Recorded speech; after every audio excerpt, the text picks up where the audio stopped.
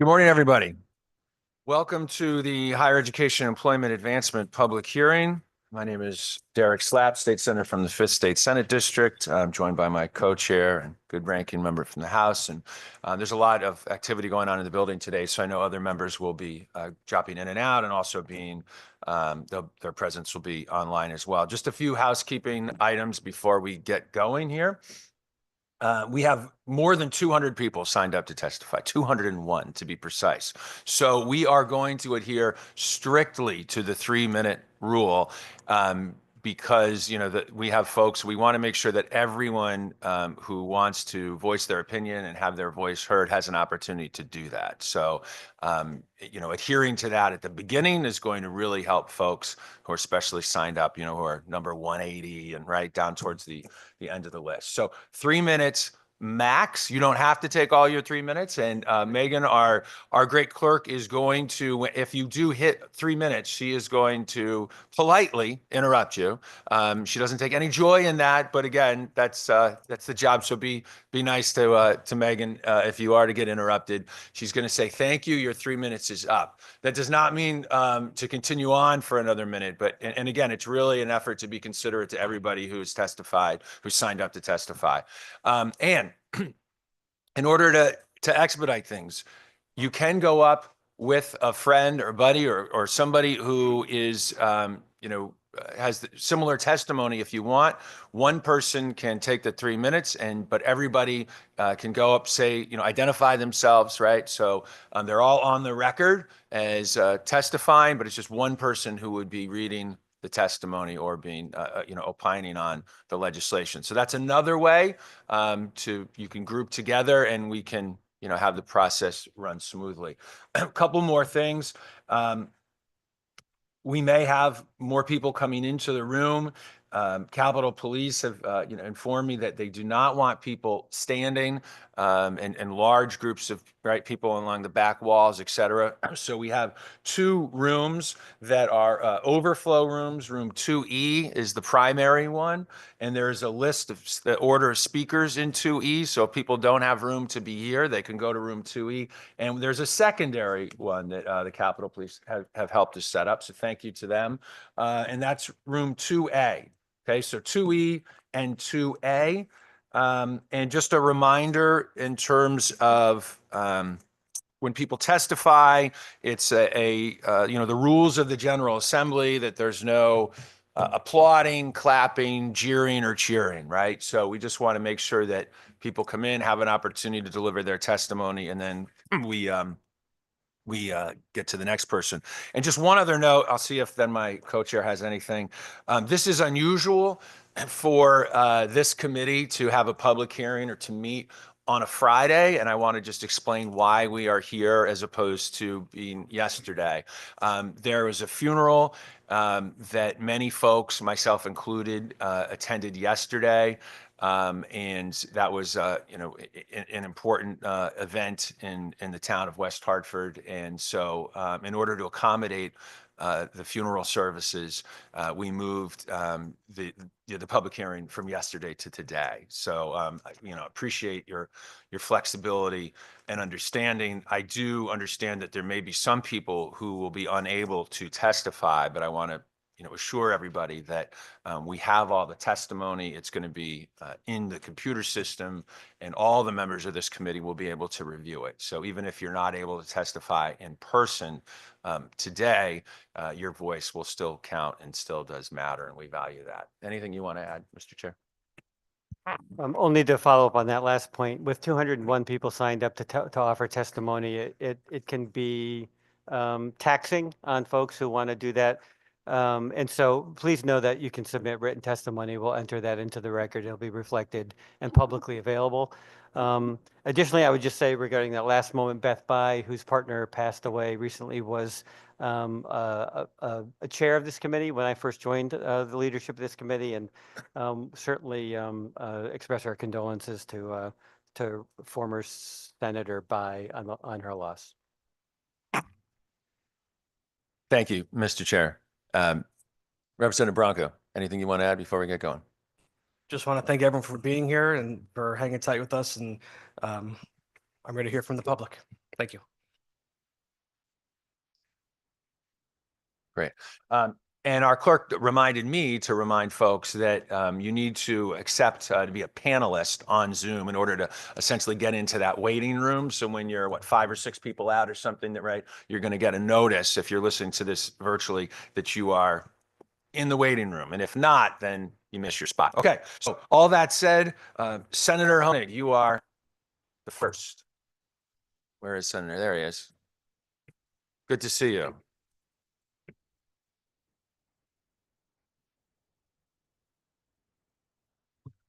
I hit the jackpot here, getting to go first.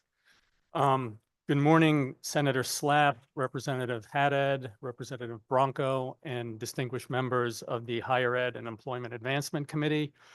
I'm Paul Honig, proudly representing the 8th Senate District, and I'm here to strongly support SB 1413, an act concerning inclusive programs for students with intellectual or developmental disabilities at the Connecticut State University system.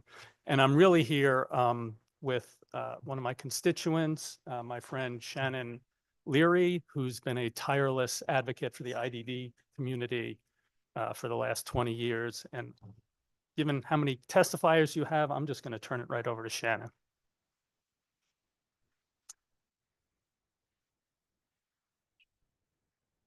This one or this one? Oh, we're switching. Okay, got it. Good morning. Dear members of the Higher Education and Employment Advancement Committee, my name is Shannon Leary. Some may know me as Jack Knoll's mom. Perhaps for the many years I have spent advocating for Jack and people with autism. I'm testifying today in support of Senate Bill 1413, an act concerning inclusive programs for students with intellectual or developmental disabilities at the state university system. Jack is one of thousands of people with autism in Connecticut who want to continue their education, but fall off the cliff of special education services after high school, because when a student accepts their diploma, their special education services cease. Colleges are not required to adhere to the very specific and goal-oriented educational laws set forth for people with disabilities by the IDEA, which is the Individuals with Disabilities Education Act. And they then become subject to more generalized laws and accommodations set forth by the Americans with Disabilities Act.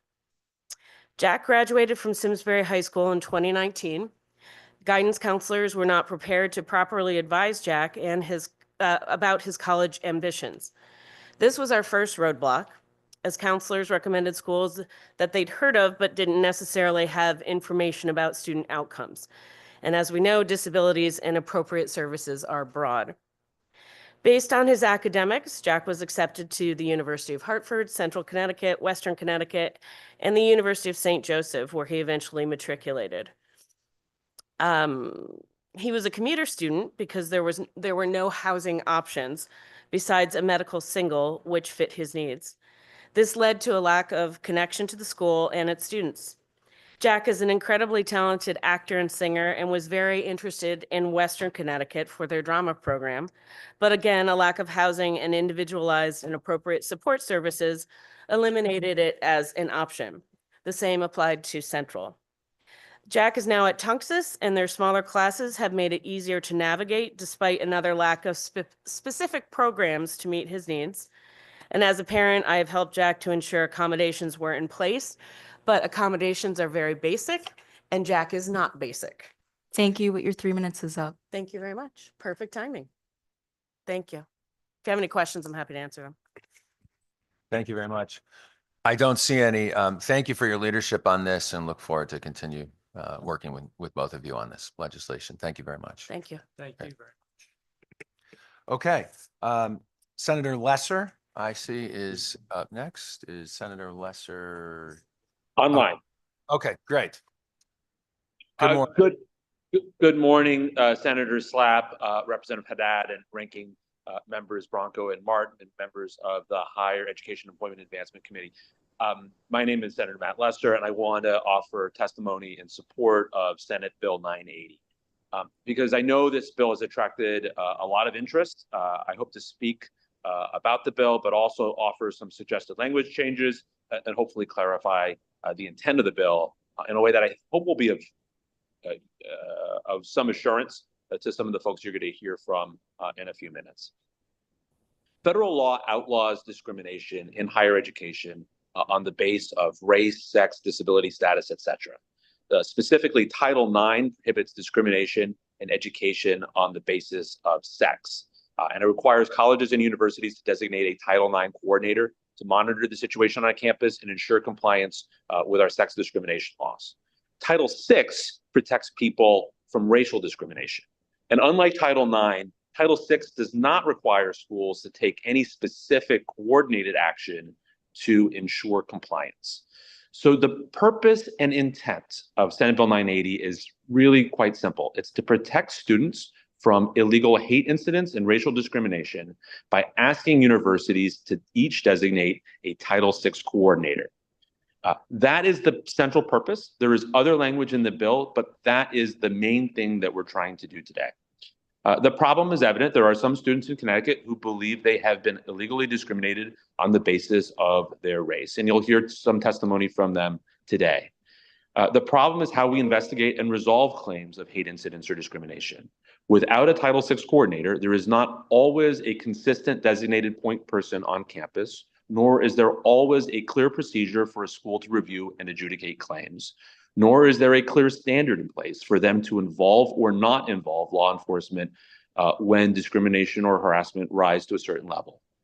If students do not feel safe on campus, we cannot expect them to learn. I know that this bill has attracted an unusual amount of interest and from some quarters, quite a bit of concern. And I've met with folks who are concerned about the bill as written, and I've read a lot of the testimony that you've gotten so far in opposition. I've listened and I've tried to, I have a lot of respect for a lot of these folks, even if I disagree with them on this issue. Now, there's some stuff that you'll hear that is really outside of the four corners of the bill, and I just want to be sensitive to a lot of concerns that folks have about actions on the federal level, nationally, about conflict in the Middle East, and many other issues that are not specific to this bill.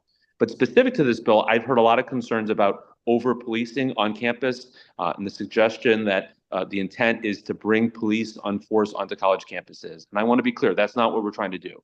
So to make sure that that is not, we're clearing up any confusion, I would just respectfully suggest that if this bill were to move forward, that the committee would consider removing language regarding policing from the bill and focus on the core. Your 2 minutes are up. I'm sorry. Yeah, No, and focus on the core and focus on the core purpose. If I may finish just by sentence. Yeah, no, I'd like you to, since, you know, the bill, you originally introduced the bill, and I think it's important for you to describe the intent. And then if you have suggested changes, I think that's important. So thank you. Thank you so much, Senator Slapp. Yes, so I think the core purpose is this Title VI coordination, which I think is really important. I'm happy to discuss. I know that there's some concerns about academic freedom as well. I'm happy to explain why I don't see that as a concern, but the big thing I would like to do is suggest that if this bill moves forward, that it focus on Title VI coordination, which I think would provide a consistent way to protect students on campus from racial discrimination, which includes Islamophobia and anti-Semitism. Senator, thank you very much. And yes, Senator Gadkar-Wilcox. Thank you, Senator Lesser, for testifying today on this bill. I did have a couple of questions, and one of them I guess you addressed with your suggested changes. One, as a faculty member and as a constitutional scholar, that I do worry about making sure that we are having sort of the full protection of the Constitution on our campus when it comes to engaging in speech.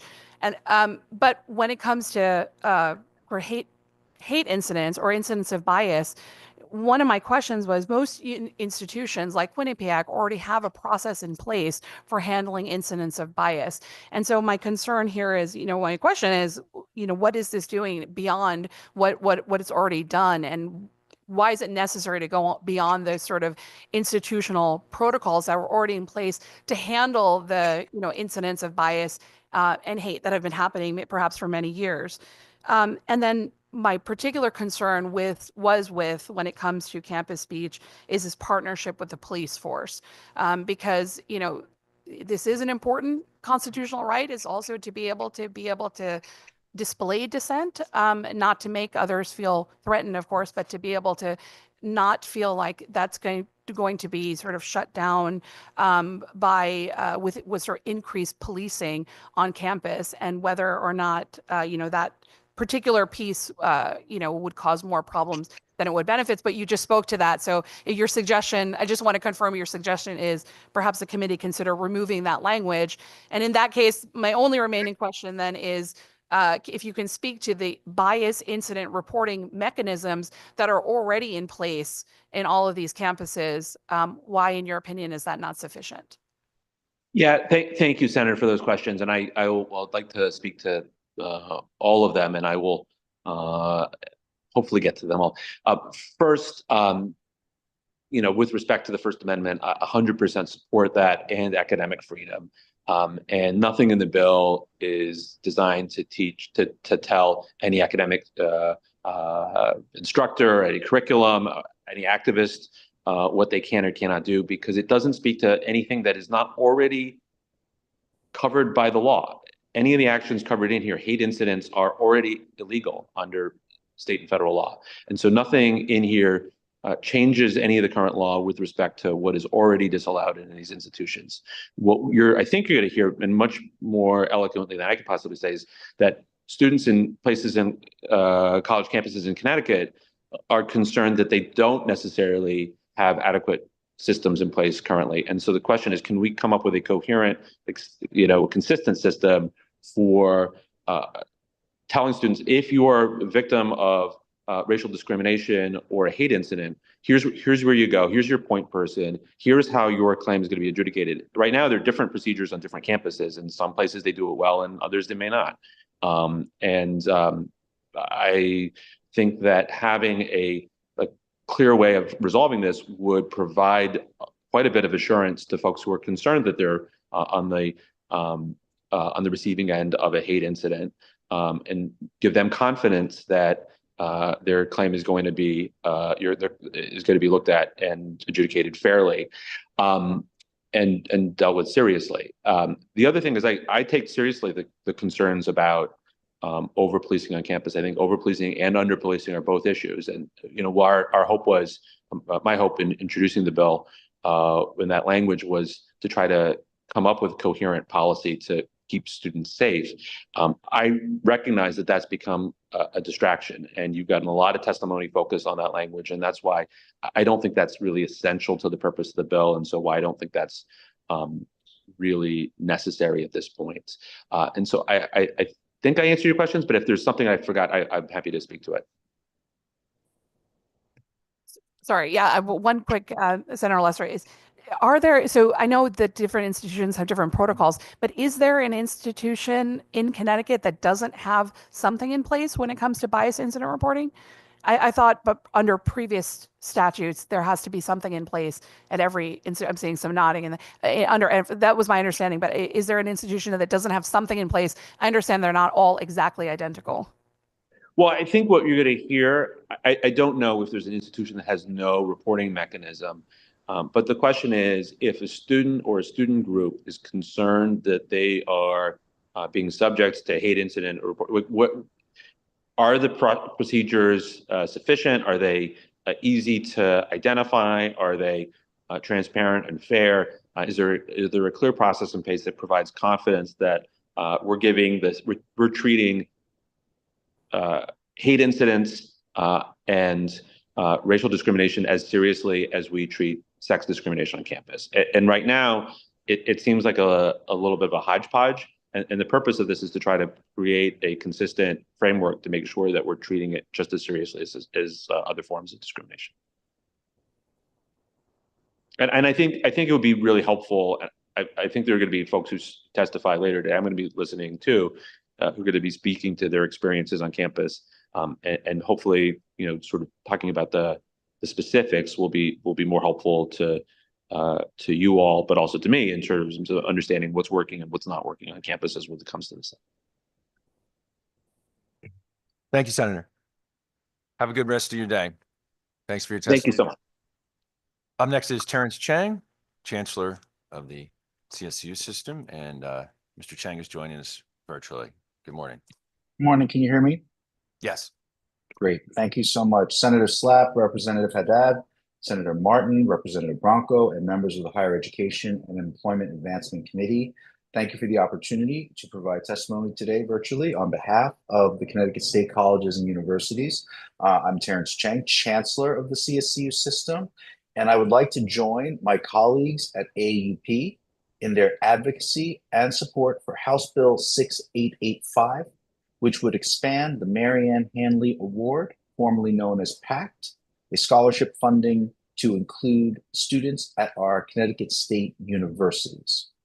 Since its inception in fall 2020, the Marianne Hanley Award PACT program has been instrumental in expanding access to students who would otherwise not have the opportunity to receive a post-secondary education. We appreciate this committee's commitment to making the program even more inclusive, which happened last year, and that is already supporting more students and contributing to the program's continued effectiveness and success. Investing in this expansion is a strategic move for Connecticut's future. Our students make up a significant portion of the workforce engine in our state. 96% of our CSU students are from Connecticut, and more than 80% of those students stay in Connecticut after they graduate. Expanding this program to the CSUs will help more students pursue bachelor's degrees, increasing their earning potential and strengthening Connecticut's workforce and economy. The current program at CT State Community College has already demonstrated its effectiveness, providing scholarships that cover tuition and fees and financial aid, along with up to $1,000 for essential needs. This support is vital, helping students afford food, housing, transportation, mental health services, hygiene, and childcare. Since its inception, the program has supported 33,543 students as of spring 2025 reported data, leading to a 17% increase in retention rates and a 9% increase in graduation rates. That's remarkable. Research consistently shows that students who are not burdened by financial insecurity are more likely to persist and complete their degrees. And the rising demand for financial aid is clear. CSCU administered aid has increased from $187 million in FY23 to $216 million in FY25, with the Marianne Hanley Award PACT funding alone growing by $11.5 million to support 15,592 students. The success of this program is already evident, with 14,988 students receiving an average of $917 in tuition assistance for spring 2025. Additionally, program recipients have demonstrated stronger academic outcomes, graduating at a 28% rate within 3 years, 3 percentage points higher than the overall Chancellor student Chang, your 3 population. minutes is up. Thank you. The remainder of my testimony has been submitted. We really appreciate the time and support. Thank you so much. Thank you very much. Have a good rest of your day. Don't see any questions. So, all right. Noah Sabin is up next, followed remotely by Amara E.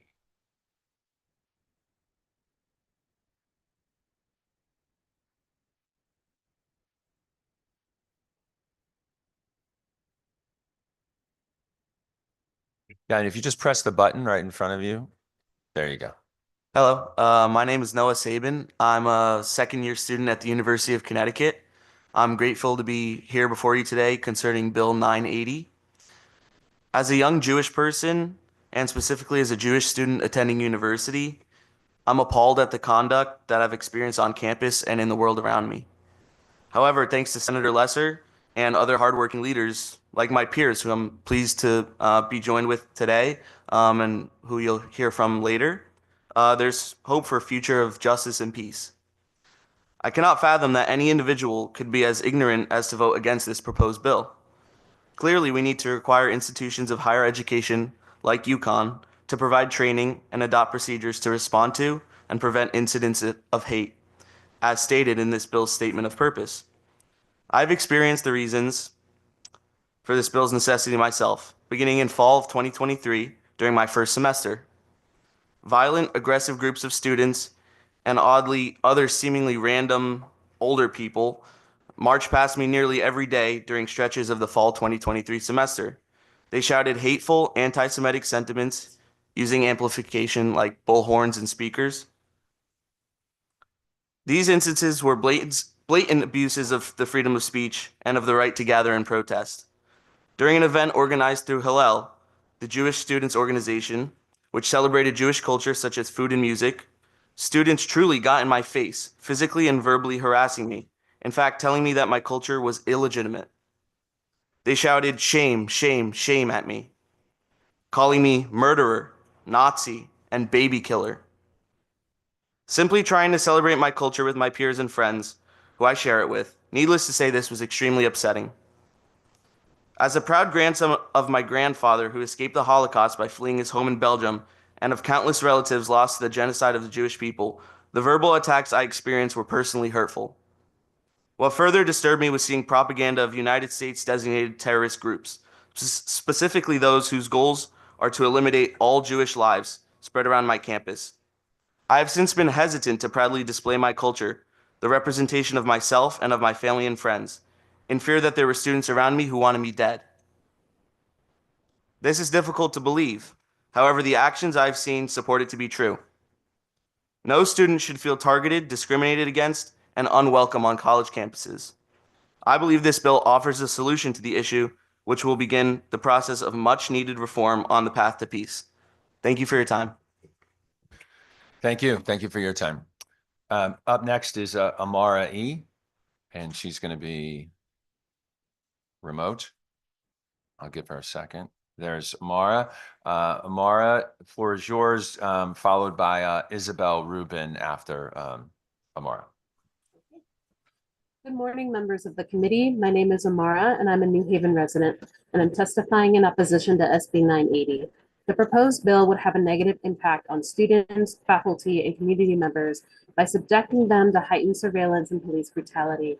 As a New Haven resident especially, I'm concerned this bill will increase racial and class segregation in our city, further over-policing our Black and Latinx communities in the most policed city of all of Connecticut.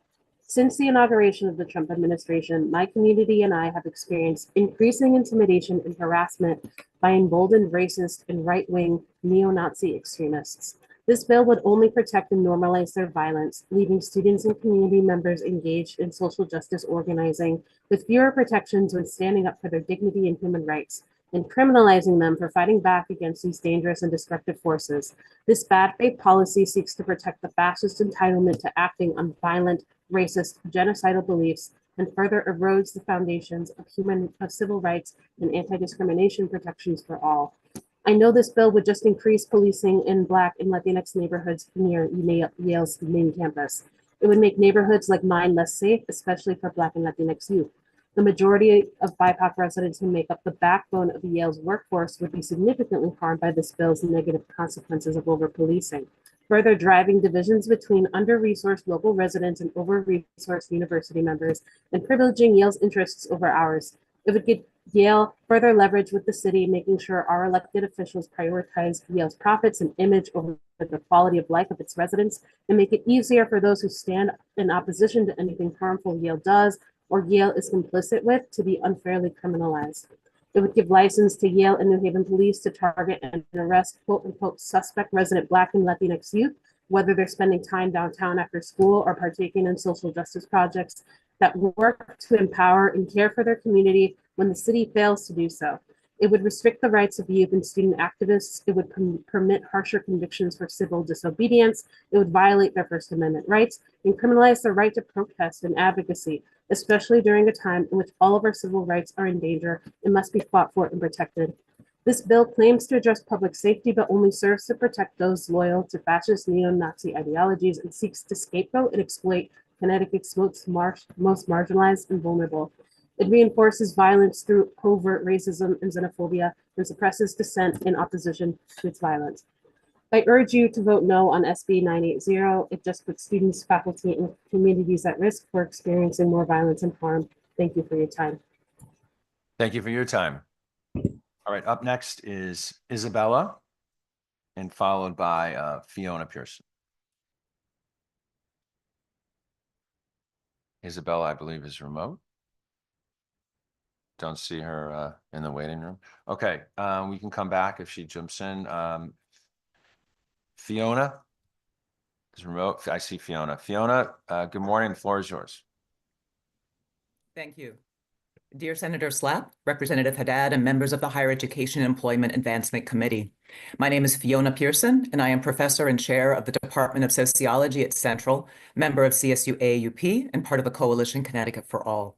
I am here today to request that you support HB 6885, an act expanding the debt-free community college program. I also request that you oppose SB 980, an act improving safety on campuses of higher education. Expanding the Mary Ann Hanley Award, formerly PACT, to the 4 CSUs is one sure way to address head-on the national problem of over $1.6 trillion of student debt. Expanding the scholarship program would prevent students from taking on debt in the first place. Today, my colleagues will share facts about how this program can decrease inequality and increase opportunity. I will paint a broad introduction. Our CSU students choose our colleges and universities because of the small classes, high quality teaching, supportive community, and affordability. Yet too many students are forced out or take decades to complete their degrees because of the increasing cost and debt. One student who could not be here today is 21-year-old JR. Soon after JR transferred to Central from Tunxus, I learned that in addition to working full-time, he was the primary caregiver for his 10-year-old nephew. Last October, JR confessed to me that he would not be returning this spring and had enrolled in the U.S. Army because he saw no other choice. Soon after the November election, he shared his fear of potential deployment. Already, he was regretting his decision, but couldn't see any other way forward with all the debt he has already accrued. He was only a year away from graduating. I can tell you that every faculty member here has a story about a CSU student who left because of debt. And those are not just the students who talk to us before they leave. Too many just disappear. In this time of division, our college classrooms offer much needed civic opportunities for growth and dialogue across differences. You will hear today from some of our CSU campus activists, Student Government Association senators, and Women's Center advocates. They will share with you why their education at Central, Eastern, Southern, and Western is so important, and why you should support this scholarship that won't help them directly, but that they know is valuable. Our CSU students testifying today come from Hartford, Cheshire, Enfield, Bridgeport, Newtown, Oxford, New Haven, Avon, and Wethersfield, every corner of the state. Most have taken at least one community college class. They reflect the racial, ethnic, and socioeconomic diversity of our communities and on our campuses. They refine their potential, becoming the best of Connecticut. You know this. More than students graduating from the privates or even UConn, our CSU graduates stay here, work here, and become leaders in our municipalities, state, and nation. Former Secretary of Education Miguel Cardona and current House Representative Johanna Hayes are but two of our proud CSU alum. Expanding the Mary Ann Hanley Award to the 4 CSUs would ensure that students like JR and the countless others who have stopped out or disappeared can continue with the education they want and deserve. I very much thank you for your time and dedication and hope you agree that this is the right investment at the right time for our students and our future. Thank you. Thank you very much. Have a good rest of your day. Thank you. Next, David Warren. And I think yes. Hi, David.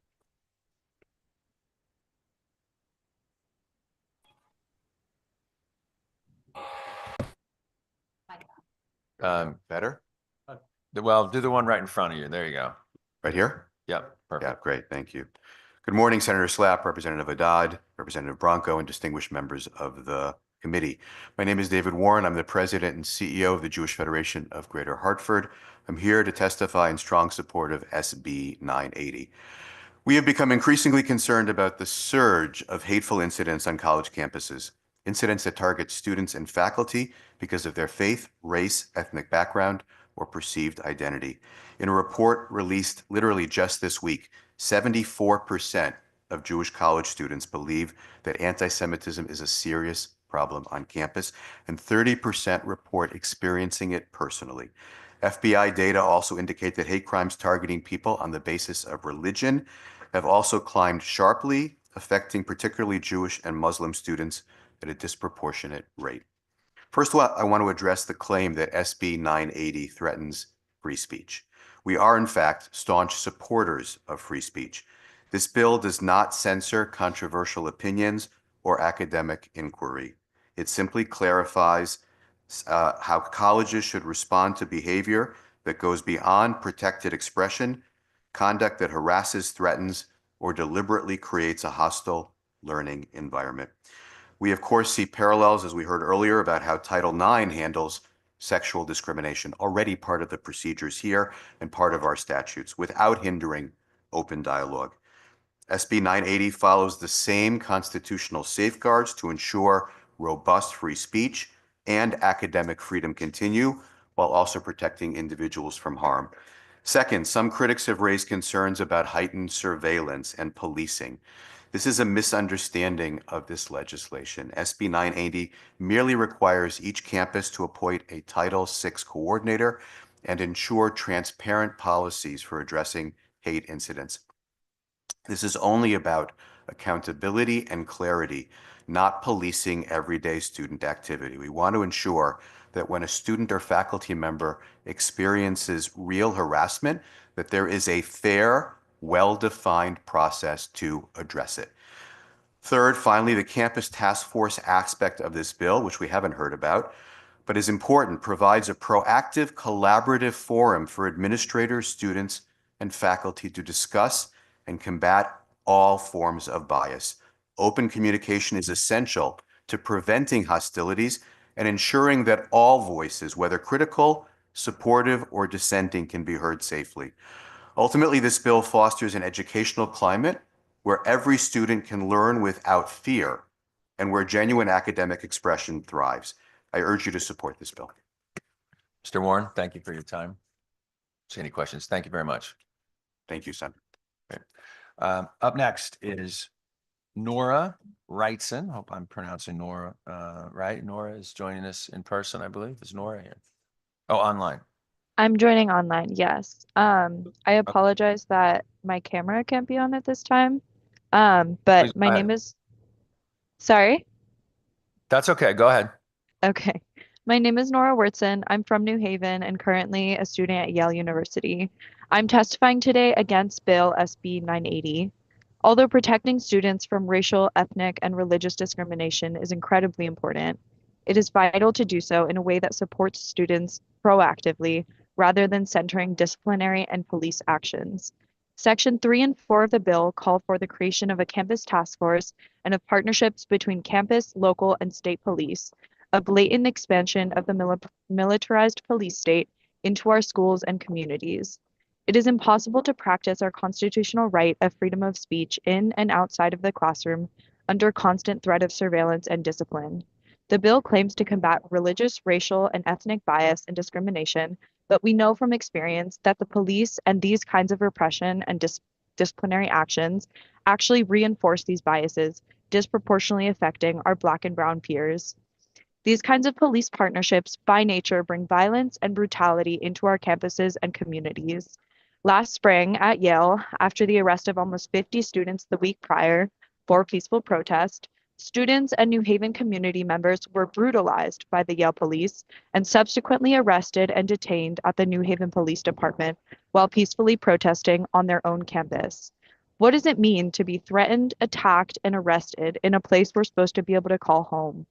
What does it mean for a university to charge its own students with trespassing in the place we live, eat, and learn? What it means is a disturbing erosion of our freedom of speech and right to peaceful assembly. Students deserve safety, support, and freedom, particularly the most marginalized of us. Rather than devoting resources towards militarizing our campuses and reinforcing the Palestine exception, whereby those standing in solidarity for Palestinian life and liberation are consistently denied their constitutional rights, these resources should be devoted towards empowering students to speak up and ensuring there are spaces on campus where they can feel safe doing so. Thank you for your time. Thank you, Nora. Have a good rest of your day. We're going to go back to Isabella Rubin and then to Tess Goodman. So Isabella, if you're there, go ahead. Good morning. I am so sorry about that. My Zoom was kind of messed up. I want to thank you for this opportunity to speak in front of you guys about SB 980. I am a Jewish student at the University of Connecticut. I am also a former Hillel board member. I was the vice president of external relations for 2 years, starting in 2023 all the way up until this December. On October 11th, 2023, I was hate crimed on the University of Connecticut's campus. Unfortunately, that is just one of many instances I had learned about and I've had to help University of Connecticut students deal with. I am here to talk about and discuss how it feels to be Jewish on the campus and how our safety has not been the same since October 7th, 2023. I ask for you to understand from my perspective as a Jewish student how hard it is to walk on campus and try not to feel hatred or be spoken hatred as some of the other fellow Jewish students have spoken to and will be speaking to. I greatly appreciate your time. I just wanted to keep it simple and quick and hope you understand how safety is the utmost important for every individual, not just Jewish individuals, but every individual that is impacted on the University of Connecticut campuses, but also campuses all over. Thank you. Thank you. Thanks for your testimony. Tess Goodman is going to be joining us remotely here. I see Tess, and then after Tess is Tracy Hutton would be in person. Tess, good morning. Thank you. Good morning. Hello, senators and representatives and members of the Higher Education and Employment Advancement Committee. My name is Tess Goodman. I live in Middletown, and I'm a librarian at Wesleyan University. I am testifying in opposition to SB 980, an act improving safety on the campuses of institutions of higher ed. Supporting and protecting our students from discrimination and hate is extremely important, but this bill is not the right tool for the job. As it is currently written, this bill is a wolf in sheep's clothing. It creates a pipeline for surveillance and police intervention that would damage our higher education institutions and endanger our students at a time when both are vulnerable. This system would be dangerous for 3 reasons. First, bad actors would abuse it. Second, its requirements would strain the resources of institutions already pushed to their limits. And third, this bill would undermine academic freedom, which is a necessity for great education. And education is actually our best tool for fighting bigotry. Let me expand upon those. First, this bill creates a system that bad actors of all kinds would abuse. It's vague about defining discrimination while enabling intense surveillance and an increased police presence, which can make delicate situations volatile. This system would be exploited by far-right extremists who currently have direct plans to target activists under the pretense of fighting anti-Semitism, and I urge you to look up the Heritage Foundation's Project Esther. Second, higher ed institutions are currently facing a severe funding crisis due to cuts by the federal government. Creating a Title VI coordinator would strain severely limited resources. So instead of supporting SB 980, I urge you all to support HB 6885, an act expanding the debt-free community college program. This would provide increased funding to our important community colleges and support students who are struggling to afford an education in the face of rising costs. Finally, the best way to fight bigotry is not surveillance or censorship, it's education. Our higher ed institutions combat discrimination every day by educating students and helping them learn from each other. That's what I do in the classroom. SB 980 would damage my ability to do that. It would restrict the academic freedom on which great education depends, and an educated citizenry is the bedrock of democracy. So I ask you, please oppose SB 980 as it is currently written and support HB 6885. That is the best way to advance higher ed and employment in this state. Thank you. Thank you. Thanks for your time and testimony. Okay, Tracy Hutton is next. You see Tracy? Is Tracy here? No. Okay. Anna Grant Bolton. Anna Grant Bolton, and in person? No? Okay. Melissa Jensen remotely. I see Melissa. All right, Melissa, floor is yours. Good morning, members of the Higher Education and Employment Advancement Committee. Thank you for being here today and listening to me speak. My name is Melissa Jensen. I live in New Haven, and I'm a secretary at Southern Connecticut State University. I am testifying today in opposition to Senate Bill 980.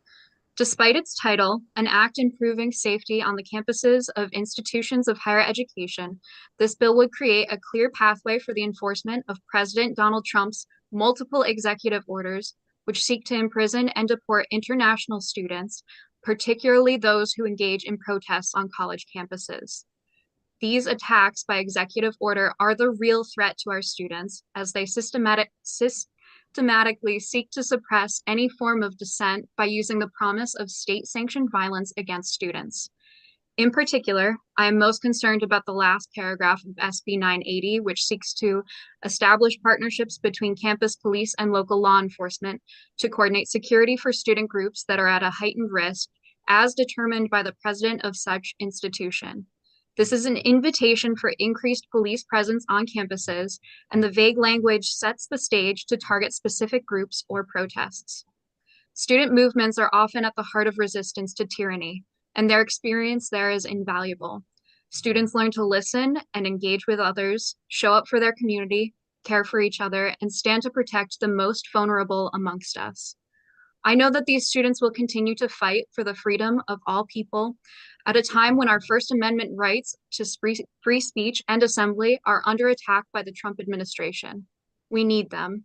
And as someone who works within education, I feel it is my duty to protect these students no matter where they are from these vitriolic executive orders. Additionally, as an employee at Southern Connecticut State University, I have heard repeated many times about our growing budget deficit. From hiring freezes to hastily made changes to spending policies, the CSCUs are struggling to keep their head above water. So I ask, where is the funding for the training of administrators coming from? How will we pay for an increased police presence on campus? And will we continue to chip away at our already struggling education budget in favor of increasing surveillance over peaceful student protests? Thank you for your time, and please vote no on SB 980. Thank you. Have a good day. Next up is Nimisha Srikanth, and apologize if I mispronounced your name, and I believe in person. Okay, thank you.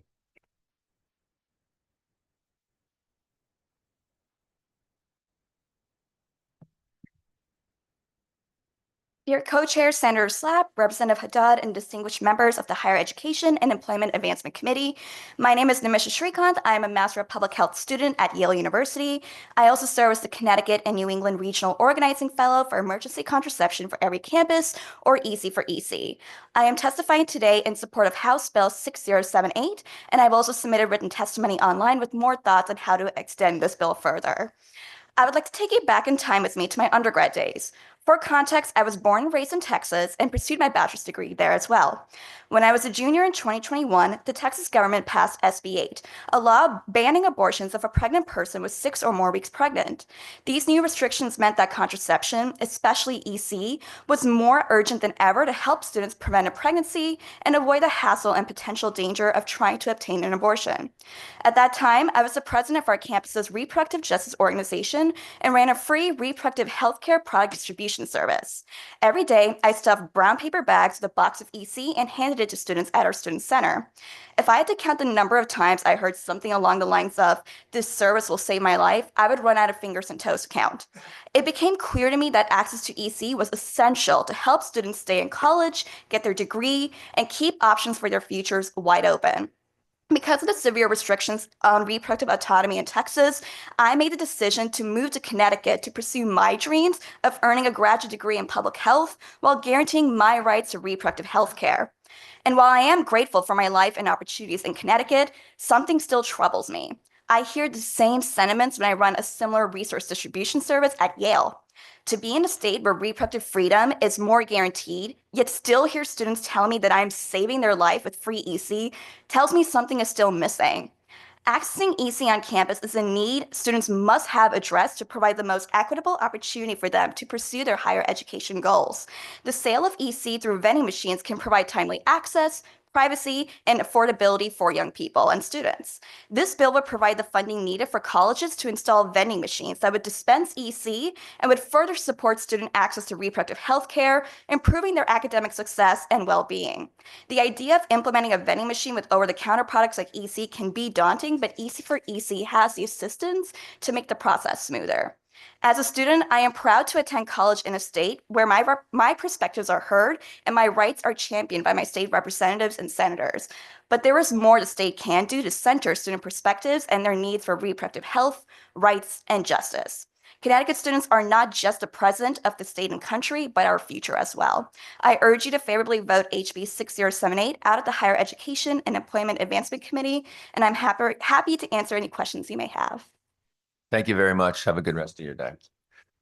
Up next is Zoe Hecht. and Zoe is joining us in person, and then Lisa. I was going to say Hello. Lisa Rowland, but I won't say Lisa Rowland. So it's up next. All right, good to Is see the you. mic Zoe. good? Okay, thank you. Hello, my name is Zoe Hecht. I'm a junior at Wesleyan University. I'm very involved in Jewish life on campus, and I care tremendously about my friends and community. It is for these reasons that I come to you today in opposition to Senate Bill 980. At the beginning of this school year, my university called in Middletown police officers to frighten, frisk, and detain my peers for sitting in a room in the administrative building and holding a banner commemorating Tala Abu Ajwa, a Palestinian girl killed in her roller skates during the first week of Wesleyan's classes. My peers were handcuffed and held for over an hour and harangued. I ask myself every day why the university felt the need to call in the cops, who arrived in upwards of 4 cruisers, pistols and tasers at their hips to detain several people armed only with a canvas banner and words of dissent. Nominally, of course, I'm in support of systems of support and accountability for vulnerable and marginalized students, but it appears to me that the only thing with teeth in this legislation is the mandatory collaboration of campus security and local cops.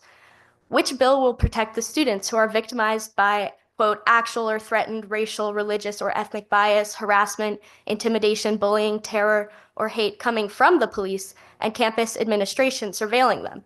We know the police don't have the best track record in that regard. The apparent system of protection you are trying to institutionalize here, unfortunately, only goes as far as the last person who the system deems worthy of protection. If you recall, this is the central critique of the movement called Black Lives Matter, which I saw enshrined on the parking lot outside. What do you do when the force of, quote, protection endangers you? Who are the people calling the shots on what danger and safety mean? A few weeks ago, my friends and I held an anti-Zionist Tu B'Shvat Seder. It was a lovely and engaging event.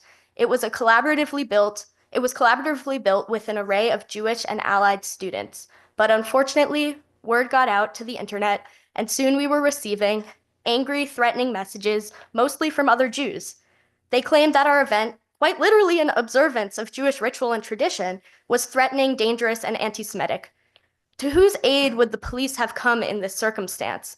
It is these complexities and imbalances of power which a bill like this would be grossly unprepared for and would only exacerbate. For these reasons, esteemed members, I ask you to vote no on SB 980. Thank you for your time.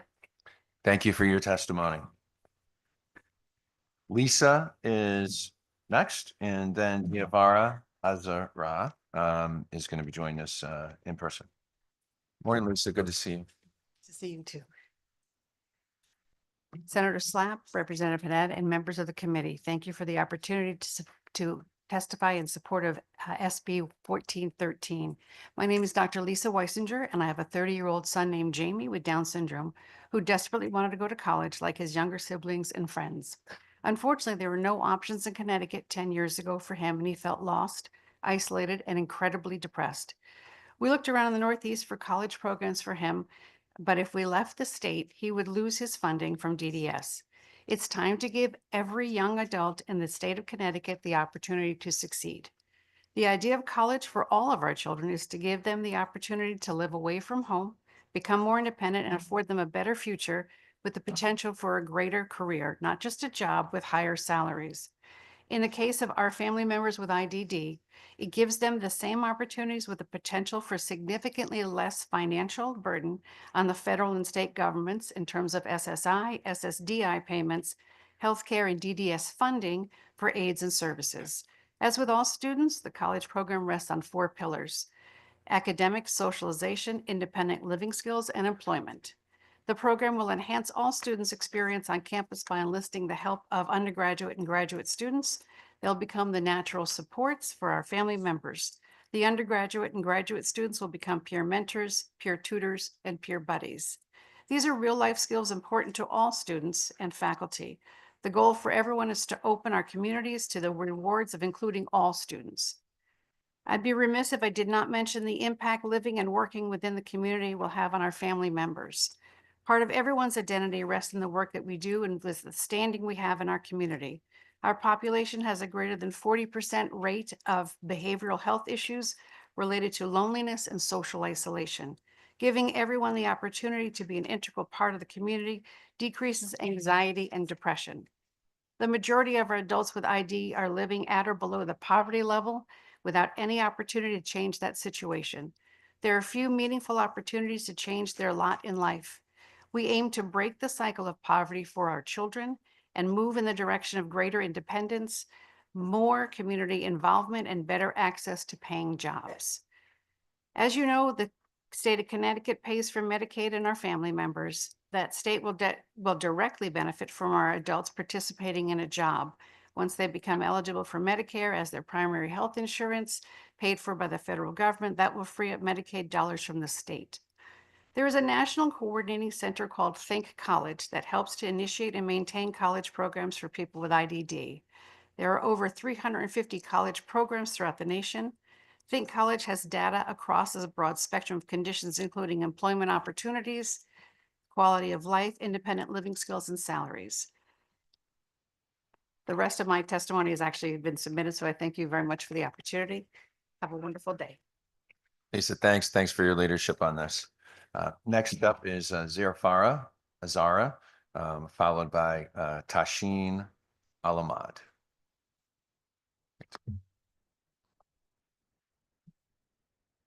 Good morning, Senator Slab, Representative Haddad, Senator Martin, Representative Bronco, and members of the Higher Education and Employment Advancement Committee. My name is Shafira Azahra. I'm a student at Central Connecticut State University. I kindly request that you extend House Bill 6885, which ensures that the Mary Ann Henley Tuition Assistance Program will be extended to the 4 Connecticut State universities. Tuition assistance programs could reduce inequality that plagues this nation and our state. Far too many students are left with unbearable debts and mounting stress with an economy that makes it difficult for graduates to find a job. Debts ruin families, causing delayed financial decisions, and it negatively impacts one's life and opportunities. I'm tired of seeing my friends and peers being affected by the college debt crisis. I'm tired of constantly taking loans in order to complete my degree, and I'm tired of exhausting myself to earn minimum wage just so I could pay back my loans.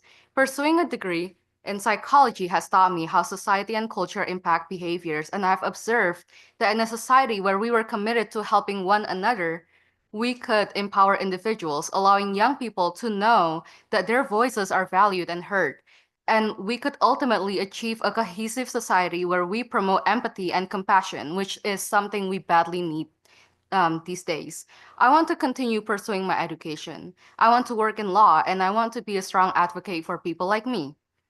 For women of color, for immigrants, for Muslims, and for the voiceless. Therefore, I ask you to please consider supporting the House Bill 6885 so that someone like me, students with big dreams like mine, would not have to worry about putting ourselves through financial hardships solely for prioritizing our education. And George Washington Carver stated before, education is the key to unlock the golden door of freedom. Without education, our nation could never truly be free. And while I'm here, I also want to announce my strong opposition to Senate Bill 980. I believe that it is a violation of students' freedom of speech and a violation of our fundamental rights to organize peaceful demonstration. The people of Sudan, Palestine, and Congo are all impacted by the choices that our government makes. It is not anti-Semitic to call for a ceasefire. It is not anti-Semitic to say that Palestinians must be allowed to govern themselves or to establish an independent state. It is not anti-Semitic to ask that we treat Arabs as human beings deserving of life, liberty, and the pursuit of happiness. I refuse to turn my university into a police state. I do not want the police to supervise my students' activities. Thank you. Thank you for your testimony. And please, I would remind people to keep reactions to themselves. Thank you. Tashin, up next.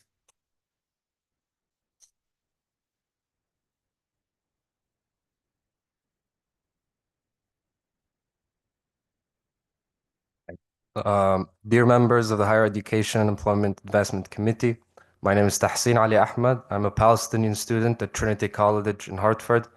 I'm here in strong opposition to SB 980. While this bill claims to prevent hate incidents and discrimination, I fear that its measures will disproportionately harm students like me rather than protect us. At the beginning of last semester, I was verbally harassed on campus by an alumna for wearing a kufiya. She called the scarf anti-Semitic and later celebrated her action to school administrators. Rather than protecting me from harassment, policies like those proposed in this bill could be used to falsely label Palestinian students and their allies as perpetrators rather than victims of discrimination. Last year, I participated in a peaceful campus encampment calling for divestment from weapons manufacturing. Soon after, I learned that a list titled Terrorist List was circulating with the names of students involved in our lawful protest. While we were fortunate that the police were not involved at Trinity, students at other institutions faced police violence, with armed officers aiming guns at them from rooftops and officers standing by as counter-protesters attacked, only to later arrest pro-Palestinian students. SB 980's policy risk institutionalizing this type of suppression. A partnership between campus security and law enforcement, we know from experience, will not protect students like me. Instead, they will likely serve as tools for surveillance, harassment, and suppression of dissent. It's not anti-Semitic to be anti-Zionist, it's not anti-Semitic to wear a kufiya, and it's not anti-Semitic to be a Palestinian. Rather than advancing justice, SB 980 creates avenues for universities to selectively police students' speech and activism. I urge you to reject this bill in its current form. Thank you.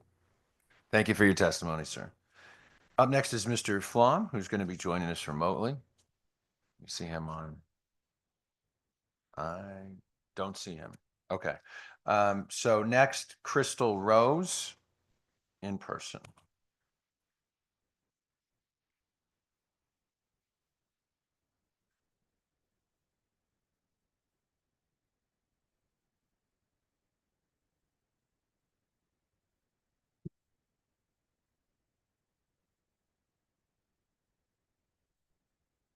Before I begin, I would also like to make sure that you all know that my partner Alice Mary Taylor on the docket number 177 will be putting their testimony with mine. So therefore it will be stricken from their Yep, stricken from the list. Thank you. Appreciate it. Go ahead. Oops. Thank you, Senator Slapp, Representative Haddad, and members of the HED committee. My name is Crystal Genesis Rose, and sitting next to me is Alice Marie Taylor, my partner, and we're both proud non-binary residents of Hartford, Connecticut. Today, we speak in support of HB 6078 and in opposition of SB 980. As the proud parents found nature of a trans masculine son named Nick, and the grandparents of at least one individual amongst our two grandchildren who are still in high school, all of which we sat wondering about their education post-high school and thought of what these bills would mean if they decided to study in our fair state. HB 6078 would ensure that trans masks, AFAB non-binary individuals, as well as cisgender females have equal access to emergency contraception regardless of circumstance. Yet, as we read SB 980, I realized it unnecessarily further increases security and surveillance on college campuses, which can be and already has been used to censor people protesting against the genocides in Palestine, Gaza, and support of Ukraine. Even worse, we found the bill can cause further harassment of the transgender and non-binary communities by making it possible for people to harass these individuals using these religious complaints, hiding behind their holy scripture to refuse to refer to individuals as they wish to be referred to as. Plus, with the increased police and presence and surveillance, it can also force even more incidents with students and staff when refused their right to express their sexual and gender identities or sexually assaulted as a result of the abuses of power, like we saw this week with the released evidence regarding Sergeant Ryan Moan in Manchester. Far worse yet, this bill can be used to harass people or even intimidate people in the armed forces, such as our best friend and my former partner Cody of the Navy. A single filing in this time can cause soldiers to be dishonorably discharged, losing their funding as a result of a complaint related to being their true selves. For when these complaints are made, the soldier's commanding officer must be immediately notified, from which the tribunal will dishonorably discharge them without second thought. You may say SB 980 protects the students. We only hear and read fervor abuse of power and discrimination. In all good conscience, we ask that you vote no on SB 980, and instead vote yes on HB 6078 for all reasons above. We relinquish our time left for questions by the committee. Thank you for your testimony. Up next is Thank you. John O'Connor.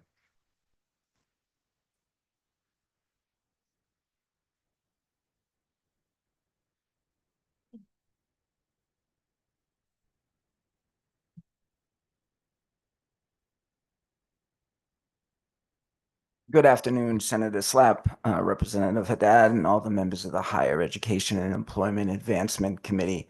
My name is John O'Connor, a member of CSU AUP, the union that represents faculty members at the state universities at Central, Western, Eastern, and Southern. CSU AUP is an affiliate of Connecticut AFT, and we are a member of Connecticut for All. I teach in the sociology department at Central. I strongly support HB 6885. Establishing the Hanley PAC program in the CSUs. This would improve public higher education affordability for tens of thousands of Connecticut students, and it would increase enrollments in our institutions, and it would provide all sorts of benefits for our state. Extending Hanley PAC would help ensure that students are not burdened with excessive debt that limits their life chances, and it would open the door to many students who've been shut out of the pursuit of a bachelor's degree due to cost. Many of us in this room understand that this committee has a difficult job to do. You have many bills to consider, and you have heard the public speak on many issues that matter to them. But in terms of bills that move out of this committee, HB 6885 should be an easy one. It's good for students, it's good for the institutions, and it's good for the state. The Hanley PAC program helps deal with the social problem of exploding higher education costs. Everyone in this room engages in rhetoric about the importance of higher education. Everyone, it seems, agrees that a college education is necessary for social progress. Yet there's a strange paradox in our nation that the more important higher education has become, the harder we make it for students and their families to afford a degree. As we all know, K through 12 public education is free. It's universal. Yet when a student enters the 13th grade, all sorts of madness breaks loose. That student is now expected to pay thousands of dollars to be educated. Extending Hanley PAC to the CSUs help ensure opportunity and affordability for all Connecticut residents. The program has been a success in Connecticut State. I would urge this committee to pass HB 6885. In his testimony to this committee, the president of CT State, John Maduco, makes the argument that extending this program to the CSUs would make it such for students that they would start strong at Connecticut State and end strong at the CSUs.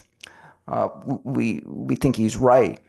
I would also state for the record that I oppose SB 980 and its intentions to increase surveillance of students and faculty on our campus, on our college campuses.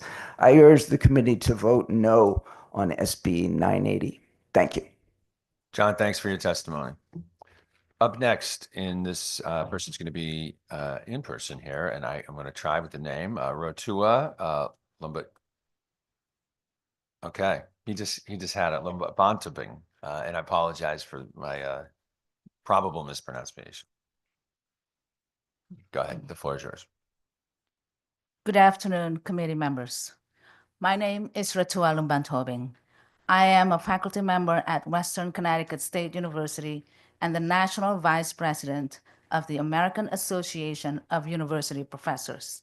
I speak on behalf of CSU AAUP, UConn AAUP, Wesleyan AAUP, and other AAUP chapters in Connecticut, as well as our brothers and sisters in the 4Cs. I'm testifying in strong support of HB 6885 and SB 978, and in firm opposition to SB 980. First, I support HB 6885 because every Connecticut resident deserves to get a four-year college degree without going into debt. The majority of students at the CSUs are Black, brown, and white working class individuals, people who have long been denied equitable access to higher education. The Mary Ann Handley Award will allow CSU students to focus on their studies, graduate debt-free, and immediately start contributing to Connecticut's vibrant civic and economic activities, rather than being weighed down by student loans. This bill will uplift first-generation and lower-income students, raise enrollment levels, and ensure the fiscal solvency of the CSU system. In short, this bill will reduce inequality, expand opportunities, and improve the quality of life for all who live in our state. Second, I support SB 978 because no college students should go hungry. Yet, at the community colleges, executive level administrators have failed to ensure that students have access to fresh, hot, nutritious food while they pursue their education. This is unacceptable. Students who are studying hard need fuel to learn. Vending machines cannot provide the nourishment that full meals do. Let's make sure that community college students can eat healthy food while on campus attending their classes. Finally, I firmly oppose SB 980 because it will undermine, not enhance, campus safety. Increasing surveillance and criminalizing student activism will create a climate of fear and repression, not security. College campuses should be spaces for open debate, intellectual growth, and civic engagement, not intimidation and suppression. Connecticut's public funds would be far better spent ensuring a debt-free CSU education and community college cafeterias than on increased policing of college campuses. I urge you to prioritize education, equity, and student well-being. Thank you. Thank you. Thanks for your testimony. Up next is Jennifer Meth. I do not see Jennifer online. I believe she's joining remotely, but okay. We'll move ahead then to Ali Mikalatos. Also, I believe remote. No? Okay. All right.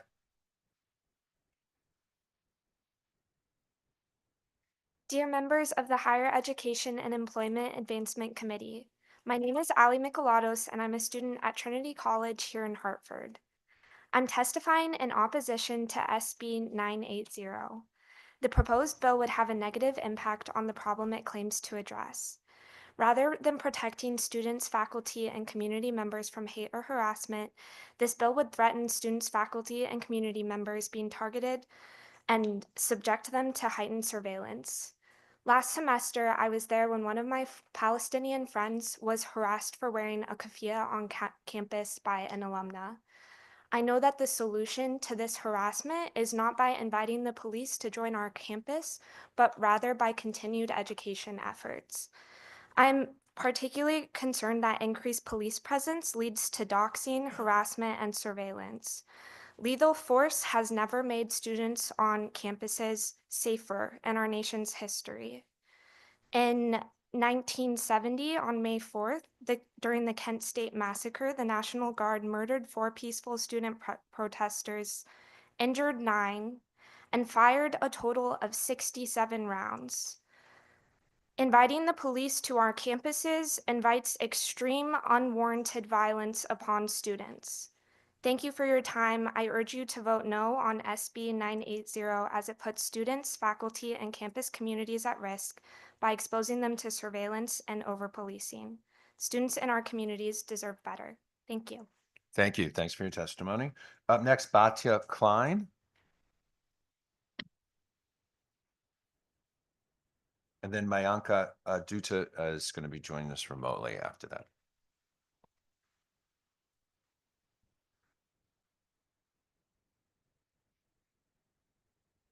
Dear members of the Higher Education and Employment Advancement Committee, my name is Batya. I live in Middletown, Connecticut. I'm a graduate student at Wesleyan University, where I have been a leader in Jewish life for the last 6 years, and I am applying to rabbinical school soon to become a rabbi in the near future. I am testifying in strong opposition to SB 980. The proposed bill will put students, faculty, and community in extreme danger. Rather than protect students, faculty, and community members from hate or harassment, this bill would threaten students, faculty, and community members being targeted by far-right extremists by subjecting them to heightened surveillance and policing. I am one of 2 Jewish students on campus who wears a kippah, and I am the only Jewish student who regularly wears tzitzit, visible markers of Jewish identity. I am one of the students that this bill claims it will protect, but in reality, this bill will make myself and students like me drastically less safe. Last semester, I was groped by police on Wesleyan's campus after my university president directed public safety to call the Middletown Police Department. After peacefully protesting in an empty conference room for less than 30 minutes, Wesleyan's president, Michael Roth, called the Middletown police and directed them to arrest myself and other students. When they entered the room, they confiscated my belongings, groped my breasts and crotch, and detained me for 2 hours in a locked room with 2 male officers. This is the most danger I have been in on Wesleyan's campus during my last 6 years as a student. The Trump administration is forcing women to be locked inside men's prisons where they are raped and sexually abused by prisoners and guards, and state and local municipalities are preemptively complying.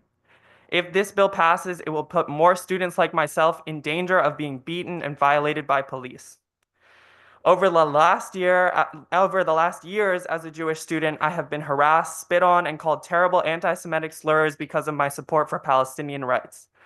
Most of these slurs like capo, Nazi lover, and self-hating Jew have come from other Jewish students, their parents, and people affiliated with the ADL, Jewish federations, and other pro-Israel groups. I have received absolutely no support from my university for these attacks, but as a proud, religious, and self-loving Jew, I have been accepted, defended, and loved by Palestinian, Arab, Muslim, Christian, anti-Zionist Jewish, and other pro-Palestinian community members who have protected my safety and ability to practice Judaism despite these pro-Israel attacks.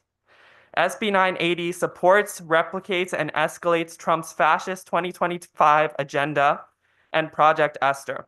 It will put more Jewish students like myself in danger of violation and violence by police, and it will increase the likelihood that under the guise of fighting anti-Semitism, I and others like me will be expelled, deported, and detained for protesting genocide. Jewish students do not need protection from pro-Palestinian protesters. We need protection from Jewish federations, ADL, and other pro-Israel groups. Thank you for your time. I urge you to vote no on SB 980. Thanks for your testimony. Up next, Benjamin Stumpf. Going to be in person. Benjamin? Okay.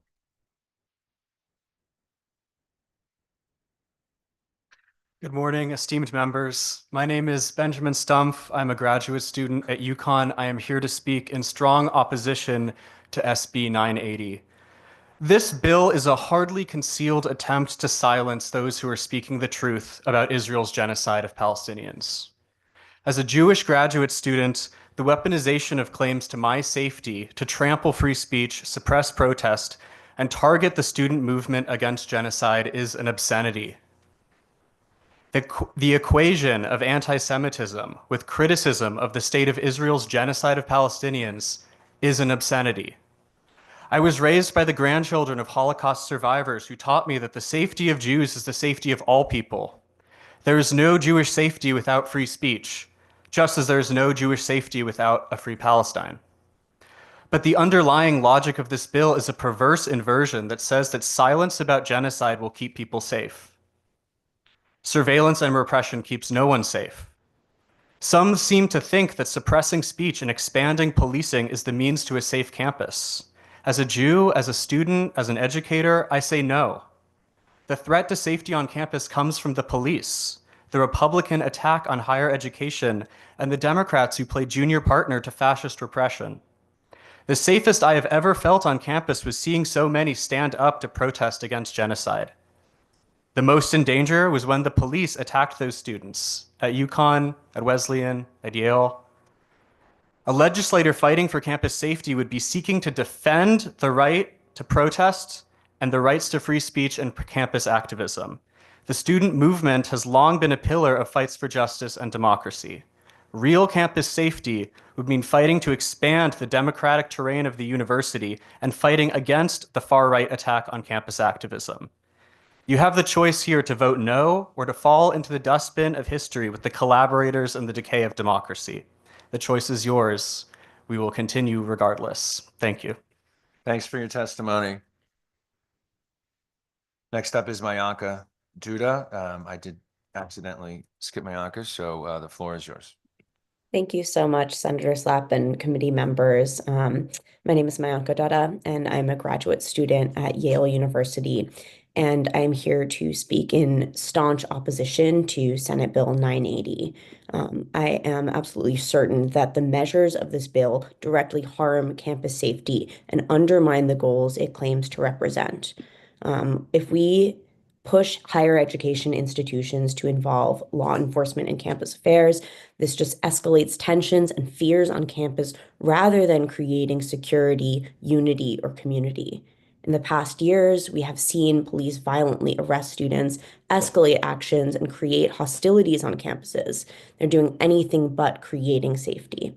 As a graduate student, deeply committed to my studies, to my work, to service in the community, and to the people around me, this interferes with my ability and other students' abilities to actually engage in our education, to meaningfully improve our communities, our cities, and our nation.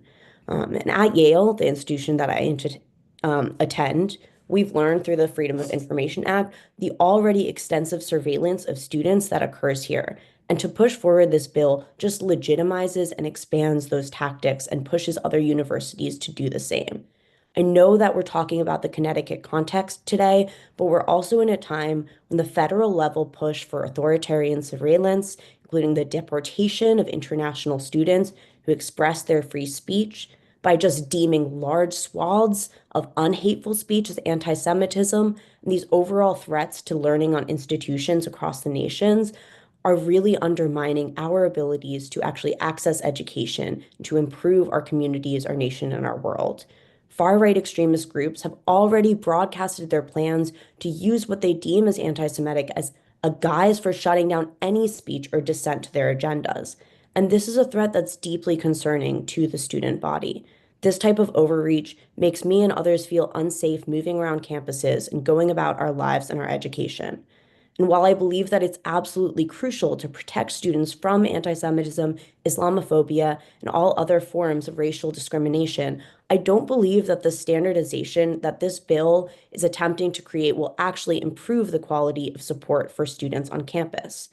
The value this attempts to add will not be addressed by this action. It will only further strain university systems and resources, make it more likely that these issues will be mishandled, mainstreamed into one box, rather than doing justice to the complexity of people's experiences.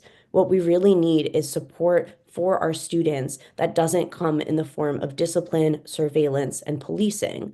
And what we really need is to support our institutions to actually make their own resources more robust to increase the quality of our education.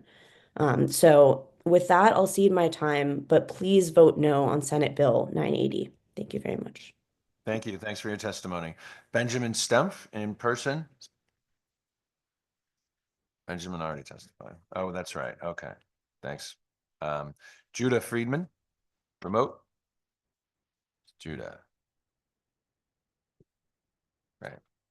Hi, Judah. Floor is yours. Good afternoon, members of the Higher Education and Employment Advancement Committee. My name is Judah Friedman, and I'm a sophomore computer science major at the University of Connecticut, and I'm a proud and active member of the Jewish community. I am testifying in strong opposition to SB 980. We, as a nation, are losing the definition of anti-Semitism. As a Jewish student, I use my voice to speak out against the ongoing ethnic cleansing of Palestinians by the Israeli government. I do this because anti-Zionism is not anti-Semitism, and Israelism is not Judaism. The Jewish identity is vast and deeply rooted in culture, history, and tradition far beyond the existence of the State of Israel. Attempting to conflate Jewish identity with unwavering support for a political ideology is both harmful and inaccurate. This bill does not protect Jewish students. It actively undermines the diversity of Jewish perspectives and misrepresents what anti-Semitism truly is. It fails to accurately address the concerns of Jewish community members who have been subjected to hate and harassment as a result of their participation in or support for student protests. Not only does it misrepresent anti-Semitism, this bill also provides an avenue for its weaponization. On January 29th, Trump signed a blatantly authoritarian executive order that lays the groundwork for a wave of deportations of non-citizen student activists in retaliation for exercising their right to freedom of speech under the guise of fighting anti-Semitism. The far-right Christian nationalist group, the Heritage Foundation, put out Project Esther, a document planned to target activists on the left under the guise of combating anti-Semitism. This bill plays directly into that plan. If this committee is truly committed to combating anti-Semitism and fostering an inclusive educational environment, it must reject SB 980 and instead pursue policies that address real threats of anti-Semitic violence while respecting the rights of all students to engage in free and open discourse. Thank you for your time. Thank you for your testimony. Tanya Peralta up next. I believe Tanya has a translator with her. Do we see Tanya? Buenas, Okay. ¿me escuchan? Buenas tardes, estimado miembro del Comité de Educación Superior. Mi nombre es Tania Peralta, soy residente de Waterbury. Hace más de 10 años pertenezco a la institución dominico-americano. Siempre me ofrezco como voluntaria para apoyar a mi comunidad. Hoy me sumo a la voz con toda, como una madre preocupada que cree que la educación debería ser asequible para todos los jóvenes que quieran trabajar duro y obtener un título. Por esta razón les pido que aprueben la ley número 6885.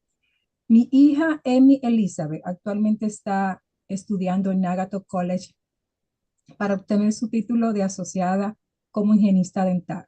Después de completar el título de asociado de 2 años, debe completar otros 2 años en la Universidad Estatal de Connecticut. Por eso les pido a ustedes, estimados senadores y representantes, que aprueben esta ley para que mi hija pueda graduarse en la Universidad Estatal de Connecticut sin deudas.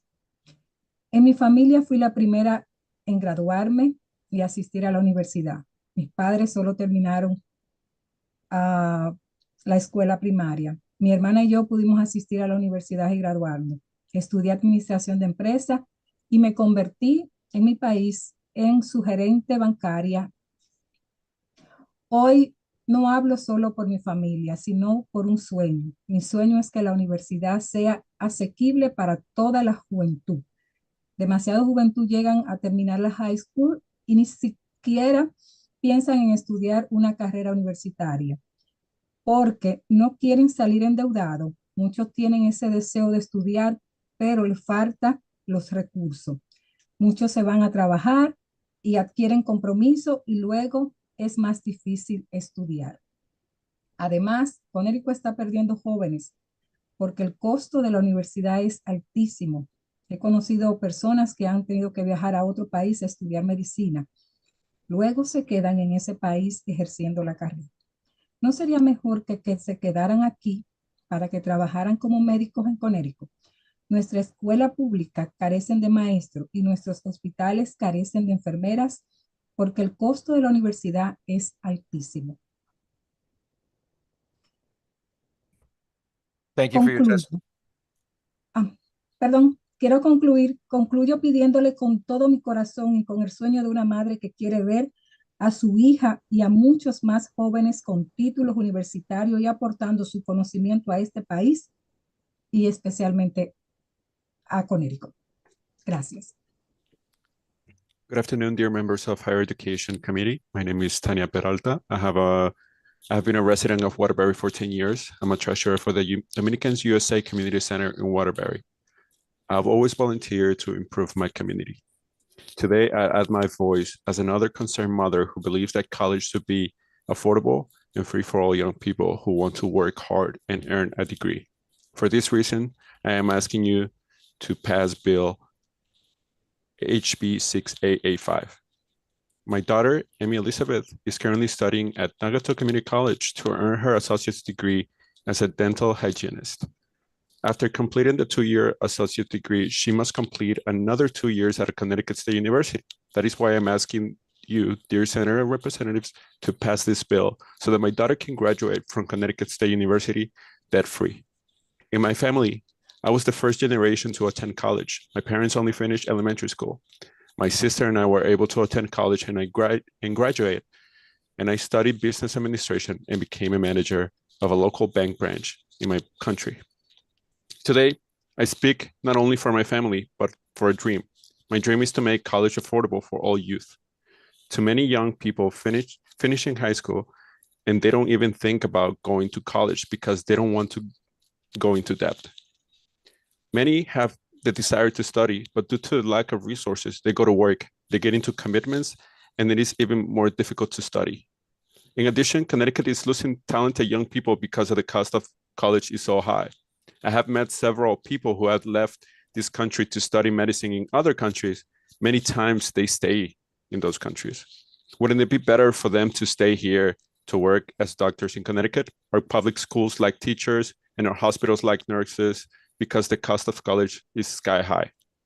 I am asking you with all my heart and with the dream of a mother who wants to see her daughter and many more young people with their college degree and contribute their knowledge to this country and especially to the state of Connecticut. Thank you for listening. Thank you for your testimony. Up next is Julia Morris. I do not see Julia. Oh, there's Julia. Okay, so Julia Morris, the floor is yours. Hello, honored senators and representatives and members of the Higher Education and Employment Advancement Committee. Thank you for giving me the time to speak today. My name is Julia Morris. I'm a sophomore at Yale University in New Haven, and I'm testifying in opposition of SB 980, an act improving safety on the campuses of institutions of higher education.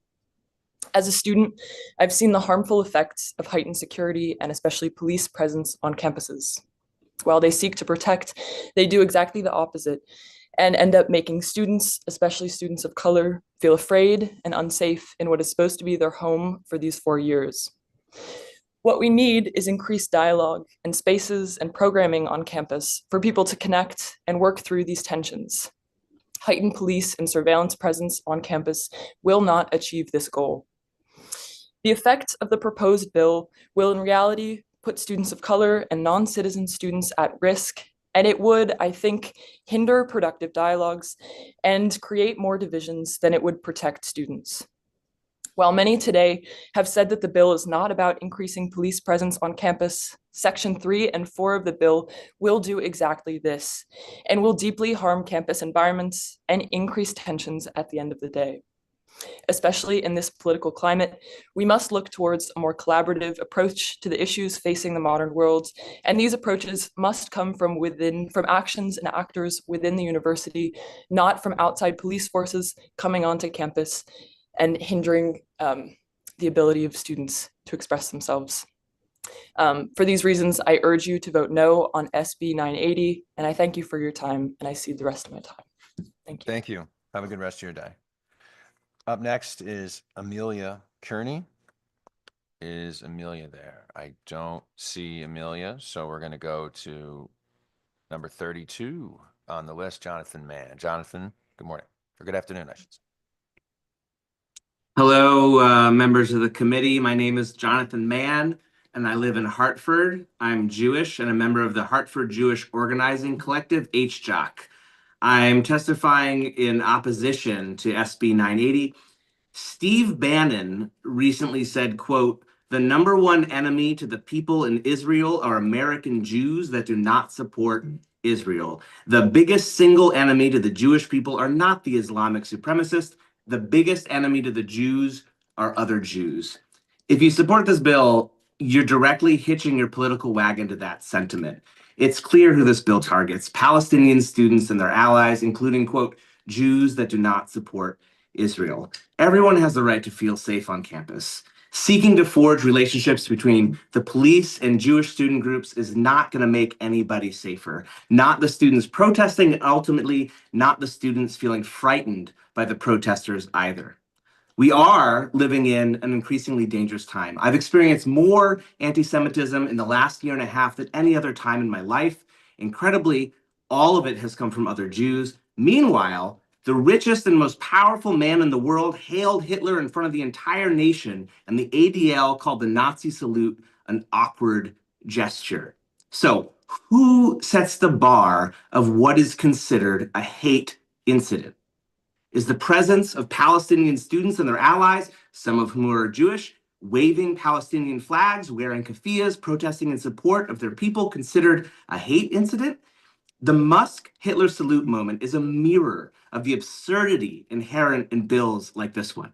Like the ADL, if you pass this bill, you'll be kowtowing and aligning yourself with the whims of people like Bannon and Musk, while scapegoating, demeaning, and targeting the most vulnerable people in our communities. And in the end, no one will be safer.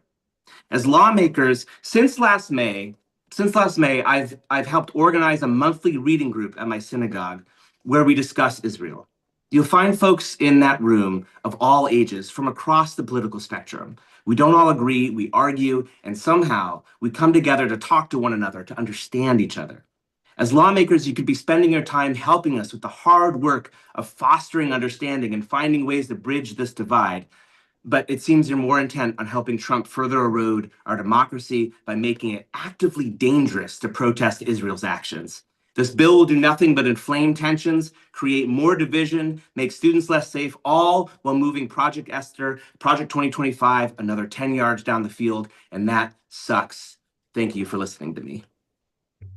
Up next is Monique Beadle. Monique's going to be joining us in person, followed by Mariana Coriani. Is Monique here? No. Okay. So we have Mariana Coriani. Mariana here. She's going to be joining remote. I do not see her. Okay. Henry Krosky in person. Is Henry here? I do not see him. Oh, Henry. Okay. There you go. Thank you.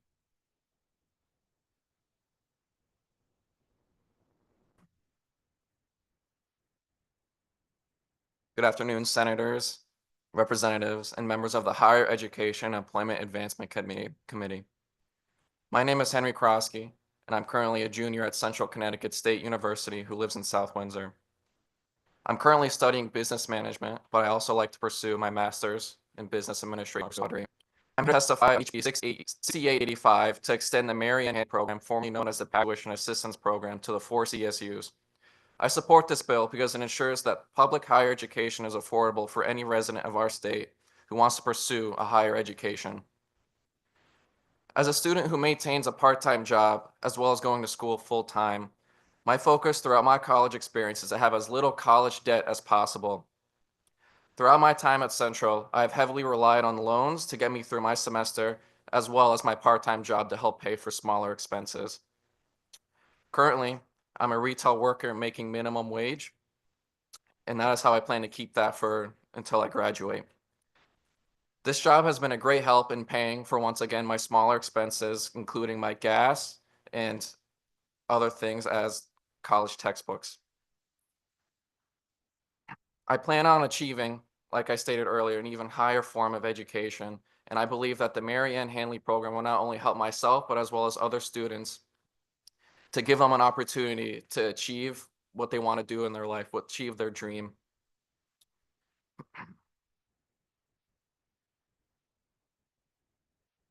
Thank you. Thank you. Thank you for your testimony. Alessandra Reynoso, and she is joining us virtually, I believe.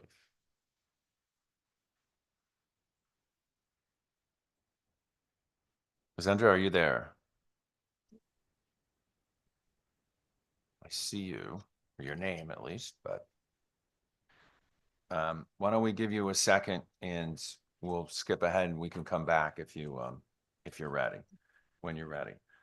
Okay, number 37 in person, Reem Saud. Is Reem here? Yes, okay.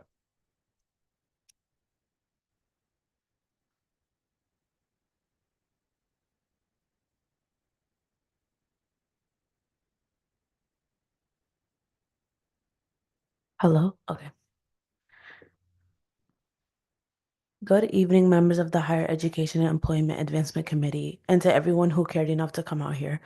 My name is Reem Saud. I am from New Haven, and I am here to represent the Muslim Student Association at UConn Stores. I am testifying strong opposition to SB 980. This bill is a direct attack on students' fundamental rights, threatening First Amendment rights. It seeks to silence students, faculty, and others who dare to speak out against injustice on campus, rather than fostering a safe and open environment for learning and disclosure. This bill will create a culture of fear, intimidation, and censorship. By increasing police surveillance on campus, SB 980 will only escalate tensions between students and campus law enforcement, leading to more conflict and resolution. Historically, heightened surveillance has disproportionately targeted marginalized communities, particularly students of color, Muslim students, foreign students, and those engaged in activism. We've already seen how such policies are weaponized against individuals advocating for Palestinian human rights, racial justice, and other critical social issues. This bill reinforces these patterns of discrimination and repression. This legislation directly impacts me as a Muslim and as an advocate for human rights. It threatens my ability to speak out against the ongoing genocide that has displaced thousands of Palestinians and taken countless innocent lives. As a Muslim, I am deeply committed to justice, equity, and standing up for the oppressed, values that are central to my faith. However, this bill will put me and others at risk simply for exercising our right to protest and speak truth to power. Furthermore, as SB 980 will not only silence discussions about activism, but also stifle conversations about rising Islamophobia and anti-Semitism. It is crucial to recognize that the fight for justice includes addressing the discrimination faced by both Muslim and Jewish students. We cannot allow this bill to be used as a tool to divide communities or criminalize activism under the false pretense of maintaining order. Instead, we should be fostering open dialogue, ensuring that all students, regardless of their background or beliefs, can engage in meaningful conversations about the most pressing issues of our time. Silencing students does not create safety, it creates oppression. Universities should be spaces for critical thought, open dialogue, and activism, not environments where fear or punishment suppress essential conversation. This bill is a clear attempt to undermine these values, and I urge you to reject it. Thank you for your time. Thank you for your testimony. I see Alessandra is still on. We'll give another chance. There you go. Okay, floor is yours, Alessandra.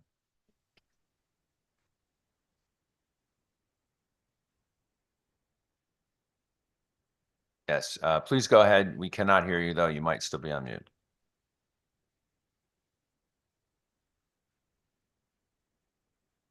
Mute.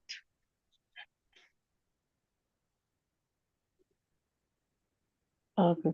I'm sorry. I'm sorry. That's all right. Please go ahead if you're able Can to.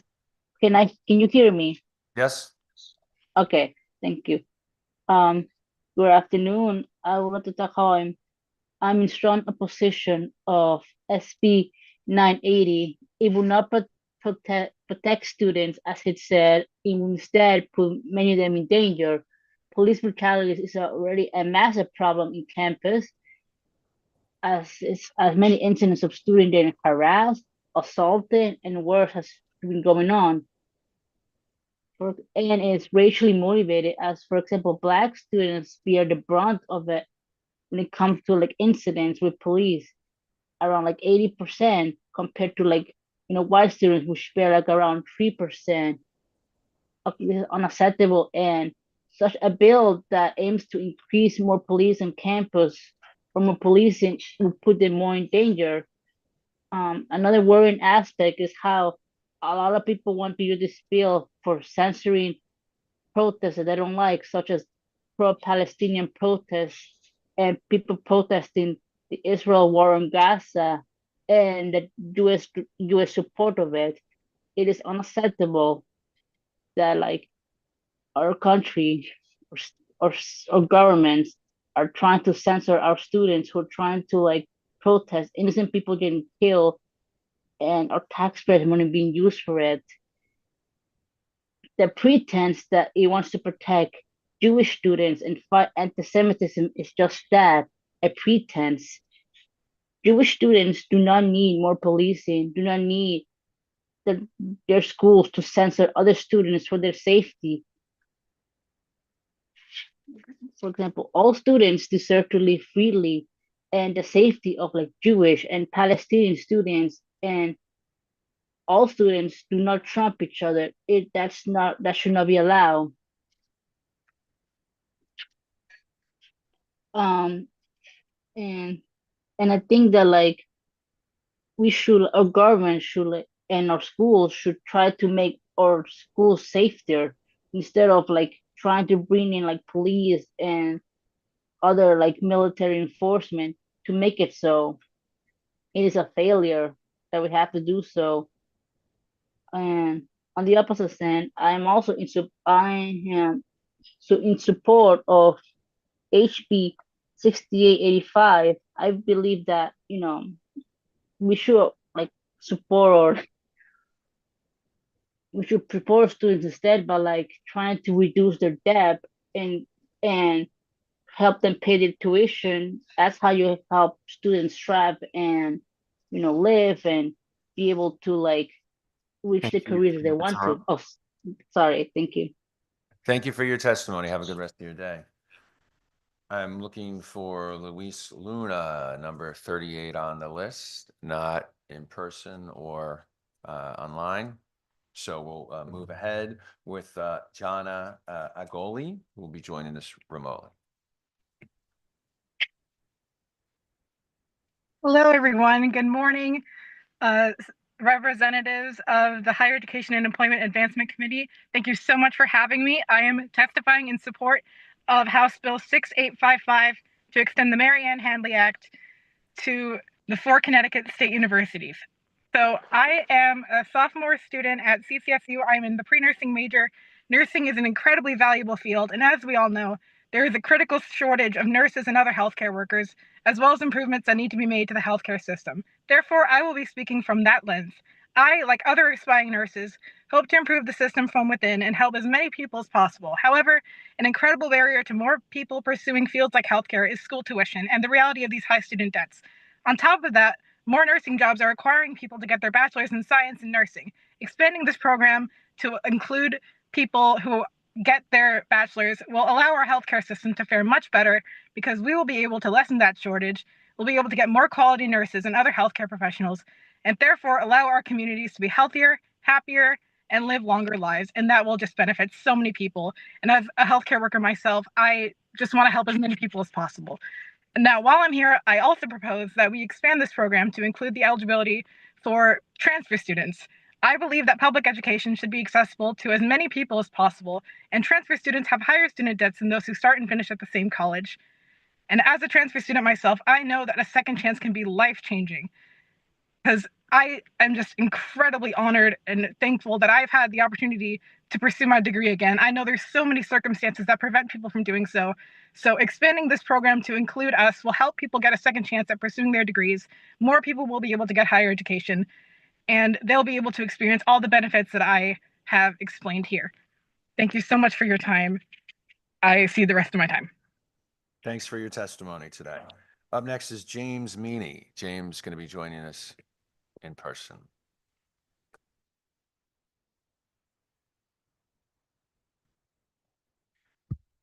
Good afternoon, Senator Slapp, other members of this committee. My name is James Meany. I'm a founding member of the Advancing Heroes Fund and the head of community engagement. And I'm here to ask you to support HB 7131. During my time in the Army, one of our core values was selfless service. Any first responder, whether they handle a risky traffic stop, charge into a burning building, or spend their 8+ hour days saving lives in the back of an ambulance, stands for exactly that, selfless service. The difference is that the firefighter training is paid for by the state. Police training is paid for by the town and state funds. EMTs and paramedics training is paid out of pocket. Many young men and women currently expanding their degree options in community colleges all over the state as they find their way. It's easy for them because Connecticut wholly pays for community college. It would benefit the state immensely to have paramedic programs paid for under the same funding. Instead, these paramedic students are put on payment plans to pay for their training while shuffling EMT work, clinicals, and in-class training. This payment plan, I might add, needs to be paid in full before graduation. The cost of paramedic training is about 25% of an EMT's annual salary. That money could be backbreaking to a young man or woman already struggling to make ends meet. It's no wonder why dropout rates are soaring. According to a National Registry of Emergency Medical Technicians on September 8th of 2023, only 69% achieve certification, 21% drop out, and 10% do not pass their tests. Furthermore, the number of people leaving the field continues to grow. 63% of providers consider leaving the field due to low pay and poor work-life balance. EMS is a 24/7 job. Many work per diem for multiple ambulance companies to make ends meet or work double 12-hour shifts. 1/3 of EMTs and paramedics seek to leave the field within 4 years. We're effectively replacing the entire EMS workforce every 3 to 4 years. The expertise that walks out the door year after year is crippling to the workforce and your constituents as a whole. Working part-time and per diem for multiple ambulance companies leaves these men and women as part-time employees and never able to have benefits from any of them.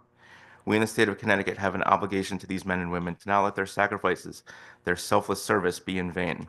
Please support HB 7131 and let it be the first of many bills to support what we call Connecticut's strongest. Thank you. Thank you, and thank you for your service. Up next is Basil Al-Najjar, going to be joining us remotely, and then Nathan Hanault. Hello, Senator, Representative, members of the committee. My name is Basil Al-Najjar. I'm a resident of West Hartford, Connecticut, and today I'm testifying in strong opposition to SB 980, an act improving safety on the campuses of institutions of higher education. While the bill claims to enhance campus safety, its actual impact will be detrimental to the very people it works to protect. The bill's approach relies on increased surveillance, which does not equate to protection.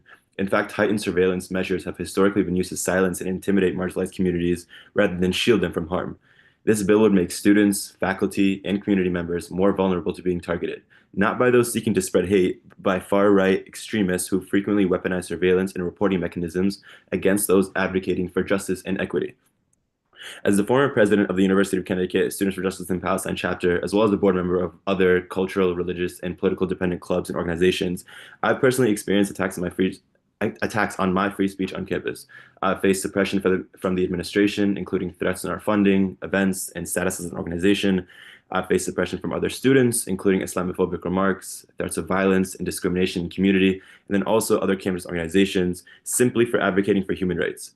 I also witnessed my peers hesitant to speak out for what they knew was right due to fear of retaliation and repercussions. Many students felt intimidated, worried that expressing their views could lead to disciplinary action, harassment, or damage to their academic and professional futures.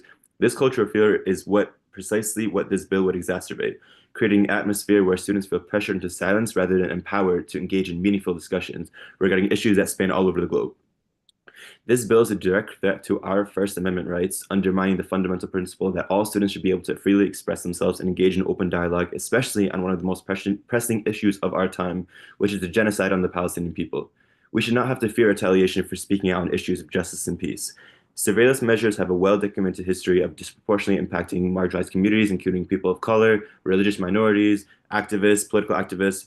Rather than addressing the root causes of hate and harassment, this bill would create an environment of fear where students and faculty worry about being watched, mischaracterized, and punished for their legitimate expressions of speech and activism. And instead of fostering a campus culture of safety and inclusion, this bill would instead stifle free expression and create effects that discourage open discourse and critical engagement. Moreover, there's little evidence that increased surveillance actually prevents violence or harassment. Many of the worst incidents of campus violence have occurred despite the presence of surveillance, as these tools often fail to capture context or prevent harm in real time. What campuses truly need are proactive measures that address the root of causes of hate, such as education, community building, stronger support systems for those facing discrimination. Investing in mental health, anti-racist education, bias response teams would do far more to create a safe learning environment. This bill would not only restrict our ability to express ourselves freely, but it would also frame us as perpetrators of violence, when in reality we are defenders of peace. If our goal is to improve safety on college campuses, we must reject measures that destruct civil liberties and instead pursue strategies that foster trust, education, and community protection. For these reasons, I urge you to oppose SB 980 and work towards solutions that truly make our campuses safer for all. Thank you for your time. Thanks for your testimony. Nathan Hanal, Jackie Gagney, Karen Sutton. I do not see them. They are supposed to be remote, but I don't see them. So we're going to move ahead to Melanie Newport, who's going to be testifying in person, and then Olivia Rinkus on deck after that.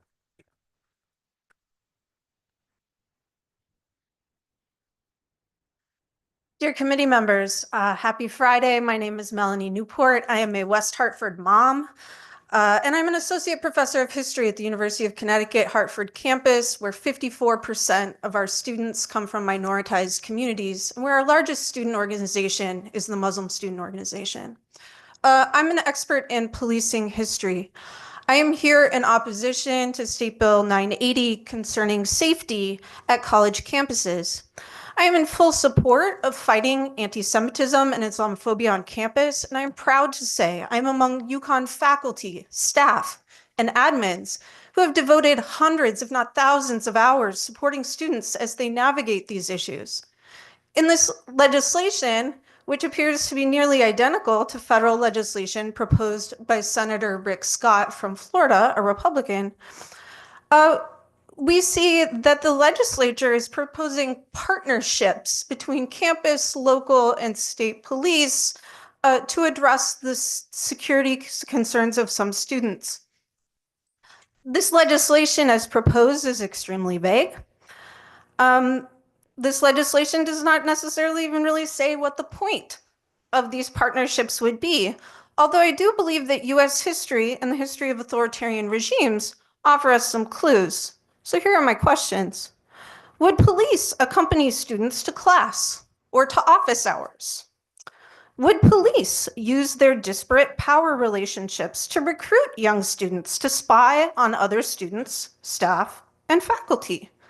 Which students would get access to police security and which would not? I will say that when I was teaching last spring and watching police violence unfold at the University of Texas, Austin, at Emory University, the question my students had for me, minority students and Muslim students particularly, was who keeps us safe from the police? We don't know because this legislation is so vague. But here's what I do know. Addressing our most sensitive social challenges requires trust. It requires a vision of safety where we keep us safe through dialogue, learning, and building relationships. That is the educational mission of the university. And at UConn, that is my job as a state employee with collective bargaining rights. If you want police to do my job, just shut down UConn and turn it into luxury apartments. If you want to shore up UConn's ability to fight discrimination and violence, please eliminate the fiscal guardrails and fully fund public higher education. Policing ain't it.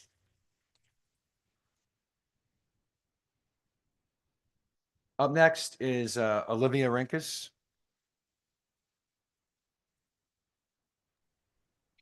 Olivia, go ahead. The floor is yours. Thank you very much, and good morning, and thank you to the members of the Higher Education and Employment Advancement Committee, and thank you for the opportunity to testify. My name is Olivia Rinkus, and I'm from the town of North Stonington, Connecticut. I'm also a senior at the University of Connecticut. I'm testifying today in strong opposition to SB 980, an act to improving the safety on the campuses of institutions of higher education. No one can argue that ensuring campuses are safe for all individuals on campus should be a priority, but this safety should not come at the expense of increased surveillance of activities by police and campus security, along with suppression of the ability to express free speech. This bill advocates for Connecticut's college campuses to work in complicity alongside police forces to monitor student activity and prevent acts of hate crimes from occurring. I would like to ask legislators to consider the results of police intervention when students peacefully occupied the campus of University of Connecticut to bring attention to the ongoing genocide of Palestinians by Israeli forces. This action was labeled a threat to students and disruptive to campus activity and resulted in the arrest of 26 individuals, many of which were students who were all of whom were exercising their First Amendment rights. This dangerous equation of freedom of speech with hate speech echoes the rhetoric coming from our current far-right extremist and Christian nationalist federal government. Just the other day, we heard the President of the United States advocating for the arrest and expulsion of student protesters. Rather than enabling these attacks on our institutions of higher learning, we need to be ensuring that these environments are we need to be ensuring the protection of these environments and their learning curriculums and the rights of students to practice free speech. I urge Connecticut legislators to say no to this bill and to instead put these resources toward providing environments in Connecticut that are inclusive and welcoming for all individuals. Thank you very much for the opportunity to testify. Thank you for your testimony. Jenna Rabat is next. Jenna. Dear members of the Higher Education and Employment Advancement Committee, my name is Jenna and I'm a longtime resident of Middletown, Connecticut. I am testifying in strong opposition to Senate Bill 980. Rather than protecting students, faculty, and community members from hate or harassment, this bill would do the opposite, exposing them to heightened surveillance and facilitating their targeting by far-right extremists. As a daughter of 2 Palestinian refugees from Gaza who came to this country in search of a better life, my family witnessed unimaginable loss. Over the past 2 years, my family in Gaza has been devastated by Israeli airstrikes. I have lost 2 uncles and 3 cousins. And those who remain have lost their homes and now live in tents, displaced and struggling to survive. I'm an alumna of the University of Connecticut and served as the president of Students for Justice in Palestine last year, and for simply holding that position, I received 2 death threats and was wrongfully reported to the Office of Community Standards. If this bill had been in place during my time as a student, I have no doubt that I would have been subjected to surveillance by both local and state police, targeted not for any wrongdoing, but simply for speaking out against the atrocities I have witnessed happening to my own family. Last spring, I participated in UConn's peaceful encampment and was one of 26 students arrested for our sit-in. On the first day, I watched in horror as over 100 state troopers marched onto campus I called home, using an excessive show of force. I saw local police officers prepared with hundreds of zip ties, physically attack and injure my peers. I woke up to police officers taking photos of me and other students as they slept. And on the day of my arrest, I witnessed officers marching in military formation, detaining students simply for organizing a sit-in. The leaders of Connecticut claim to stand against the Trump administration, yet this bill directly echoes the harmful principles of Project 2025. The Trump administration has made their intentions clear: to surveil students under the guise of anti-discrimination protection. As an arrested student during the Trump administration, my peers and I were immediately thrust under a microscope, putting us at risk of being added to no-fly lists, terrorism watch lists, and subjected to multiple federal investigations. Simply put, these proposed measures have the ability to destroy the lives of passionate students standing up for justice and human rights. Policing and surveillance have never been the answer, not in the streets and not on college campuses. They've done nothing but further alienate vulnerable individuals and create marginalized communities. I stand here today in opposition for every student down the line who dares speak against tyranny, fascism, or genocide. This is a very dangerous bill. Simply put, it's anti-democratic and anti-education. Thank you. Thank you for your testimony. I do not see number 48 or 49 or 50 on our list. So up next is going to be number 51, Dominic Warshaw. Dominic, floor is yours. Good morning. Thank you so much for the opportunity to speak. Thank you to the members of the Higher Education and Employment Advancement Committee.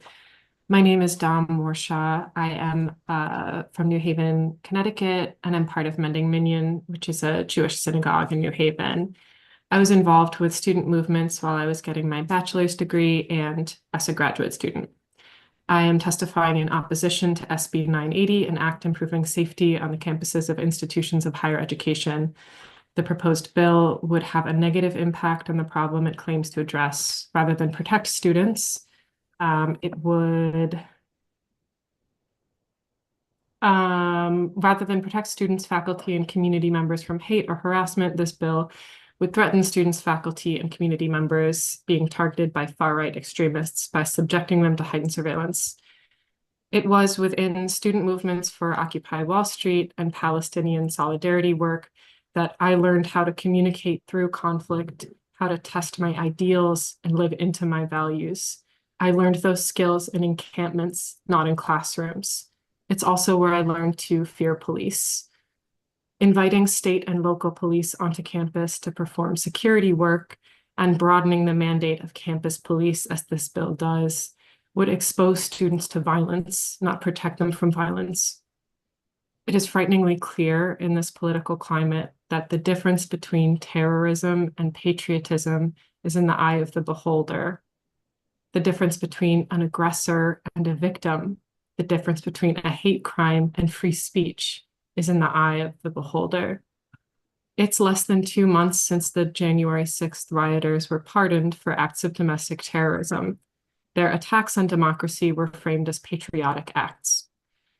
Given the demonstrated subjectivity of these categories, the same categories in SB 980, I'm deeply uncomfortable mobilizing police to respond to acts of hate as determined by the president of any given college or university. I have seen how people in power apply the labels of victim, terrorist, and hate to shore up their own authority and silence those who are less powerful. You should be uncomfortable too. Efforts to silence students engaged in Palestinian solidarity work were coordinated from the highest levels of government. Passing this bill would punish student activists and silence their voices just when we need their voices most. Thank you for considering my testimony. Thank you. Thanks for your testimony. Stephen Goldstein. And then followed by remotely Natalie Warsinger-Pepe.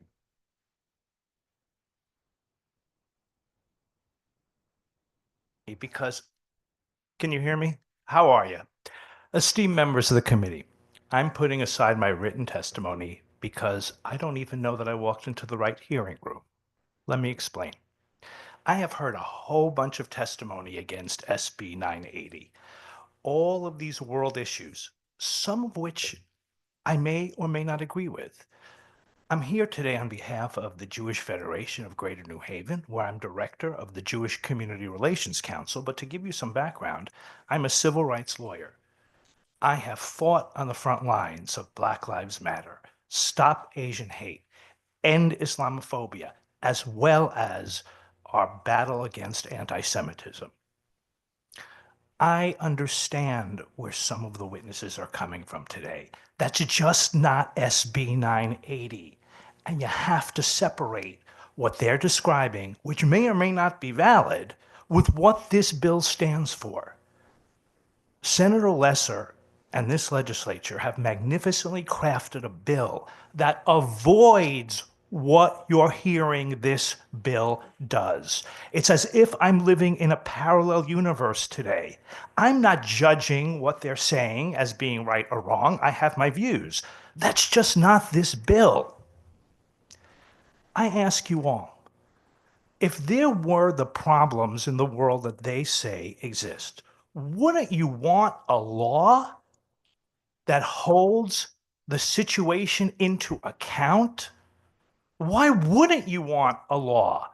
Nobody here in this room on either side, for SB 980, against SB 980, wants police surveillance. That's not what this is about. This bill isn't about solving the problems in the Middle East. This bill is about what Jewish students, Muslim students, Black students, brown students, students who are LGBTQ all suffer. They're entitled to protection.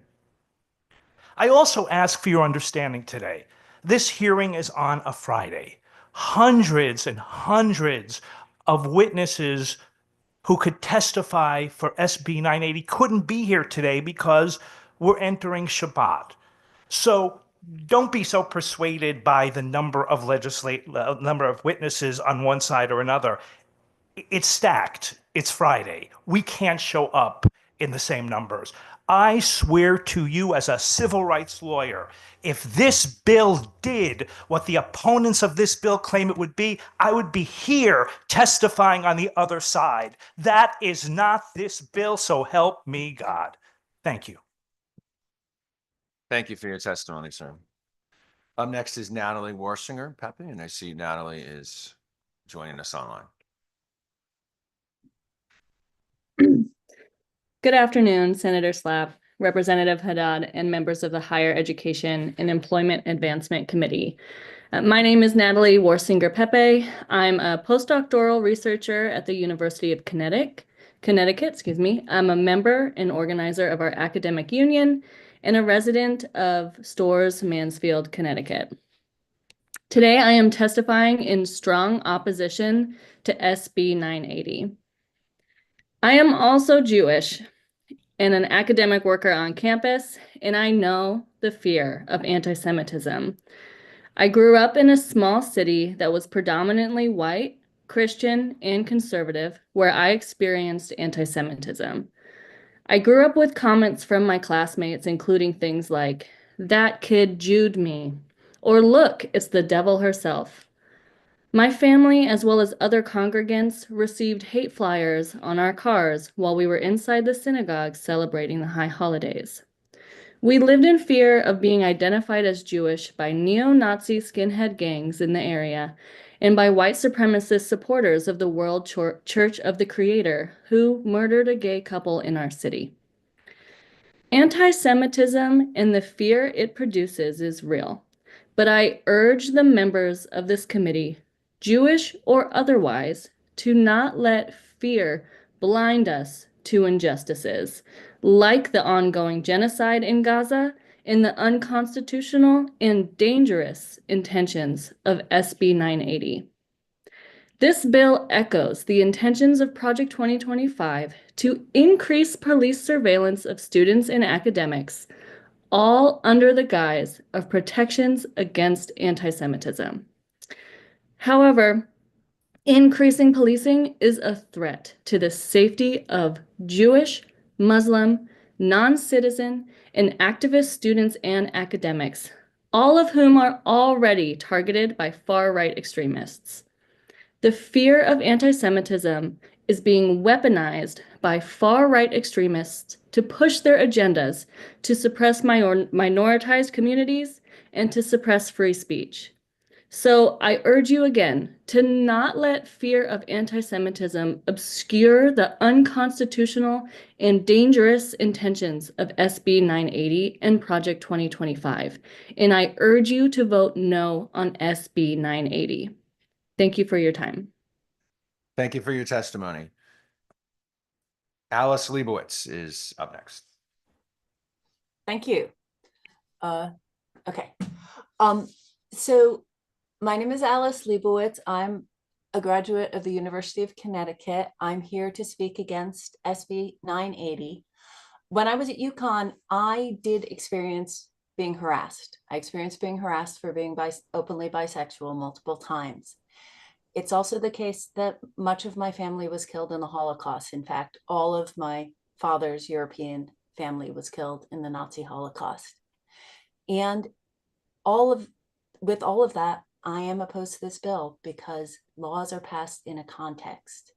And the current context is that people are using increased attention on anti-Semitism, some real anti-Semitism, some imagined, some conflated, to justify squelching speech, yes, also to justify violence against the Palestinians. And that's the context in which this bill was introduced. This bill was not introduced by the Black students. This bill was not introduced by the Muslim students.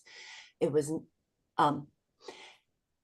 introduced in the context of a misuse of the concept of anti-Semitism. Not that anti-Semitism doesn't exist or matter, but it's being misused.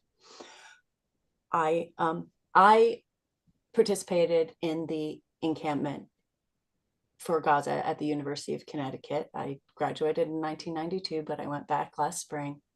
And I was never afraid as a Jew, except at the encampment when I saw that there were police officers, that there were local and state police officers present. Because when it was just campus police, I knew they weren't going to beat up the students. But I didn't know what these other police forces were going to do. Even a commission without sufficient guidelines can be used prejudicially by a university administration that's biased. And currently we know that the university administrations are biased. When we were fighting harassment back at UConn, what was effective was humanizing conversations, having conversations in dorms, in classrooms, sharing our personal stories so as to dissolve prejudice. I urge you to kill this bill in committee. It's just not what's going to make the difference, and it's making so many people actually unsafe and feeling unsafe. Thank you. Thank you for your testimony, Alice. Up next is Ava Dennison, and Ava's going to be joining us, I believe, in person. Yes.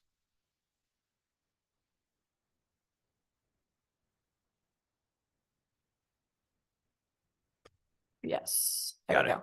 Thank you. Good afternoon. My name is Eva Dannison. I'm a sophomore at the University of Connecticut. Thank you for hearing us from us today regarding Senate Bill 980. Thank you to Senator Lesser for drafting this bill, and to Senator Slapp and Senator Haddad for committee oversight, and to all of you in attendance taking the time to be here. I am grateful to advocate for the passing of Senate Bill 980.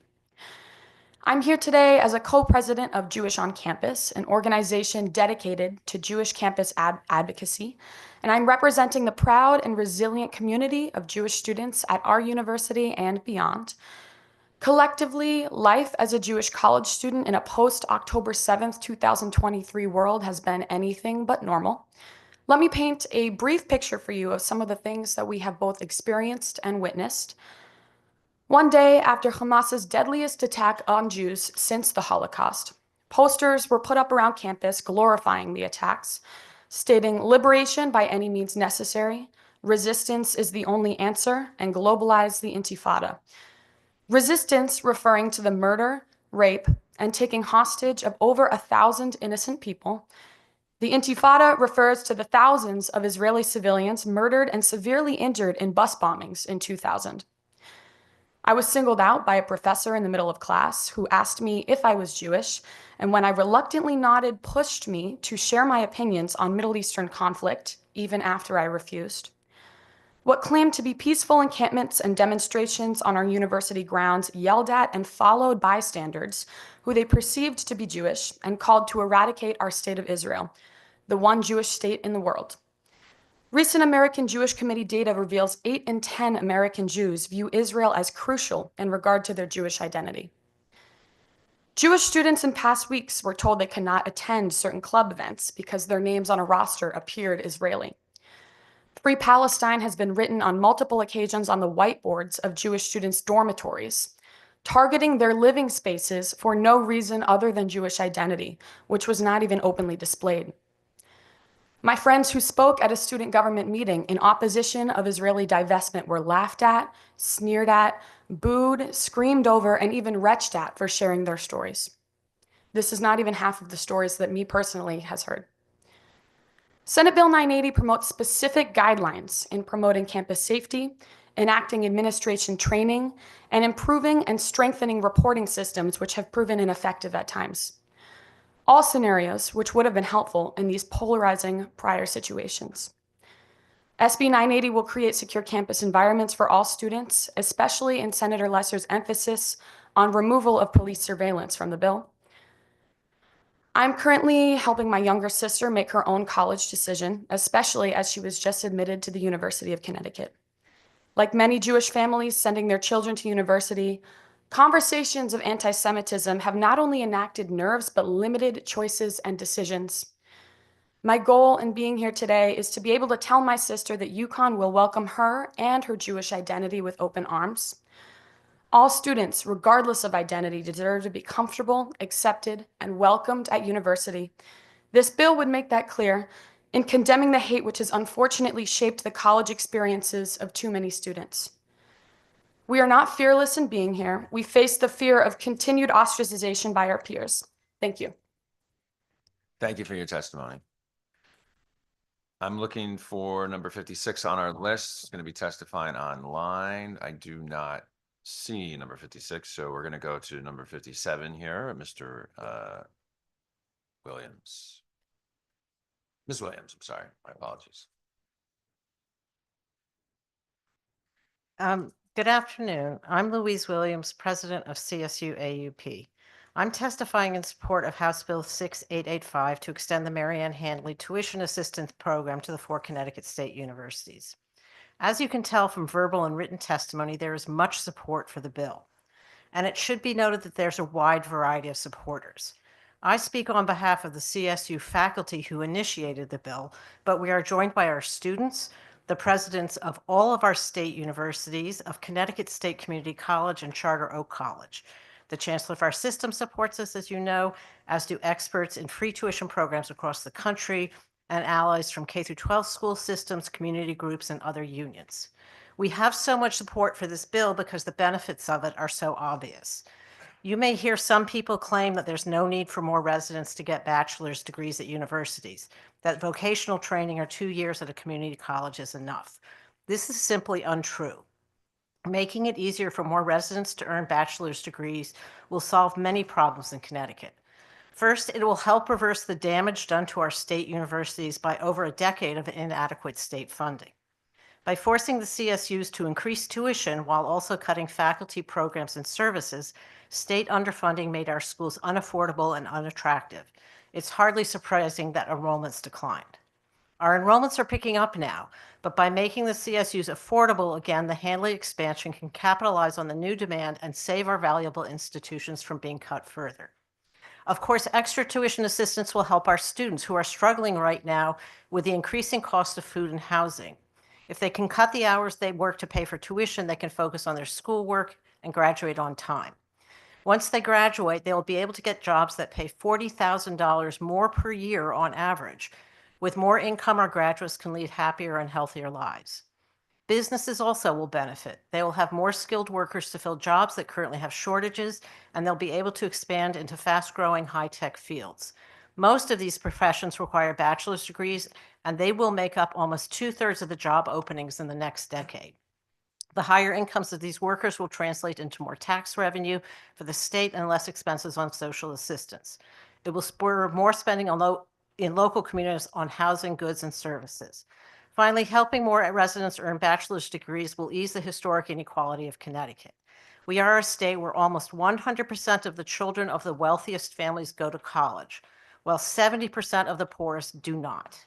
Not only is this unfair, it's a waste. The poorest parts of our state are places where less than 25% of the population have bachelor's degrees. There's a pool of untapped talent that the Connecticut State Universities are perfectly positioned to serve. If we provide opportunities for all residents who are willing to work hard to earn a university degree, Connecticut can become a shining example to the rest of the country of justice and progress. I also hope you don't restrict the freedom of expression at our universities with Senate Bill 980, which I also oppose. Thank you. Thank you for your testimony. I'm looking for number 58 online. Do not see number 58. 59, Sarah White in person. Is Sarah White here? All right. Good afternoon, Sarah. Thank you for the opportunity to testify today. My name is Sarah White, and I am a Jewish resident of Hartford and a co-founder of the Hartford Jewish Organizing Collective, which brings together Jews in support of collective liberation for Palestinians and all people. I am here in opposition to SB 980, which would stifle students' free expression and repress student organizing, especially by Muslim students and students of color.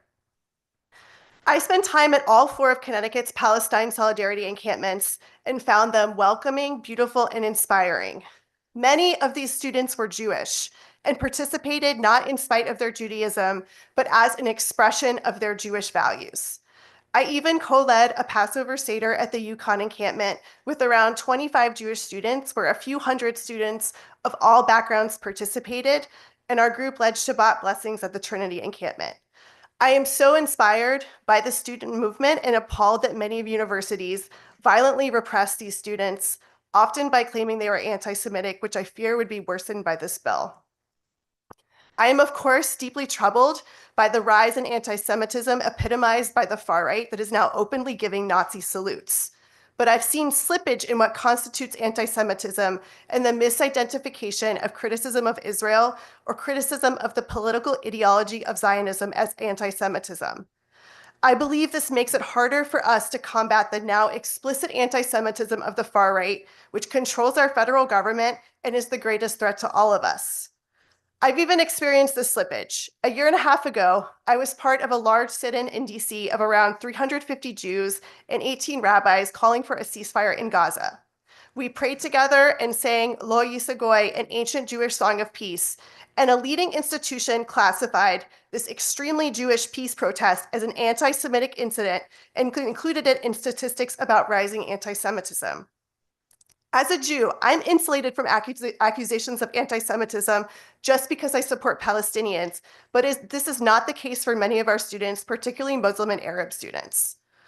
Collaboration with law enforcement as called for by this bill also threatens students' free speech and their ability to organize. I also experienced this as a law student when I was part of a campus coalition organizing against budget cuts. An undercover police officer joined our group, which we only realized when we saw her driving in her police cruiser. We learned with the help of the ACLU that campus police had been working with the city police at an FBI fusion center to surveil us and were monitoring our meetings for months. Our organizing was clearly protected First Amendment activity and not remotely criminal, but the revelation of police surveillance crushed our movement. Our energy was diverted towards addressing the surveillance and away from organizing against budget cuts, and people were scared and stopped showing up, especially the mostly immigrant custodians we've been building relationships with. Time and again, we've seen how law enforcement involvement in surveillance disrupts and destabilizes social movements, which is often the point, and I urge you not to pass this bill. Thank you. Thank you for your testimony, Sarah. Abdul Azmanu, joining us in person. Yes.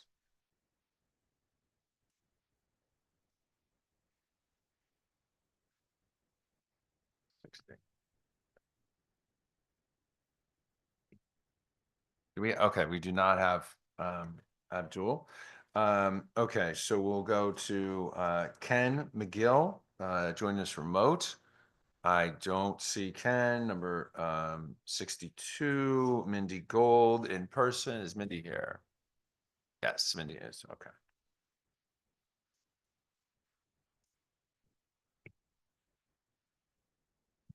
Co-Chair Senator Slapp, Rep. Haddad, members of the Higher Education and Employment Advancement Committee.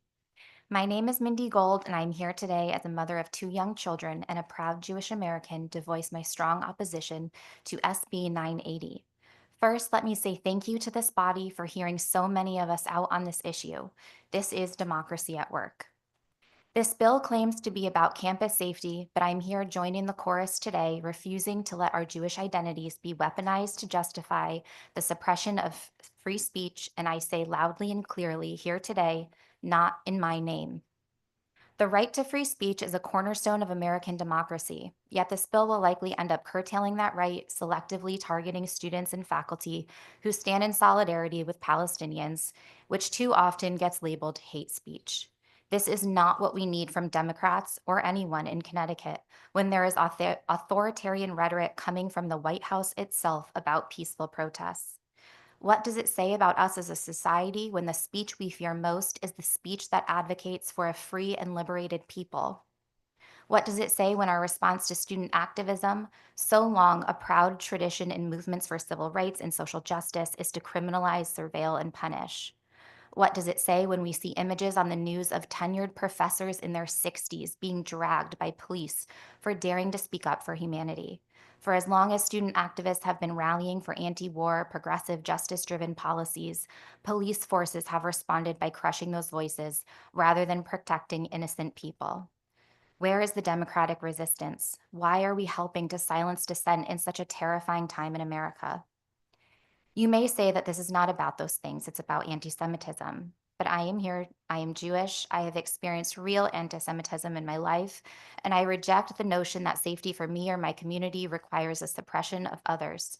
Real safety is built on justice, not censorship. It is built when we refuse to conflate criticism of a government and with hatred toward a people.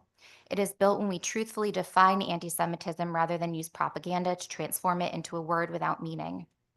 What would actually make me feel safe as a Jewish person? Knowing that our politicians are not signing missiles and bombs that will be used to murder entire families, knowing that we are standing on the side of human dignity rather than supporting policies of destruction, Safety is not found in silencing the voices calling for justice. It is found in ensuring that we are not complicit in oppression and violence. And students and faculty who dare to say this out loud should not face intimidation, punishment, or expulsion. I hope that my 2 children grow up to speak truth to power, maybe even on a college campus. And I would be horrified if they were met with the hyper surveillance, dehumanization, and destruction we've seen in the news the last year and a half. In summary, I urge you to oppose SB 980. Please do not let history remember Connecticut as standing on the wrong side of justice. Not in my name. Thank you. Thank you very much for your testimony. Next up on is Julia Rosenblatt here in the room. Is Julia here? She's on Zoom. She's not on Zoom yet, I guess. So we'll hold that in abeyance. Next, I'm going to call Stephen Adair, who is on Zoom. He'll be followed by Nathan Henold, and then Rabbi Parrott, Barbara Paris. Mr. Adair, you have the floor. Thank you, Representative Haddad and Senator Slapp, and members of the Higher Education and Employment Advancement Committee. I'm Stephen Adair, Professor of Sociology and President of the Faculty Senate at Central, and a resident of Bloomfield. A quiet crisis and I'm here to speak in favor of H. Bill 6885, an act expanding the debt-free community college program. A quiet crisis of affordability continues to unfold on CSU campuses, which has been further fueled by growing income inequality. Over the last 50 years, income inequality has increased across America and in every state, yet nowhere has it grown faster than in the state of Connecticut. In 1970, Connecticut was the 34th most unequal state. Today, it is second only to New York. The rate of change and the degree of inequality in Connecticut is about 30% greater than any other state in the nation. We are the poster child. The growing inequities create a self-perpetuating cycle. Social classes become ossified as rates of intergenerational mobility continue to decline. Too many of our citizens struggle to meet basic needs while being surrounded by great abundance. Across income categories, the disparities in rates of college completion continue to grow. Today, the cost of attendance for a single year at a CSU is between 67 to 100% of total family income for students who come from the lowest income quintile in the state. On our CSU campuses, food pantries have become necessary features. A growing proportion of students report not buying required textbooks, forgoing meals, staggering bill payments, postponing medical and dental care. The precarity of their economic condition takes a toll. In the 27 years I've been teaching at Central, I continue to see more and more students being priced out. Students adapt to the condition by going into debt, working too many hours. Many find themselves prioritizing their work schedule over their class schedule. Over 50% of students at Central are first-generation students. We recruit many of our students from the bottom half of Connecticut's class structure. Many of our students are overachievers who are struggling against the odds that have been increasingly stacked against them. The crisis in affordability would not be solved by imagining that students just need a little more grit or a little more perseverance. It needs more investment. Much of the great economic boom in the US of the post-war years in the middle of the 20th century built the middle class, was funded by the GI Bill, which opened up opportunities for college education for tens of millions. We can do something like that again here. The value of public education clearly contributes to a skilled workforce, yet it also enriches the cultural, artistic, social, and political conditions of the state and its citizens. The state benefits when all eligible and aspiring students realize their educational goals. And when a first generation student surpasses their own expectations, then real positive social change is achieved that will be paid back over generations. Make public higher education a public good again. Public higher education cannot solve the problem of growing inequality on its own, but the CSU system must be successful if that is ever to be addressed. I urge you to pass HB 6885 and to expand the eligible of students by funding students through 120 credits. Thank you for this opportunity to testify. Thank you very much for your testimony. I'm just going to pause for a moment just to sort of give folks an update. We're just around 30% of the way through our list. It's been 2.5 hours. I actually think that that's pretty good. I wanted to say thanks very much for folks who are have very deliberately adhered to our 3-minute rule. We appreciate that accommodation, not so much for ourselves. I'll be here until we've heard everybody. Many of our committee members will as well. But for the other folks who are signed up very late on the list. Next, I'm going to call Nathan Hanault. Mr. Hanault, you have the floor. Thank you. Good afternoon. My name is Nathan Hanault. I'm from Vernon, Connecticut. I'm a Jewish student leader at the University of Connecticut and an active member of numerous Jewish organizations, both on and off campus. I am testifying in opposition to SB 980. The proposed bill would threaten students, particularly Palestinian, Muslim, and Jewish students, being targeted by far-right extremists by subjecting them to heightened surveillance and police violence. As a Jewish participant in UConn's 2024 Gaza Solidarity Encampment and organizer of the encampment's Passover Seder, I know firsthand how surveillance and police violence threaten our First Amendment rights and disproportionately impact Palestinian, Muslim, and Jewish students. The university administration and far-right extremists abuse systems like the one proposed in this bill to use state resources to silence students protesting against the state of Israel's genocide of the Palestinian people in Gaza. And I would like to note that the Jewish Federation of Greater Hartford praised this very surveillance and police violence that myself and other Jewish students were subjected to. I've written for the Daily Campus on how UConn's existing surveillance apparatus, including the use of AI to stalk students' social media, is a disturbing violation of our privacy and is used to stifle free expression and harass innocent students. The proposed bill will only encourage further violations.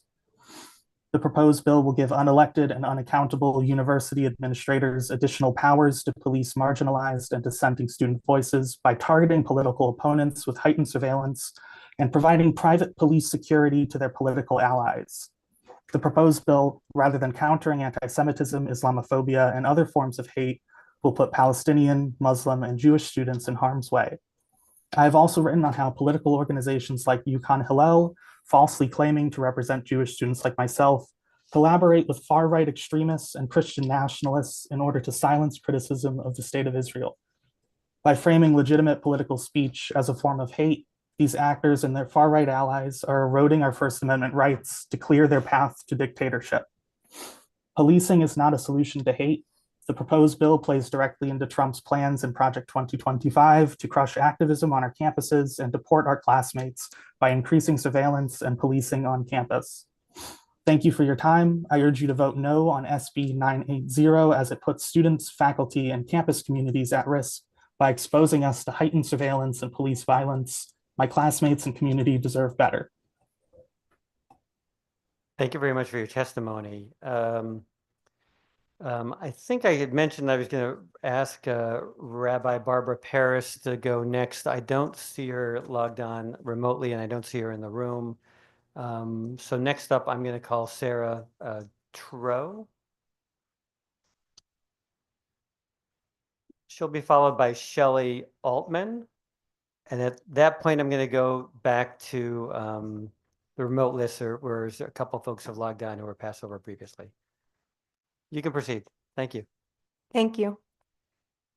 Dear Senator Slapp, Representative Haddad, and members of the Higher Education and Employment Committee.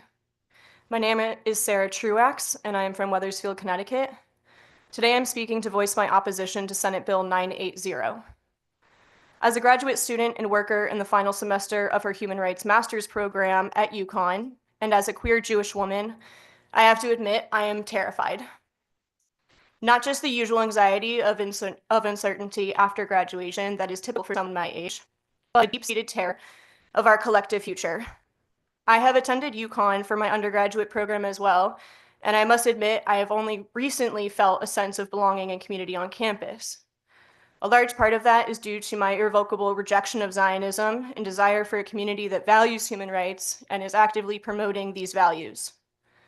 As I have found that community within the pro-Palestinian movement and pursuit of a just and equitable future, the danger and fear I have experienced has only come from other Jewish students, school admin, and police.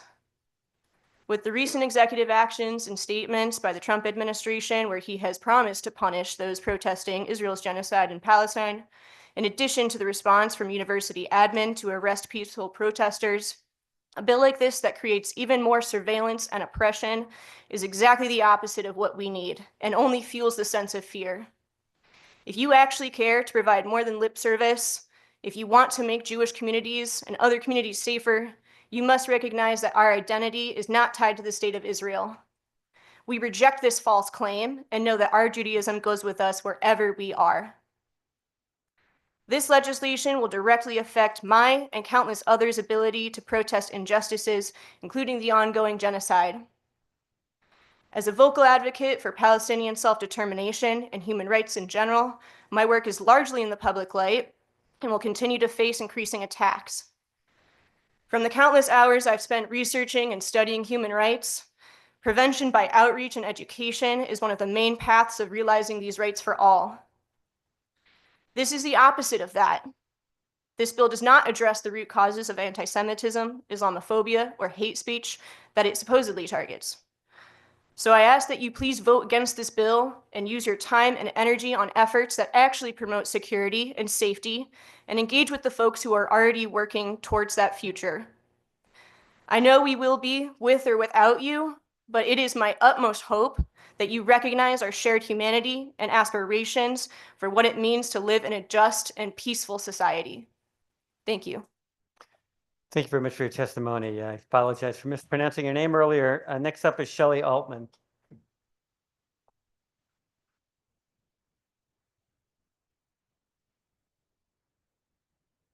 Good afternoon, members of the committee. My name is Shelley Altman. I'm testifying in opposition to SB 980, the so-called Campus Safety Bill. I am Jewish. I have lived in New Haven for 50 years.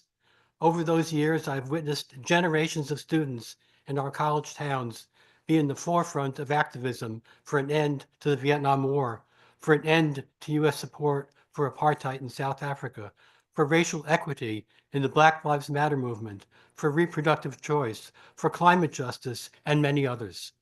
Bill SB 980 claims to make campuses safe, but in fact, it aims to shut down student advocacy for justice in Palestine and Israel, and threatens students instead with police action.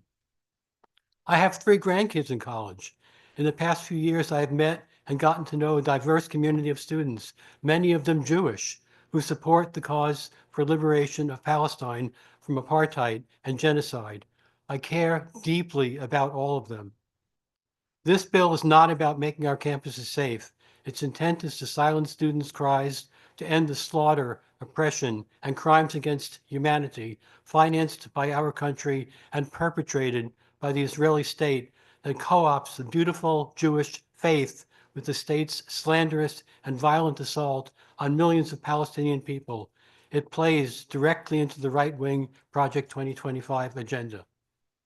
At the same time, it dangerously attaches false meaning to the word anti-Semitism and makes it impossible to fight the scourge of real anti-Semitism that we Jews face in this country, highlighted by painful images of Elon Musk's Nazi salute on Inauguration Day and excused by the Anti-Defamation League as, quote, an awkward gesture in a moment of enthusiasm, unquote. False accusations of anti-Semitism are even labeled against Amnesty International for documenting in detail the crime of apartheid committed by Israel in the occupation. SB 980 calls for, quote, establishment of partnerships between campus police forces and local enforcement and state police to coordinate security for student groups that are at a heightened risk, unquote. The term heightened risk is a loaded one, over and again distorted to represent discomfort, not risk, with fellow students who are morally outraged by the crimes against humanity committed by the State of Israel. I urge you to vote no on SB 980 as it puts students, faculty, and campus communities at risk by exposing them to surveillance, harassment, and over-policing. Our students and our communities deserve better. Thank you for your time. Thank you for your testimony. Next up, I'm going to call somebody who was passed earlier, Glorimar de Jesus. After she delivers her remarks, they'll be translated for us. After Laura Mars, I'll call on Katie Fleming, followed by Leslie Blateau. Buenas tardes. Tengo intérprete hoy. Lea su testimonio completo y yo se lo leeré después. Gracias, Lorena. Yo comienzo. Sí, sí, por favor. Ok. Buenas tardes, senador Slap, representante Haddad, Tim, representante Bronco y miembros del Comité de Educación Superior y demás presentes.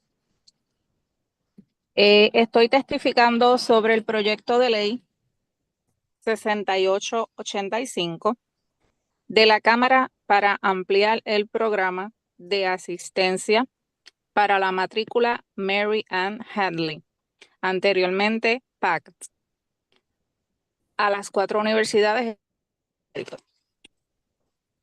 Soy madre soltera de 4 varones y creo que todos los jóvenes deberían de tener el derecho de estudiar en la universidad de forma gratuita, sin deudas. Estoy criando a 4 hijos en Waterbury, Connecticut, y estoy aquí hoy porque quiero unirme a todos mis vecinos para crear un futuro mejor, que todas las personas tengan derechos a recibir una excelente educación universitaria. En Puerto Rico estudié 3 carreras universitarias. Hice un asociado de asistente de maestra preescolar, un curso técnico de farmacia y un bachillerato de maestra. No tuve que pagar nada. Me cubrió la beca Pell. La educación universitaria me abrió las puertas al laboral. Trabajé como maestra y también como técnico de farmacia. Mi hijo mayor está estudiando actualmente en la Yukon en Waterbury para el bachillerato en inglés. Quiere ser escritor y estoy orgullosa de él. Siempre lo animé a estudiar, pero muchos de sus amigos no fueron a la universidad porque no querían endeudarse. Decían, no mamá, yo me pongo a trabajar. La preocupación de los jóvenes es que no quieren ser una carga para sus padres. Muchos jóvenes salen de la high school vocacional aquí en Waterbury y no tienen más aspiraciones. No se atreven a soñar con una educación universitaria por el asunto económico. Muchos jóvenes de Waterbury son reclutados para unirse al ejército porque tienen presiones económicas que satisfacer. Cuando te reclutan para entrar al ejército, lo hacen parecer muy bonito y fácil, pero muchos jóvenes se encuentran con una realidad diferente. Mi sobrino fue sargento de la Marina, de la Marines, y le fue bien, gracias a Dios. Pero tenía varios amigos que se quitaron la vida por el acoso, la presión, la discriminación que sufrieron. El ejército no debería de ser la única opción para nuestros jóvenes. ¿Por qué nuestro país no les... Excuse me, I just want to say that's 3 minutes. If your translator can translate for you what you've said so far, we'd appreciate that. Thank you. Ya fueron los 3 minutos. Voy a traducir ahora. Good afternoon, Senator Slab, Representative Haddad, and members of the Higher Education and Employment Advancement Committee. I'm testifying in support of HB 6885, an act expanding Mary Ann Handley, formerly known as PACT, the community college program. I'm a single mother of 4 boys, and I believe that all young people should have the right to study in college for free without debt. I am raising 4 children in Waterbury, and I am here today because I want to join all my neighbors to create a better future where all people have a right to receive an excellent college education. In Puerto Rico, I went to college 3 times. I did an associate of preschool teacher assistant, technical course in pharmacy, and a bachelor's degree in teaching. I didn't have to pay anything. I was covered by the Pell Grant, and I didn't end up in debt. College education opened the doors to the work field. I worked as a teacher and also as a pharmacy technician. My oldest son is currently studying in Yukon Waterbury for a bachelor's degree in English. He wants to be a writer. I am proud of him. I always encouraged him to study, but many of his friends didn't go to college because they didn't want to go into debt. They said, "No, Mom, I'm going to work." The concern on young people is that they don't want to be a burden on their parents. Many young people come out of vocational high school here in Waterbury and have no more aspirations. They don't dare to dream of a college education.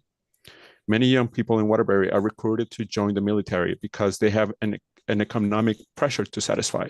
When you're recruited to join the military, they make it sound nice, but many young people encounter a different reality. My nephew was a Marine sergeant and did well, but he had several friends who took their own lives because of the harassment and discrimination they suffer.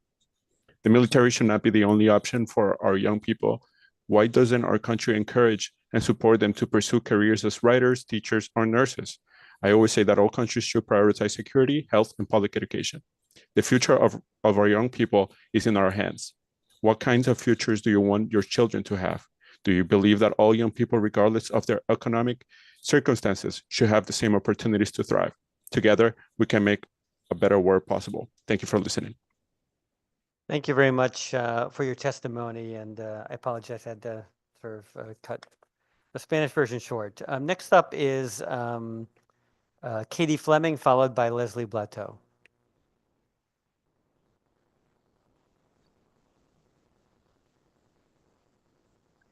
You can Dear proceed. members of, thank you. Dear members of the Higher Education and Employment Advancement Committee, good afternoon. My name is Katie Fleming, and I'm a current freshman at Yale University living in New Haven. I am testifying in opposition to SB 980. The proposed bill would have a negative impact on the problem it claims to address. Rather than protecting our community members from hate or harassment, this bill would threaten students, faculty, and community members being targeted by far-right extremists by subjecting them to heightened surveillance. Before coming to Yale, I lived in San Francisco, California, and attended high school there. One of the most profoundly impactful courses I ever took, a class which changed the way I see the world and think about civil rights, liberation, and my identity, was ethnic studies. My high school offered this course as an elective, and it was life-changing for me. But this option was not always available. In 1969, student activists in a coalition known as the Third World Liberation Front went on strike to demand that their schools institute an ethnic studies program for students. These colleges and these strikes were located within my city and just across the San Francisco Bay. 50 years later, students at my high school followed the model of the Third World Liberation Front and advocated for the establishment of ethnic studies within our academic program. Student protest enabled my academic experience to transform. Ethnic studies is a course which assured at my school that many students could study diversity, equity, and inclusion in a liberatory environment. Diversity, equity, and inclusion are not protected by police surveillance or police violence, as Bill SB 980 suggests. They are protected by student protests, which allow students to act as agents in our own education, even when our schools want to suppress us. SB 980 frames free speech in defense of liberation, particularly the liberation of Palestine, as hate speech. Its language echoes that of far-right extremists and the agenda of Donald Trump's administration to destroy our democracy. Last spring, students at my college, Yale, were arrested and surveilled as they stood in place and sang, protesting for divestment from the weapons which Israel is still using to destroy Palestine. Increased police violence on college campuses will only serve anti-democratic ideals. That is not the legacy that we in Connecticut want to leave. Thank you so much for your time. I urge you to vote no on SB 980 as it puts students, faculty, and campus communities at risk by exposing them to surveillance and over-policing. In doing so, it prevents students from accessing a liberatory education through protest, like I did, thanks to the Third World Liberation Front. Our students and our communities deserve better. Thank you so much. Thank you very much for your testimony. Next up is Leslie Blateau. She'll be followed by Natalia Sanchez, followed by Elizabeth Schwartz, followed by Martha Colville. Thank you. Good afternoon, senators, representatives, members of the Higher Education and Employment Advancement Committee. Thank you for the opportunity to testify. My name is Leslie Blateau. I'm the president of New Haven Federation of Teachers and Pre-K-12 Divisional Vice President for AFT Connecticut. We belong to Connecticut for All, a statewide coalition fighting for a better future for everyone. I'm here to testify in support of House Bill 6885, which extends the Mary Ann Handley PACT tuition assistance program to the 4 Connecticut state universities. This is a critical piece of legislation that will help make higher ed more affordable for students across the state. So I want to frame my testimony today from the perspective of current high school students, because I represent members who teach high school students, and I am a high school teacher myself. Our students right now need hope and a clear vision for their future. And the passage of this bill provides them with that. The prospect of attending college should be attainable for every student, but we know that the skyrocketing costs of higher ed have made that dream seem out of reach. Tuition at CSUs has risen by $2,500 from 2009 to 2018, and median family income has fell by 10%, about $2,000 a year. So that disconnect has made it very hard for Connecticut families to afford higher ed. More and more, we see two Connecticut's in this state, two realities that are far apart. Some students live in fully funded communities with access to plentiful resources to ensure they thrive, and many other students from low-income families face significant barriers. This inequity disproportionately harms women, people of color, and their children as they struggle to keep up with increasing costs, stagnant wages, and a shrinking social safety net. So we know food prices have increased by 25% from 2019 to 2023. 1 in 3 college students can't afford food. In fact, nearly 50% of Central Connecticut State University students surveyed in 2023 were worried that their food would run out before they had money to buy more. 23% of those students went a full day without eating due to lack of funds. So this act is a tool to address the reality of the two Connecticut's. We can extend tuition assistance to ensure access to affordable higher ed. We know for too many students, the vision of their future is clouded by the growing costs of higher ed. Rising tuition fees, not adequate enough financial aid is leaving my current students, our current New Haven students, without the vision that college is possible. So the PACT Act offers students hope and clarity. It shows them that a forward path exists. It shows them that a bachelor's degree is within reach and that their dreams are possible. And when high school students know they can afford college, they are more likely to stay focused, work harder, and aspire to higher educational and professional goals. So this program is the bridge between high school and higher ed by providing the immediate financial relief to students who might be deterred otherwise by high tuition costs. And we need this in Connecticut as costs continue to skyrocket. So in closing, this PACT Act will allow all of our students to dream big and know that a 4-year degree is possible and within their reach. It's an investment in our children's future and in the future of Connecticut. And it's for these reasons that I urge you to support this bill. Thank you for your time, and I can answer any questions that you might have. Thank you very much for your testimony. We appreciate it. I don't see any questions in the room. Next up is Natalia Sanchez, who's supposed to be joining us online, or Elizabeth Schwartz. I don't see either of them. Martha Colville here in the room. I don't see her either. Joining us online is Erna Alec. You can proceed. Okay. Dear members of the Higher Education and Employment Advancement Committee, my name is Adana Alich and I'm from South Windsor, Connecticut. I'm a graduate student at Trinity College and a member of We Will Return. I'm testifying in opposition to SB 980, an act improving safety on campuses of institutions of higher education. While this bill claims to enhance campus safety, it would in reality endanger the very students, faculty, and community members it purports to protect. By expanding its surveillance and policing, this bill would subject marginalized communities, particularly those already targeted by far-right extremists, to increase scrutiny and potentially disciplinary actions rather than shielding them from harassment and hate. First, I beg you to ask what marginalized communities were involved in discussing and drafting this bill. If this was about civil rights, why then were there increases of when there were increases of racial discrimination against Black and Brown people on campus safety wasn't discussed then? As a Muslim woman, I do not see this bill as a solution to the discrimination and hostility of my community and I face. In fact, it's actually quite ignorant holding this hearing on a Friday when Muslims are attending Jummah prayer and when the time of Shabbat for our Jewish friends is coming up close as well. This bill fosters further distrust in our legislators, our campuses, and those who believe that increased policing and surveillance will make us safer. When a man drove by and called me a terrorist while I was peacefully protesting for Palestinian freedom, will I be the one reported and disciplined based on his assumptions and perceived threats? His actions would be considered Islamophobic. Yet does this committee fully understand what Islamophobia is?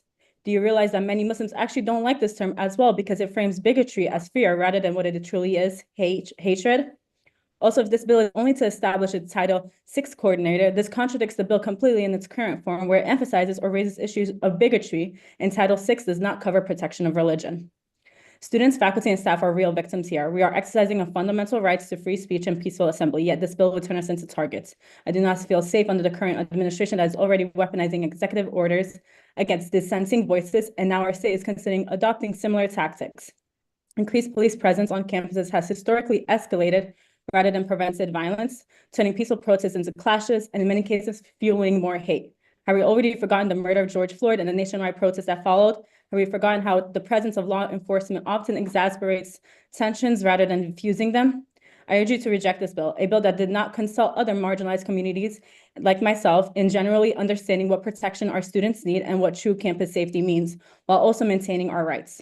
Lastly, I do want to echo my support for HB 6885, HB 6078, and SB 14113, and urge committees to vote yes for these. Thank you for your time and consideration. Thank you for your testimony. Next up is Megan Fountain. I'm supposed to be joining us here in the room. If not, then we will move on to Krista Estrada Perez, joining us remotely. Hello, members of the Joint Higher Education and Employment Advancement Committee. Can you hear me okay? Yes. Thank you. My name is Chris Estrada Perez. I am the Executive Director of the Student Loan Fund and a member of Connecticut for All Equity Coalition. SLF is a Connecticut borrower-led grassroots nonprofit organization fighting for racial and economic justice. We organize and build power to cancel student debt, make colleges and universities free, and fight for student loan borrowers' rights to access free and reliable resources.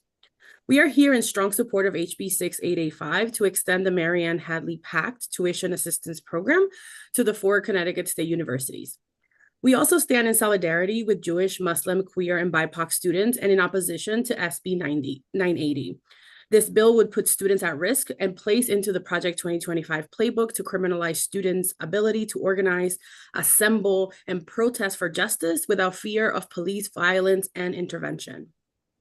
Years of defunding and austerity measures in higher education have shifted the financial burden onto students, creating a reality where Connecticut holds $18.3 billion in student debt, while national student loan debt has ballooned to a staggering $1.6 trillion. For over a decade, we have seen this crisis deepen, crushing students and families under the mounting debt. It is irresponsible to continue adding to that debt when viable solutions exist. Some argue that the answer is to dismantle higher education or impose harsher austerity measures, as we see from the national level, but they are wrong. The real solution is to recognize higher ed as a public good and to invest in a fully funded world-class system. Expanding the Mary Ann Hadley program to the CSUs is a step in the right direction, ensuring that 4-year degree is within reach for more Connecticut residents. The idea of tuition-free and affordable higher ed is neither radical nor new. Before the Civil Rights Act ended segregation in 1964, many public colleges and universities were largely tuition-free. However, as women and Black and Brown students enrolled in greater numbers, the political will to fund public higher education declined. The student debt crisis we face today is a direct result of decades of deliberate policy choices. In California, when students at UC Berkeley protested the Vietnam War, then Governor Ronald Reagan saw their organized action as students as a threat and retaliated by defunding public colleges, forcing them to charge tuition for the first time. He justified this by saying, "We made it plain that tuition must be accompanied by adequate loans to be paid back after graduation," end quote. His approach inspired conservative politicians across the US, leading to the national defunding of public higher education and the fueling of the debt crisis that we see today. But it doesn't have to be this way. Many states already provide free tuition at their public 4-year universities, including our neighbor New York, Minnesota, Michigan, and Texas. The Mary Ann Hadley Tuition Assistance Program has already shown success at the community college level. Expanding it to Connecticut's 4-year universities is a logical and necessary step. It is an opportunity for economic mobility, allowing students to graduate with little or no debt. That's 3 minutes if you want to finish up your testimony. Yes, I will finish up. We'll create a generation that could have quicker access to homeownership and a greater ability to boost the local economy and invest in their communities. I'd like to state for the record that we have also submitted over 20 written testimonies, mostly from current students at schools like CCSU, ECSU, and their family members who support them throughout their academic journey, or student loan Thank you borrowers very who much, understand the Krista. weight of their student debt. Thank you. Thank you very much. Next up is Estela Lopez Espelin, followed by Sofia Hendizada. Dear members of the Higher Education and Employment Advancement Committee, my name is Estela Lopez Espelin, and I'm from Clinton. I'm representing myself. I'm testifying in opposition to 980, an act improving safety on the campuses of institutions of higher education. This proposed bill was written in bad faith, and it is threatening to students, faculty, and community members being targeted by far-right extremists. This bill subjects students to heightened surveillance. SB 980 is not protecting students, faculty, or community members from hate or harassment. It's actually trying to control and surveil students, invade privacy, and prevent freedom of speech. This bill is harmful to people's mental health. Students should be allowed to practice freedom of speech. In school, students learn how to think critically, how to problem solve, and how to explore and identify what values are important to them. Student activism is a way of putting those life skills and values into practice. Implementing one's values is a way of building upon one's strengths, and this improves self-esteem. This bill contains language that will cause increased surveillance of student activists, and this will have a negative impact on their mental health. Students are stressed out enough as it is trying to focus on passing their classes. Students are developing their identities in new environments and trying out new relationships outside of their family system. This is the stage of development called emerging adulthood, and one of the characteristics of this time in life is identity exploration. Students are exploring the question of who am I and what kind of person do I want to be? While this stage in life contains many possibilities for the future, it can also be very difficult, destabilizing, and filled with many mental health challenges. According to a U.S. News survey from 2024, 70% of students said they struggled with their mental health since starting college. Students, faculty, and community members do not need the added stress of worrying about state surveillance, invasion of privacy, and over-policing that would be the result of this bill. It is very disturbing that universities have already been caught surveilling students and invading their privacy. Please vote no on SB 980 because it puts people's mental health at risk and it contributes to systemic racism against Palestinians. Thank you very much for your time. Thank you very much for your testimony. Next up is Sophia, followed by Christopher Trombley, followed by Marius Horrells.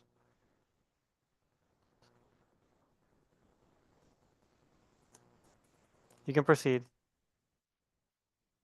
Thank you for the opportunity to be here on this important day. My name is Sofia Hendizada, and I'm a freshman at the University of Connecticut Storrs campus. And I'm honored to testify in front of you all to extend my support for the Senate Bill 980. I come here today as a Persian American Jew from a predominantly Jewish community. My grandparents and parents immigrated here from Iran to ensure my siblings and I would not have to hide our Jewish identity as they did in Iran. Stepping onto campus was a culture shock. Since coming to UConn Storrs campus, I've seen hate in forms I've never seen before. Last semester, I took a human rights class.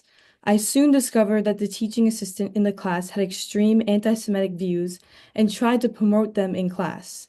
This made me feel uncomfortable being in this class, especially after experiencing the following incident. Early in October, when we were learning about global conflicts, we were prompted to read a list of articles for homework, then discuss them in class that week. 3 biased articles about the Israeli-Palestine conflict were assigned. These articles conveniently did not mention the heinous crimes committed by Hamas on October 7th, 2023, or the innocent Israeli civilians held captive by Hamas. I soon found myself tucking in my Star of David necklace under my shirt every day before walking into the classroom. I did this because I felt almost certain that my views and my Jewish identity would impact my grade in the class. Sitting at my desk, reading these articles for homework with tears in my eyes, I was shocked that this is what was being taught to college students who had no prior education on this topic. I reported this incident to the administration and had a meeting with the dean of students. There was no follow-up or disciplinary action that took place. I felt invisible, unheard. No student, Jewish or any other, should have to feel this way. Outside the classroom, I witness anti-Semitic incidents as I'm on the board of the Jewish on Campus Yukon chapter, a club that works to educate anti-Semitism and advocate for Jewish students. We posted posters around campus right before the anniversary of October 7th to spread awareness. As I put up posters in the library, students stared at me with disgust, making me feel uncomfortable, as if taking pride in my country should be hidden while on campus. 5 minutes after I hung these posters, I discovered they were ripped down. No student should feel this way, unwelcome or afraid. Jewish students should not have to limit their college choices based on the level of anti-Semitism on campus. That goes for any student, regardless their religion, ethnic, or national identity. All students should have the right to a normal and peaceful college experience. I urge you to take a strong action against hate of any kind and vote yes on the Senate Bill 980. Thank you for your time.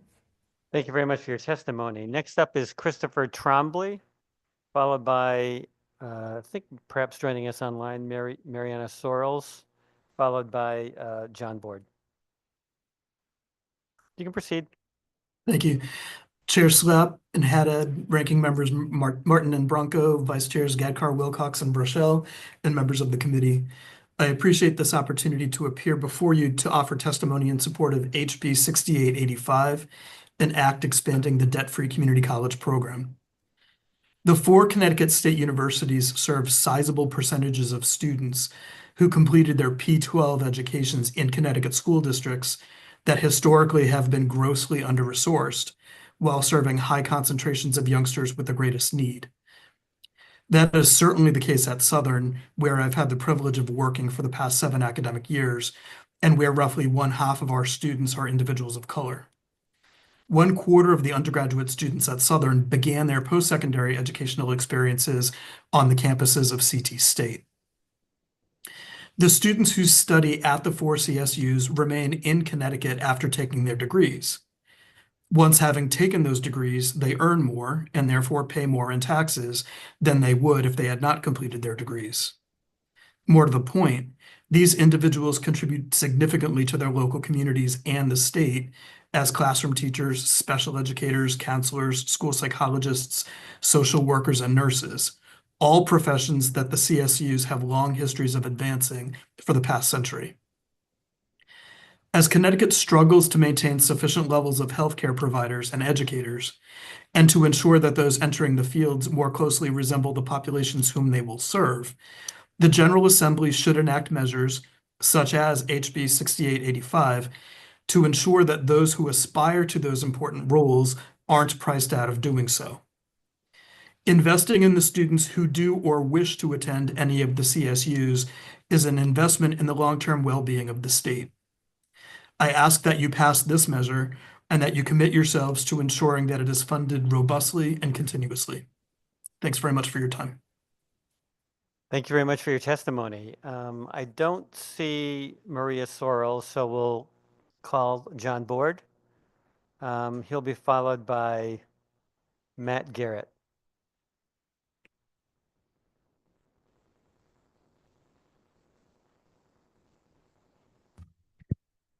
Good afternoon, Chair Slap and Haddad, ranking members Kelly and Bronco, and members of the Higher Education and Employment Advancement Committee.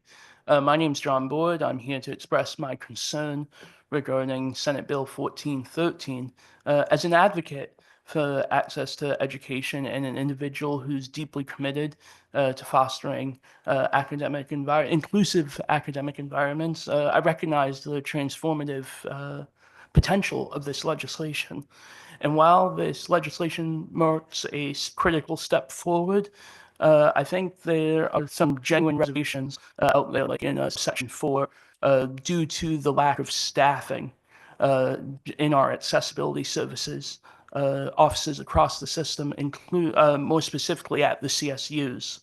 Currently, there's an absence of comprehensive data with post-secondary outcomes for students with disabilities. So I would recommend using 1413 as a mechanism to try to address these gaps and mandating the annual collection of several key metrics, including the graduation rates, enrollment headcounts, utilization of different rehabilitation services through the Department of Labor and Social Services, as well as other demographics as well.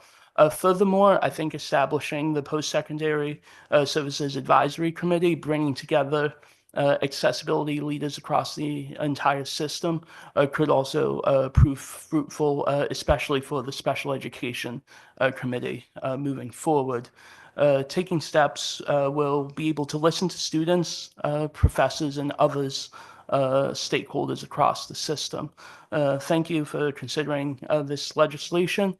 Just for the record, also, I'm in favor of 1678, 7131, and 980, and I oppose 6885. Once again, thank you for your time, and I'm prepared to answer any questions, comments, or concerns that members of the committee may have. Thank you. Thank you very much. I don't see any questions from the members of the committee, so we'll move on to joining us remotely, Matt Garrett. He'll be followed, if they join us, by Leora Madison, Sophie Park, and then Owen IB. Mr. Garrett, you can start. Thank you. I live in Hartford and I'm testifying in opposition to SB 980. As a professor at Wesleyan University since 2008 and as co-president of the Wesleyan chapter of the American Association of University Professors from 2021 to 2024, I am well acquainted with the policies and practices of universities and colleges across Connecticut. SB 980 would add nothing positive to our institution's capacity to combat discrimination. On the contrary, it is a damaging piece of legislation that would threaten students and faculty alike. Let me focus on just two especially troubling components of the bill. First, the proposed bill's attack on the freedom to teach and to learn, what we call academic freedom.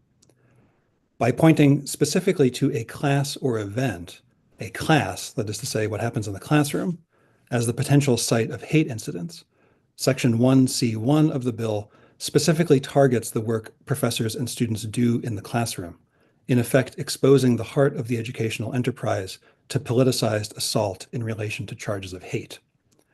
Legislation of this kind has no business entering the classroom, which is governed by the expertise and ethical comportment of the faculty who conduct their courses and by the students who are there to learn and to engage with ideas. In addition, my university, like all universities and colleges in the state of Connecticut, already has in place robust mechanisms for handling cases of discrimination, both inside and outside the classroom. Procedures are in place at all of these institutions to deal with ethical and legal violations by faculty, staff, and students. Second, the proposed bill exposes students and faculty to excessive policing. Section 1C4 calls for new partnerships with police. The last thing our institutions of higher learning need these days is more police presence. The proposal to create new partnerships with law enforcement to supply an ad hoc security force for certain categories of students can only lead to an over-policing of the campus, maybe at best. Here, too, the damaging proposal is rooted in a redundancy. All institutions of higher learning in the state already have mechanisms for handling threats of violence. These include on-campus security officers, as well as existing relationships with law enforcement who serve universities and colleges just as they serve any other individual or institution in the state. Let me add in closing that this proposed legislation would be a misallocation of resources at a time when the state is hardly supporting its institutions of higher learning and when citizens have genuine needs that must be met, from infrastructural maintenance and improvement to affordable housing to, of most immediate concern here and for this committee, debt-free access to the state and community college system. Thank you very much. Thank you very much for your testimony. I don't see Leora Madison online. I don't see Sophie Park online. I called Owen IB next, so you'll go next, followed by Luis Luna.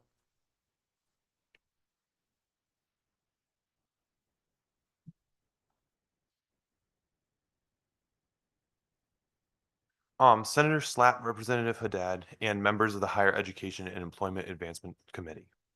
My name is Owen Imey, and I am a freshman double major at Western Connecticut State University and an intern for the CT-AAUP, part of the CT for All, a coalition advocating for a better future for everyone in Connecticut.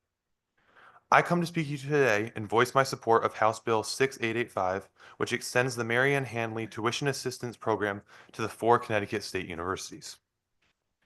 I would also like to voice my opposition to Senate Bill 980. Since coming to this hearing, I have already heard many compelling testimonies illuminating the dangers of this bill. Simply put, this bill feels that it is a gateway towards fascism on our campuses in Connecticut. The funds through this bill should be put towards bills like House Bill 6885. House Bill 6885 is crucial because it will make higher education accessible and affordable for hardworking residents like myself, ensuring that more people have the opportunity to earn degrees that lead to better job opportunities, higher incomes, improved health, and long-term financial stability. By reducing student debt, this bill will allow individuals to thrive without the weight of crippling loans, ultimately leading to a stronger economy. It will also address workforce shortages, creating more equal opportunities for all, and strengthen our communities by fostering engaged, active citizens who contribute to a brighter future for everyone in Connecticut. The Mary Ann Handley program currently helps over 13,000 students across the state attend colleges without overwhelming tuition costs.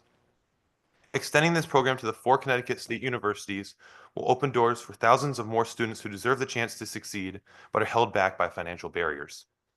As a student, I've seen firsthand how education can transform lives.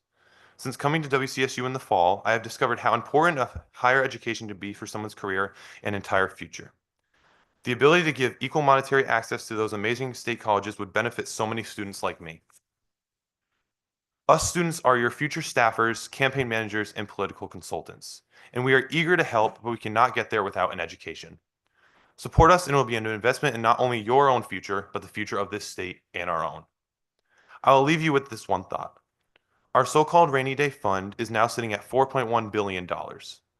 For your average student working a full-time job while being a full-time student, every day is a rainy day.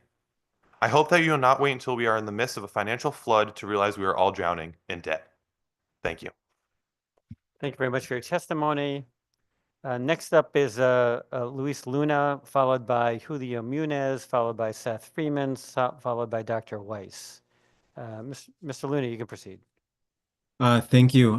So dear members of the Higher Education and Employment Advancement Committee, my name is Luis Luna. I am from New Haven. I will be testifying on 2 bills. First, in strong opposition to SB 980, and second, in strong support of House Bill 6885. I will focus my 3 minutes to talk about SB 980. So institutionalizing surveillance under the pretext of safety is deeply troubling. Historically, universities have been spaces of intellectual freedom, political engagement, and social progress. However, this bill mirrors authoritarian tactics used to suppress dissent, particularly targeting those who speak out against systemic injustices. By expanding security and police presence, SB 980 does not protect students, it endangers them, especially those from marginalized communities who already face state violence and harassment. We have heard today from Jewish community members who strongly oppose this bill, as well as countless stories of those who have stood in solidarity with Palestinian members of our community. We must truly consider what this bill represents. It is about silencing the voices of those speaking out against genocide at the hands of the State of Israel by creating so-called partnerships between campus police and state or municipal law enforcement. This bill institutionalizes a system designed to suppress these movements. SB 980 becomes an instrument of political suppression rather than a safeguard for students.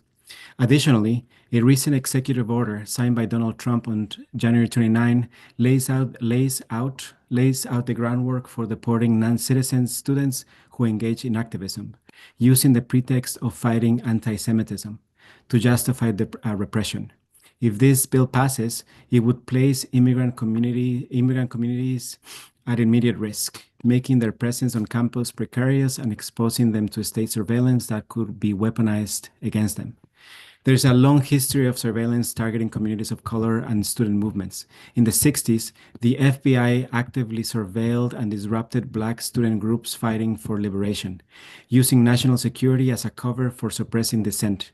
Today, we are witnessing similar patterns with students advocating for Palestinian rights being disproportionately targeted. It is critical to distinguish between anti-Semitism and anti-Zionism.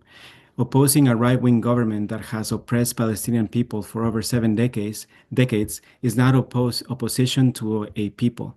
Failing to make this distinction fuels state repression and silences legitimate political discourse. Instead of adopting authoritarian tactics that violate student rights, Connecticut should be investing in community-led solutions to address real concerns about discrimination and violence. Increasing surveillance and police presence will only silence students, discourage activism, and endanger those already vulnerable. Thank For you these very reasons, much. Your time Okay. is expired, but we appreciate your spread. And of course, if you have any additional remarks you want to submit in writing, you're welcome to do so. Thank you. Next up is Julio Munez, followed, who I don't see, followed by Seth Freeman. Seth Freeman, you're up. After that will be Dr. Weiss, followed by Omar Antar.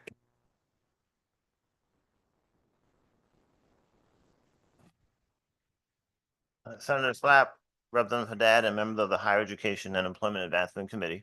My name is Seth Freeman. I've been a faculty member at Capital Community College for over 2 decades. I'm also a resident of West Hartford, Connecticut. I'm testifying today in strong support of House Bill 6885 and Senate Bill 978, and in strong opposition to Senate Bill 980. I support House Bill 9885 because the Mary Ann Handley Award has opened doors for many of my students, allowing them to access higher education without the crushing burden of tuition. But for those who hope to continue their education at one of our state universities, financial roadblocks return, often forcing them to take on debt or abandon their goals altogether.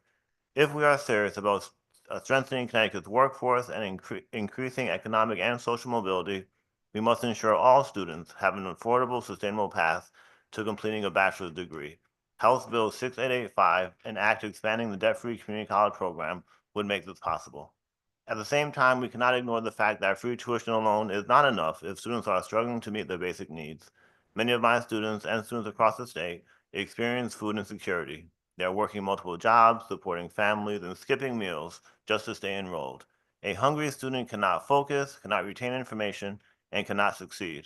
Senate Bill 978 takes a critical step in addressing this issue by ensuring that every community college campus has a cafeteria. This is critical legislation because cafeterias are more than just a space to ensure healthy and affordable food options. They are an integral communal space where students, faculty, and staff congregate and where community is fostered. I thank this committee for taking on this legislation, which will absolutely improve our community colleges for our students. Finally, I must voice my strong opposition to Senate Bill 980. First and foremost, Senate Bill 980 does not increase safety, but rather threaten the safety and civil liberties of students on our campuses. As an educator, I have always encouraged students to think critically, engage in dialogue, and participate in the democratic process. Senate Bill 980 would undermine those values by expanding surveillance and policing on our colleges and universities with the goal of chilling free expression and criminalizing student activism. More explicitly, this bill is designed to crush student-led movements like the ongoing movement to end the genocide in Gaza. This bill echoes troubling national efforts to suppress political speech and impose far-right control over higher education. I urge this committee to continue your hard work and your great work of investing in higher education and investing in our students. Our state has the resources for every student of every background to have the opportunity to grow and succeed. That's the future we're fighting for, and that's the future we can all realize together. Thank you for your hard work and for the opportunity to testify. Thank you very much for your testimony. I don't see any questions in the room. Next up is Dr. Weiss, followed by Omar Antar, followed by Matthew Walsh. Thank you so much, Senator Slapp and Representative Haddad, and members of the Higher Education and Employment Advancement Committee. I'm testifying in support of Bill SB 980. I'm Penina Weiss. I'm a physician and professor in pediatrics at Yale. I also am the chair of the Yale Jewish Faculty Group, which has over 200 members across the university. In this capacity, I've had the privilege of working with Jewish faculty, staff, and students, and with the administration on initiatives to counter anti-Semitism, as well as Islamophobia and anti-Arab hatred. I have been at Yale since my residency, and I hate to say it, almost 4 decades ago. But in the last 1.5 years, Obviously, the United States, overbroad, and unfortunately at Yale, has been rocked by anti-Semitism. We've been shaken by images from Yale of visibly Jewish students being targeted, jostled, and blocked walking through campus.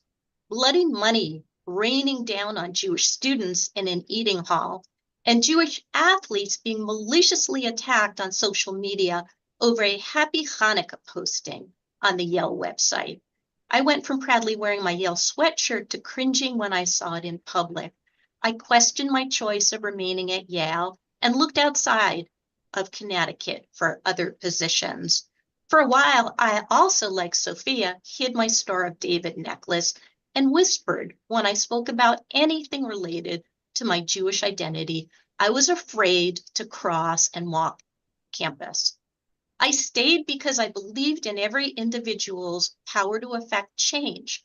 I provide my support for Bill SB 980, which I believe is a minimum that schools need to institute to combat anti-Semitism and other forms of hate, harassment, and intimidation.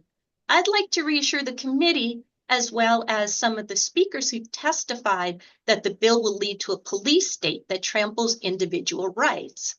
Yale is predicated on free speech and on the Woodward Report, and it's basically instituted almost all of these, including a Title VI coordinator, reporting and investigating mechanism, training for frontline staff, creation of a task force to address anti-Semitism and Islamophobia, partnerships between campus security and local and state law enforcement. And for the record, while I support SB 980, I feel that it's a very low bar and that college administrators and the legislation actually need to do more to protect both Jewish students as well as all students from hatred and from discrimination. So I support SB 980. I hope that the committee will, because maybe all of us will be more willing to actually wear our university sweatshirts and actually be in an environment that's safe. Thank you so much. Thank you very much for your testimony. Next up, Omar Antar, followed by Matt Walsh, if he joins us, followed by Megan Fountain.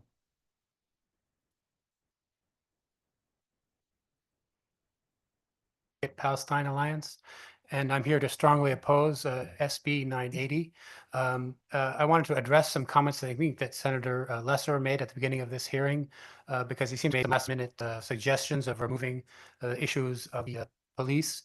However, I don't think we've received the precise language and exactly which words he will keep or not keep, because that's very important, because I want to highlight a very dangerous loophole that I identified in the language. It's lines 12 through 23, and it says that each institution of higher education shall appoint a Title VI coordinator who shall be responsible for any other duties and responsibilities assigned by the president of such institution. So that's a very vague and open-ended mandate that any president, based on any influence that he or she may receive, to incorporate in this activity. And so to me, that's very dangerous because it's unspecified. And so obviously any institution will be pressured by the Trump administration or other political or financial resources to suppress any speech he or she may desire. And so I want to highlight that loophole that must be also abolished along with this entire bill. And also, I want to note that Senator Lesser made a very ominous kind of side note that he said that he's removing this police language at this time. So that means that maybe in the future, he might want to reintroduce this police language and invoke special police forces, as this legislation describes. I also would like to highlight that this legislation is kind of insensitive to the Muslim community because it uses only one word, Islamophobia. And that for many in the Muslim community, that's also not appropriate because it implies that fear of Islam is the only case in which bigotry against Islam and Muslims can occur. And so this language in itself, or this bill in itself, exhibits examples of anti-Muslim bias. And it's incumbent upon the legislatures to get to know its Muslim community and also its anti-Zionist Jewish communities, so they understand what concerns they have, so that they don't get in this situation where they have to last minute pull out police language or not. And so it's kind of important that I would even recommend other legislation that can serve the interests of all citizens and all people of all political persuasions, but obviously it will be highlighted by those in the Muslim and anti-Zionist Jewish communities, in that there has been no legislation combating the police forces like the NYPD operating in the state of Connecticut. The NYPD CIA scandal came out of 2012 and 2011 that the New Jersey state legislature has passed legislation against, but the Connecticut legislature has not. And so I encourage you to do so. Thank you very much for sharing your perspective and your testimony with us. Next up is Matt Walsh, who I don't think is joining us, and so I'll call on Megan Fountain. I'm going to go through a couple of additional names: Norma Martinez Hosang, Hannah Belsky, Ebba Mohammed. They're upcoming. Good afternoon, esteemed members of the Higher Education Committee. My name is Megan Fountain. I'm a proud public school graduate, and I live in New Haven. And the public schools have profoundly shaped who I am from kindergarten to graduate school at UConn. I testify today as a proud member of Connecticut for All to support debt-free public university for everyone. Let's approve HB 6885 so that nobody graduates from Connecticut universities with debt. In the richest state, in the richest country in the world, universities should be free. I'm also testifying today as a member of Jewish Voice for Peace and Mending Minyan, a Jewish congregation in New Haven, to oppose SB 980, the so-called campus safety bill.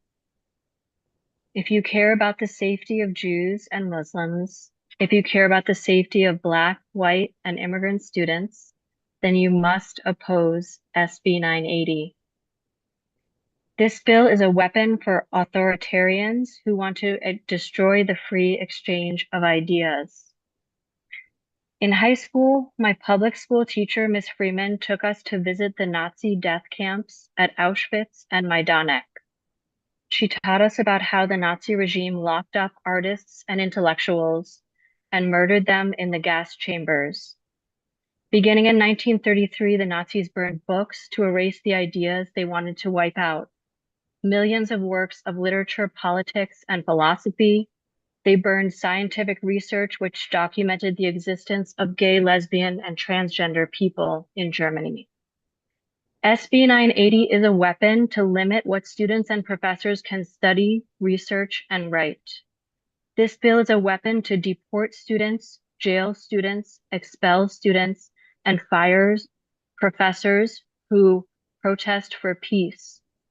This bill is a weapon against students and professors whose ideas contradict the authoritarian regime that is currently in power. The Trump regime will not win with their Project 2025 plan, which they're currently carrying out. It's a 920-page plan. You can download it off the internet and read it. They've already cut billions of funding to our universities by cutting the National Institute of Health, the National Endowment for Humanities. They've already seized the National Archives and started erasing our history. But the Trump regime will not succeed because we will not let them. The majority of American people and Connecticut people cherish our public schools and universities. We cherish free thought, democracy, and peace. In Connecticut, we must defend our public universities and make them places where all Connecticut residents can study, no matter their political ideas, their race, class, or zip code. Thank you for hearing our testimonies on these important bills. Thank you for your testimony. Next up, I'm looking for folks who have indicated they're going to join us online but have not yet signed up. Norma Martinez Hosang, Hannah Belsky, since they're not here. Ebba Mohamed. Great, thank you. I apologize if I'm mispronouncing your name. Additionally, after The next speaker is Stuart Conrad, Ahmad Biri, Karina Bandhauer. But you can Okay. proceed. Thank you. Alrighty, thank you so much. Dear members of the Higher Education and Employment Advancement Committee, my name is Iba Mohammed. I sit here before you today as a member of the New Britain Mosque, as a board member of the New Britain Mosque, my apologies, and as co-director of the Muslim Justice Center. I'm testifying in opposition to SB 980. A moral duty lies here before you all today. The easiest thing for you all to do would be to take this bill at surface level, ignoring its alarming language, which deems offenders as terrorists, a term that for Muslims holds so much weight, and I'm all too familiar with its weaponization against myself and my community. When inspected beyond the surface, this bill reeks of a desperate attempt to silence and repress our students. It doesn't truly address campus safety in any meaningful way and will be used to punish students who are utilizing their First Amendment right. Anti-Semitism and Islamophobia have no place on our campuses. Full stop. But the way to combat these prejudicial attitudes is via educational efforts, not task force and increased police presence. Passing this bill will usher in a new chilling era of fascism among one of the bluest states, Connecticut. This bill will be used to suppress freedom of speech across campuses and plays directly into the beginning of a terrifying fascist agenda from the Trump administration. We cannot attack and strip our next generation of leaders of their ability to lawfully protest and express their opinions on campus, regardless of if you agree with them or not. Increased police presence does not equate to an increase in campus safety. Just this week, we watched students at Columbia get brutalized by the NYPD. This is a direct result of university presidents and board members over time becoming more comfortable with an increased police presence on campus. It's a Friday for us Muslims as well. Also a holy day during our month of Ramadan in which we're fasting. But as Muslims, we prioritized coming out to today's hearing because we understand very well that this bill can easily be used as a Trojan horse for something much more sinister. It's clear from the testimony that we've heard thus far that those in opposition of this bill are made up of a diverse group of individuals, organizations, and community members that better accurately represent the CT voter population's majority opinion on this matter. And as far as I'm concerned, Muslims were not consulted in the creation of this bill. I urge you to look beyond the surface of this bill and seriously consider its terrifying implications. Thank you for your time. Thank you for your testimony. I don't see any questions. So next up is, I don't see him online, Stuart Conrad. Are you here? Stuart? Great. Followed by Ahmed Biri, followed by Karina Bandauer.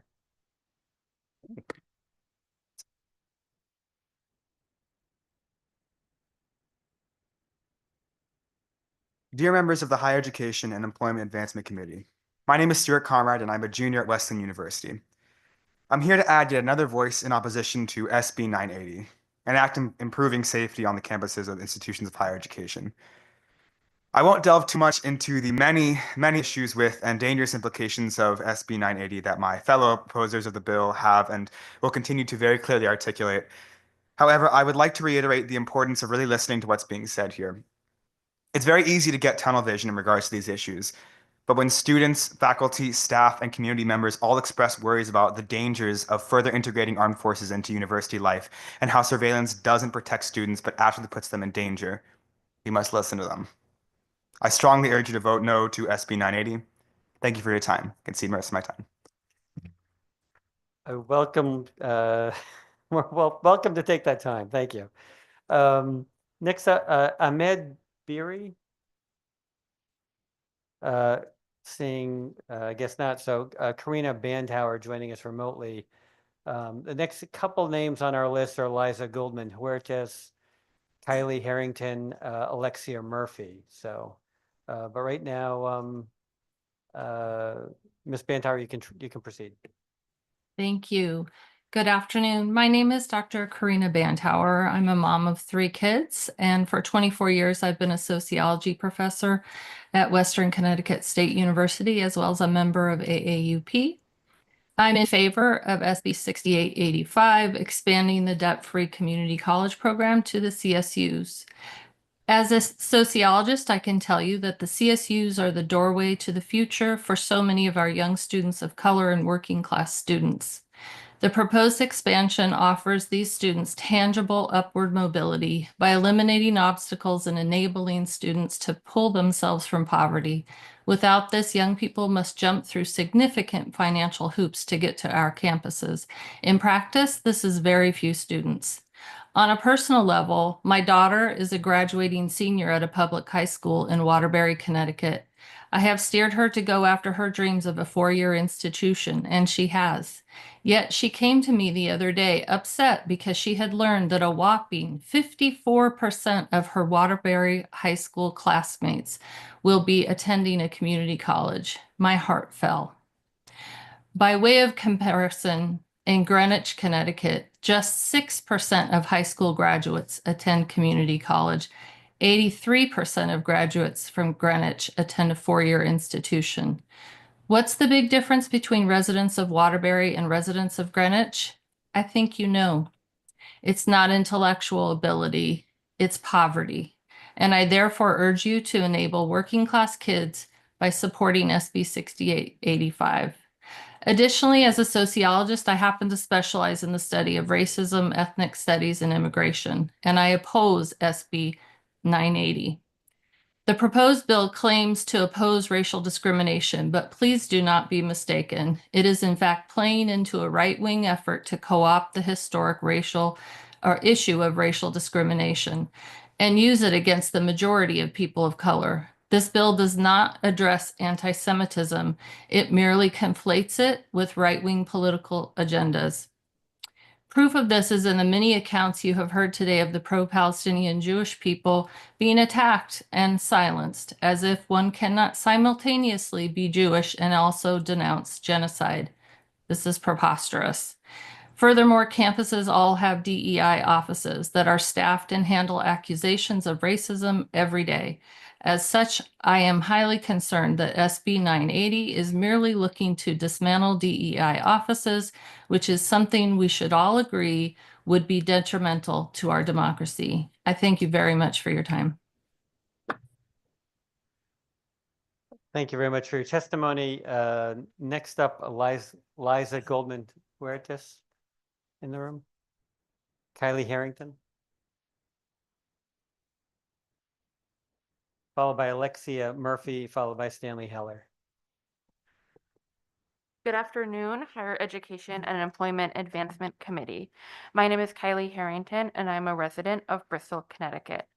I am a licensed clinical social worker and a Jewish PhD student at the University of Connecticut, and I am testifying in opposition to Senate Bill 980, as it is in direct conflict with the ethical mandate that is inherent to both social work and Judaism.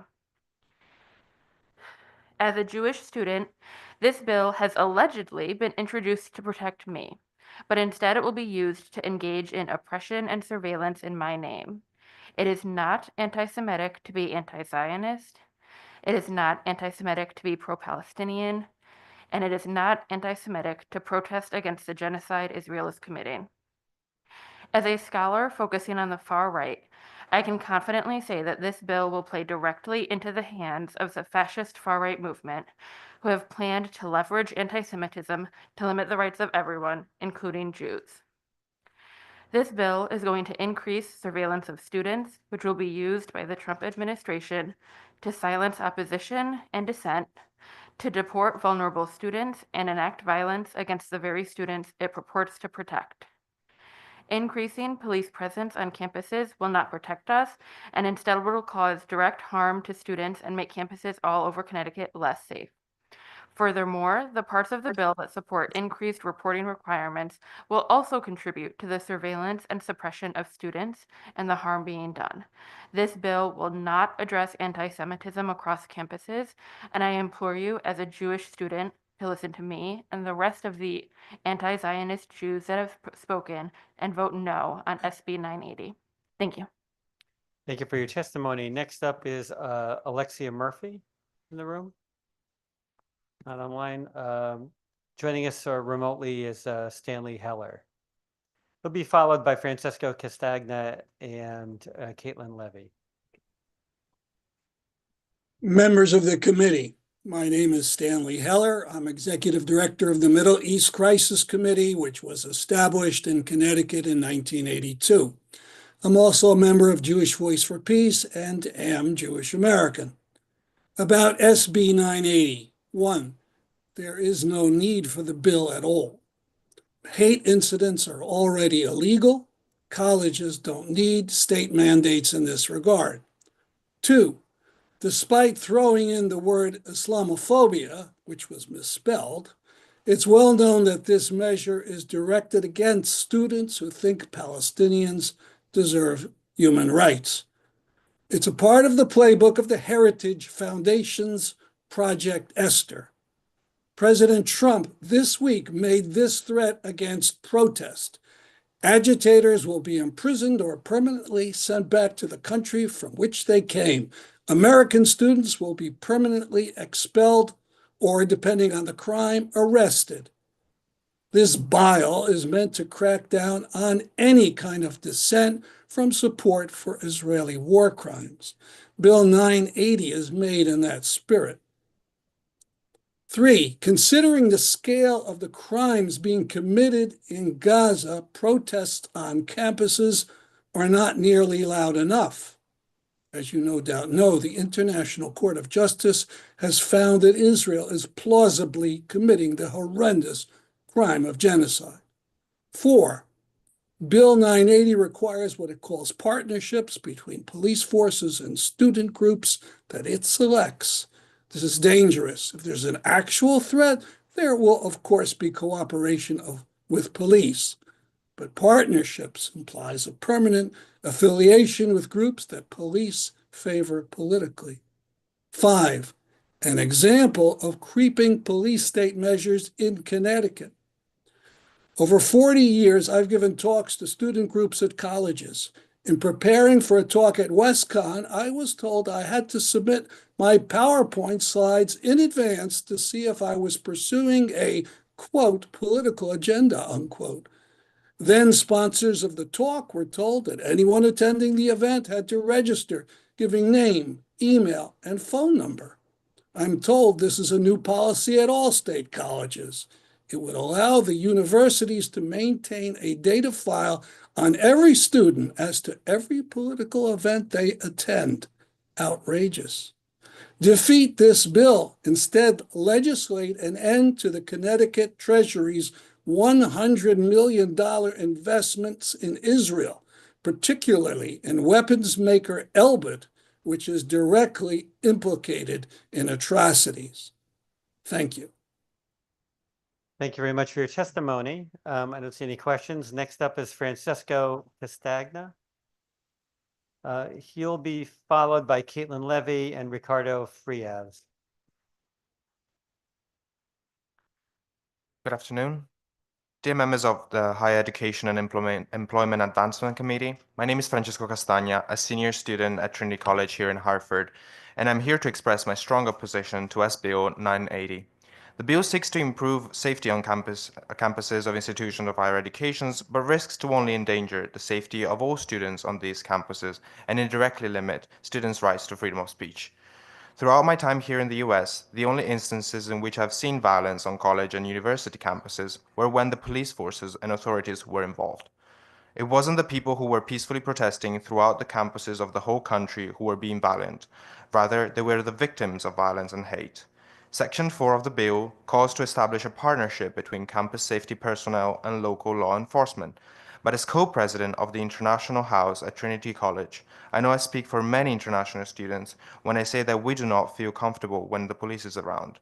Unfortunately, minorities tend to not feel safe when having to deal with the police. There is no place for violence and hate on college or university campuses, that's right. There are spaces for constructive dialogue. Students know this very well. and you do not achieve this by making it easier for police forces to interfere in our campus life. I came to the US 4 years ago with the assurance and belief that my right to free speech would be supported and welcomed.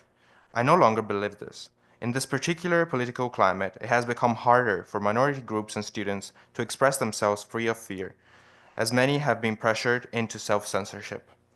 If this bill passes, I fear that the next generation of students and activists will no longer enjoy and be able to freely exercise their full right to free speech. Because of this, I urge you to vote no on this bill and engage your time, and I advise you to engage your time in promoting inclusion rather than facilitating violence and hate. Thank you for your time and consideration. Thank you for your testimony. Caitlin Levy. Caitlin will be followed by Ricardo Frias, followed by Sarah Swetzoff.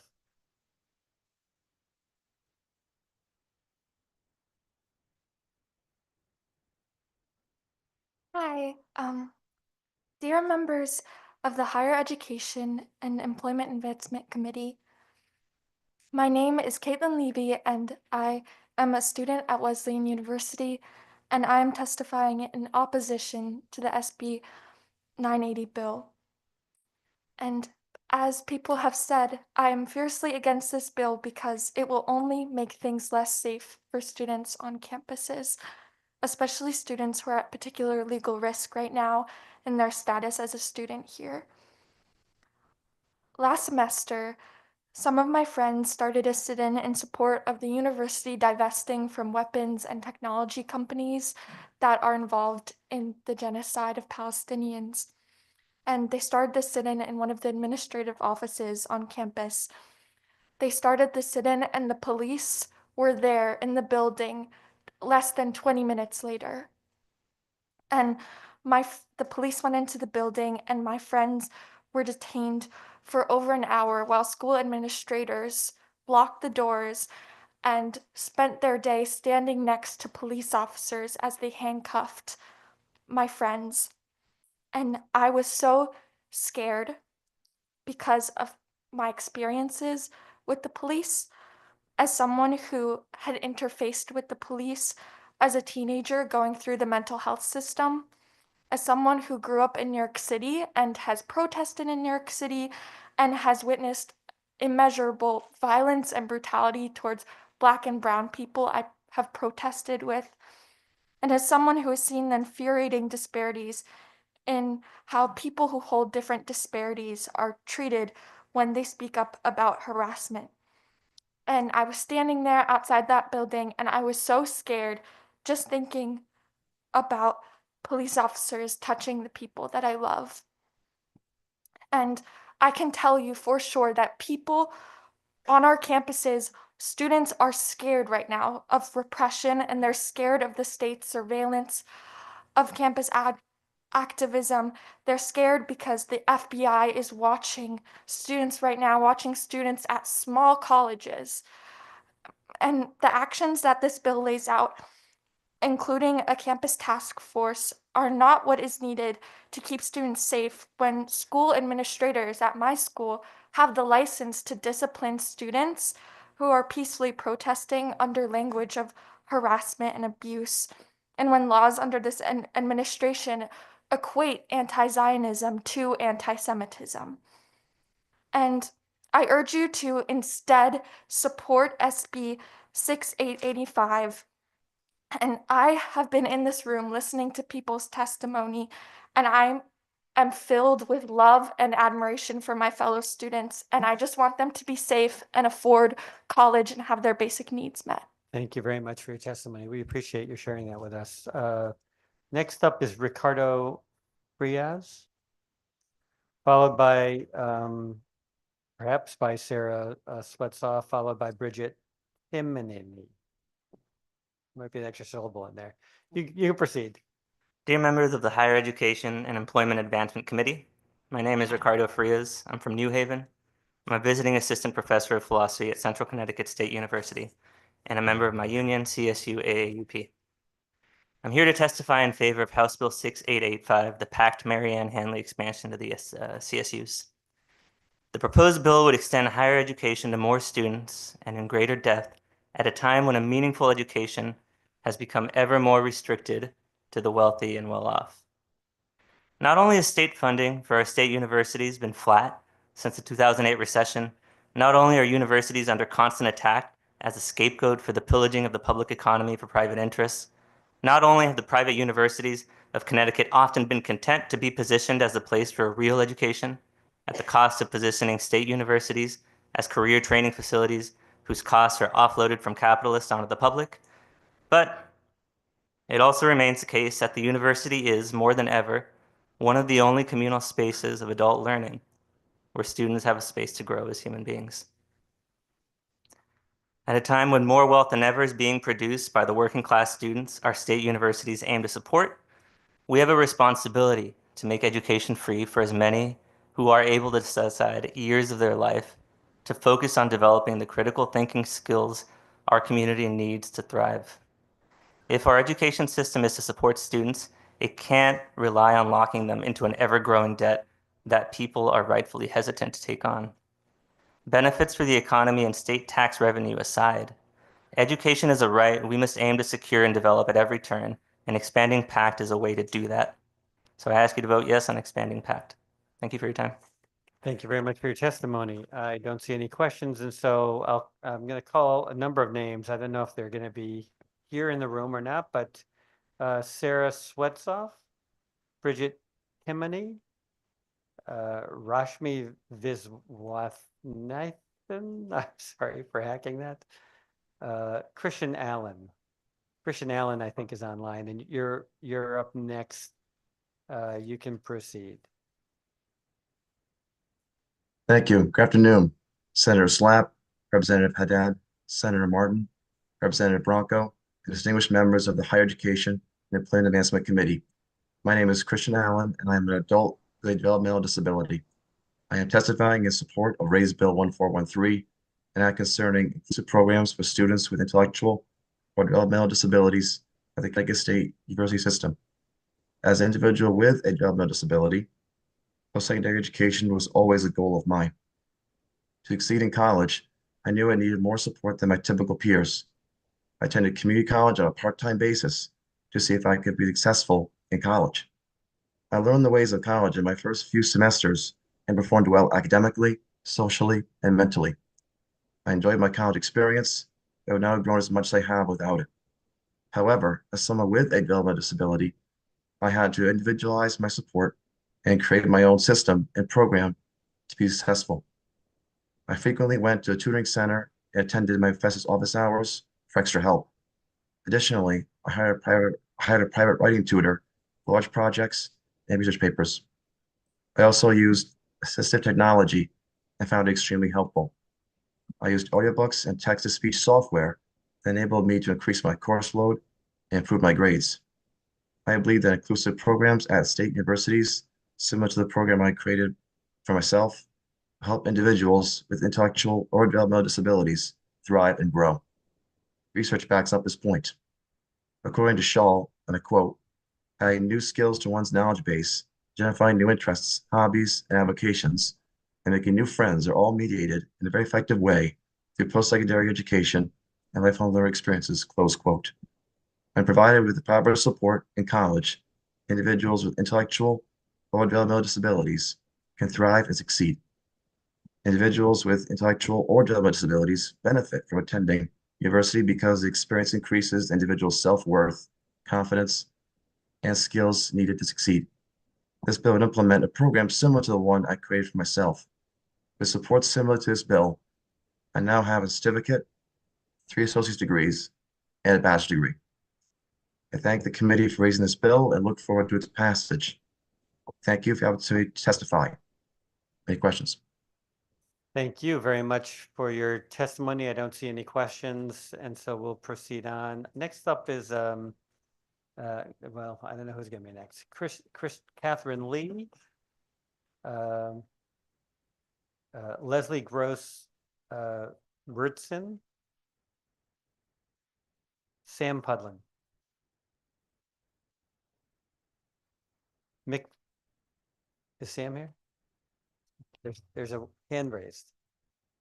You'll be followed by Mikva Warshaw and Fabian Menges if they arrive.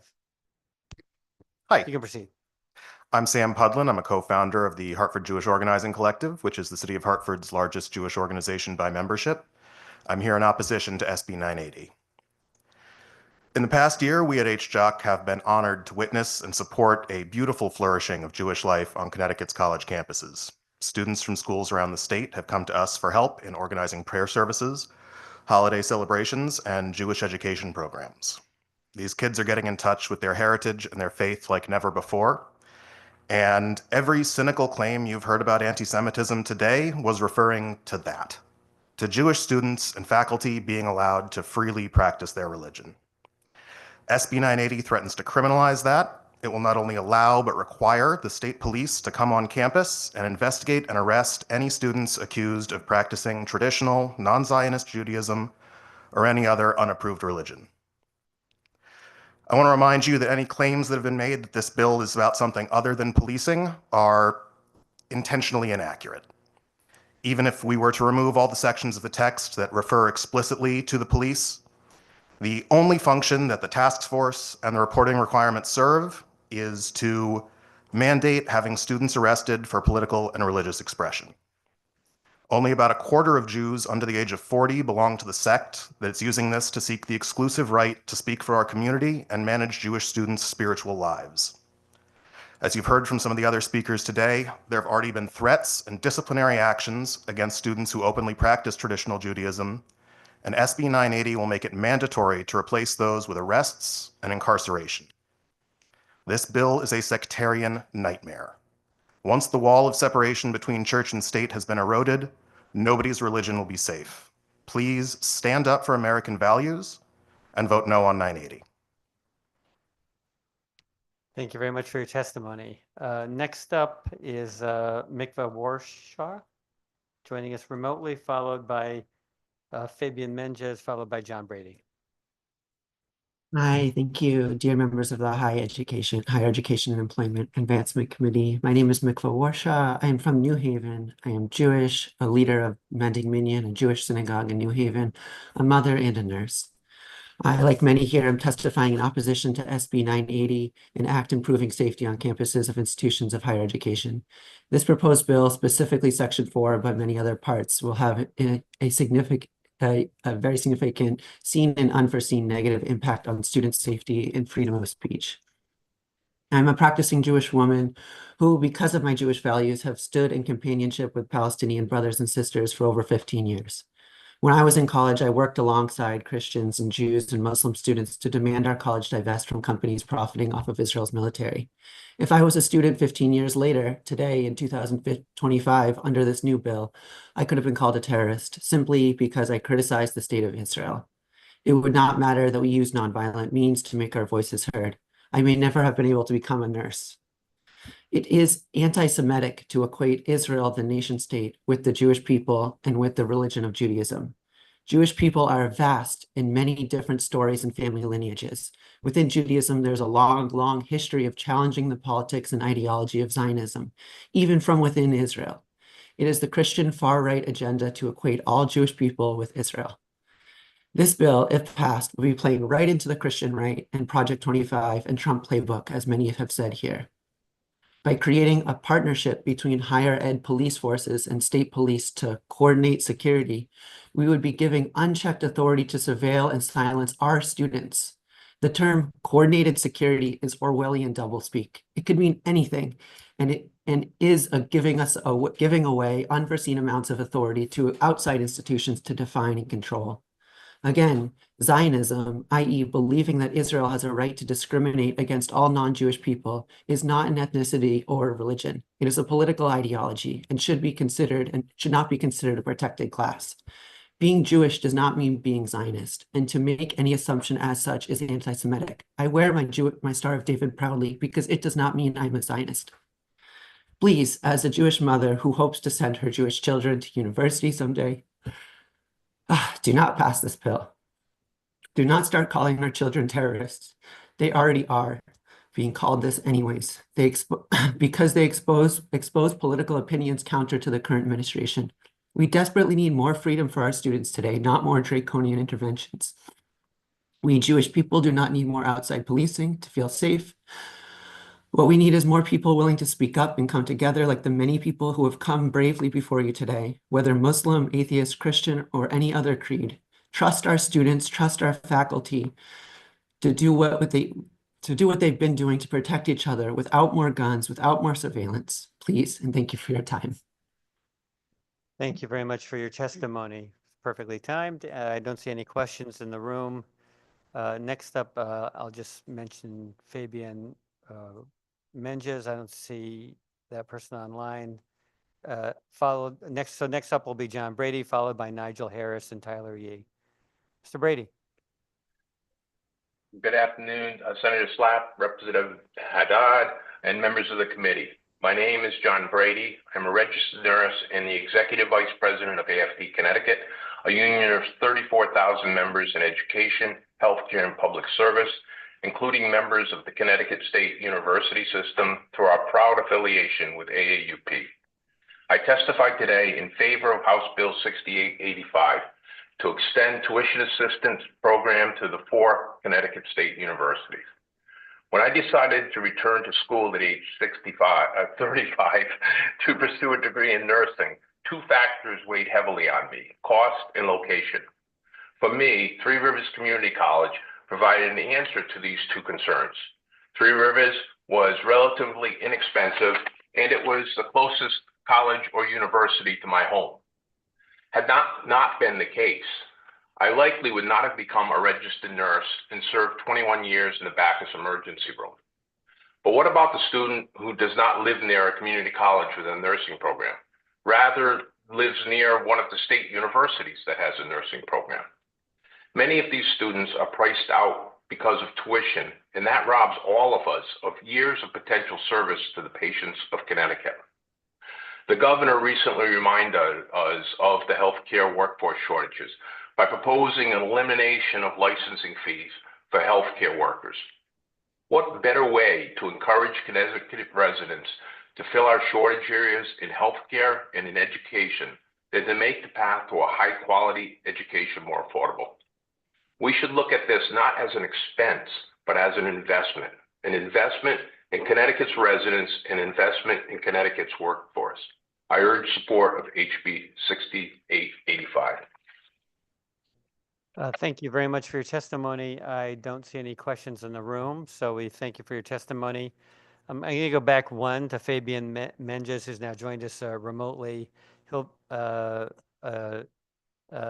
Next up will be Nigel Harris and Tyler Yee. You can proceed. You have to unmute. Dear members of the committee, my name is Fabian Menges. I hold a PhD in physical chemistry and work as a staff scientist at Yale University, and I felt compelled to testify here for various reasons. I was wondering why someone would introduce a bill clearly targeting student protests in times when there's a right-wing takeover of the federal government and give them more tools. I was hoping that our representatives work on better things than bringing students and scientists in danger of expulsion from their place of study and even face potential deportations if they are immigrants, as I am. I was thinking about my history classes in Germany when I learned about the student group of the White Rose, which distributed flyers against the Nazi regime during the Second World War and the Holocaust. They paid with their lives for opposing the war machine, the propaganda, and tried to inform their fellow students about the genocide of their times. I was thinking about what I saw when walking by at the protests at Yale. I was thinking about who agitated and doxed Tom. I was thinking about how identity and fear gets weaponized. I was thinking about fake accusations. I was thinking about real anti-Semitism and how people throwing Hitler salutes on national TV and CPAC get a pass. I was thinking about the twisted narrative when students' protests for human rights and peace get falsely labeled as anti-Semitic. I was thinking about students in New York, at UCLA, in Berlin, and so many other universities, many of them Jewish and in support of Palestinian rights, getting beaten up by police and brutal mobs in the name of Jewish safety. Don't get me wrong, I obviously want to make sure that students feel safe on campus, and that involves feeling safe from false accusations, feel safe from police surveillance for their activism and protest, feel safe from facing academic consequences when they protest. There are already many laws and regulations in place to prosecute people who do real wrongs. We don't need to weaponize the state and universities even more. The hate crimes bill 6872 is similarly flawed since it opens the gate for bad faith attacks of free speech and protests as well. Thank you. Thank you very much for your testimony. I don't see any questions. Is Nigel Harris joining us? Tyler Yee?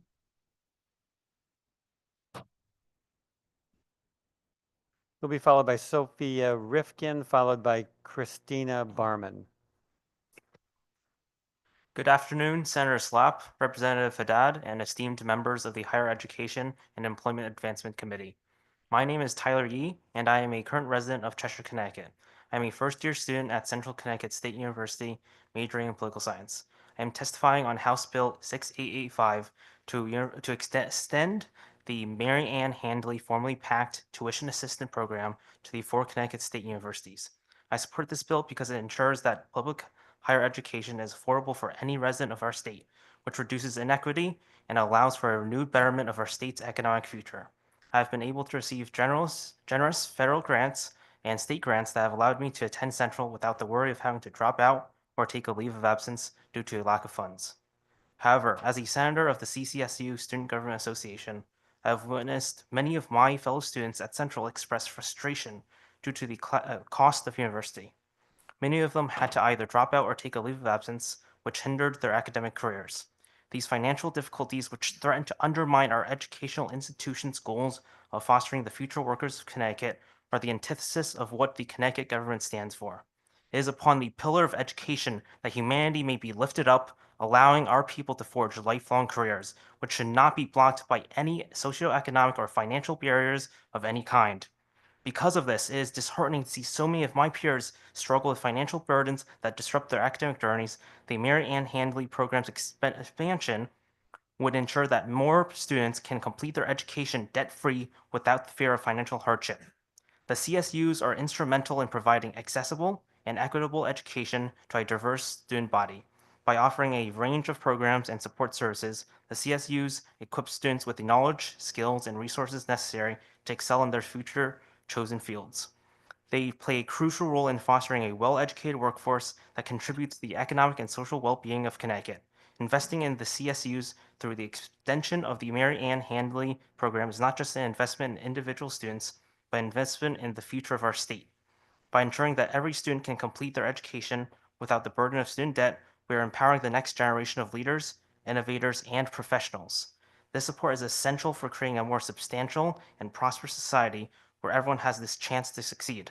I am also voicing, for the record, my opposition to SB 980. Thank you for your time. It was an honor to speak to all of you. Thank you very much for your testimony. Next up is Sophia Rifkin, followed by Christina Barman. Can you hear me? Yes, you can proceed. My apologies that I could not be there in person. I was at the meeting actually for several hours listening to testimonies, but I had to leave to prepare for Shabbat. Nonetheless, I'm grateful to have this opportunity to speak before you today. Good afternoon, everyone. My name is Sophie Rifkin, and I'm a first-year student at the University of Connecticut. Today, I stand before you not just as a student, but as a voice for the Jewish community at UConn. And I am deeply grateful for this opportunity to discuss Senate Bill 980. I was not on campus on October 7th, nor did I witness the immediate aftermath. However, at that time, I was in the midst of filling out college applications, and rising anti-Semitism on college campuses was my top concern. Applying to colleges should be a journey of discovery, finding the right fit in terms of academics, extracurriculars, and community. Yet for me and countless other Jewish students, the foremost concern was finding a school where we could feel safe and accepted, free from hatred and violence on the basis of religion and ethnicity. Throughout the application process, I was consumed by fear of what it would mean to be Jewish on a college campus. I am unapologetically vocal about my Jewish identity and my deep-rooted connection to the land of Israel. But I worried that once I stepped foot on campus, I would have to conceal my Judaism, not just to be accepted, but out of concern for my safety. While anti-Semitism has always lurked in the corners of our society, the events following October 7th unleashed an unprecedented wave of anti-Semitic incidents across college campuses. Many of these acts are masked in the guise of anti-Zionism. Criticizing any nation, including Israel, is a fundamental right. However, using that critique as a justification to harass and intimidate Jewish and Israeli students is absolutely unacceptable. This has been our painful reality at UConn.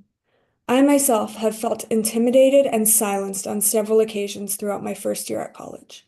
In one particular instance, at an undergraduate student government meeting, I shared a story of how terrorism in Israel has tragically affected my community. I was met with laughs and sneers by fellow students. Rather than condemning the actions of these students, which went against the meeting guidelines, student government leaders remained silent, allowing this blatant display of prejudice. In another instance, flyers hung by Jewish students against anti-Semitism on campus were torn down less than 24 hours after we put them up. This was a blatant attack on our right to free speech and a play to silence and further marginalize Jewish students on campus.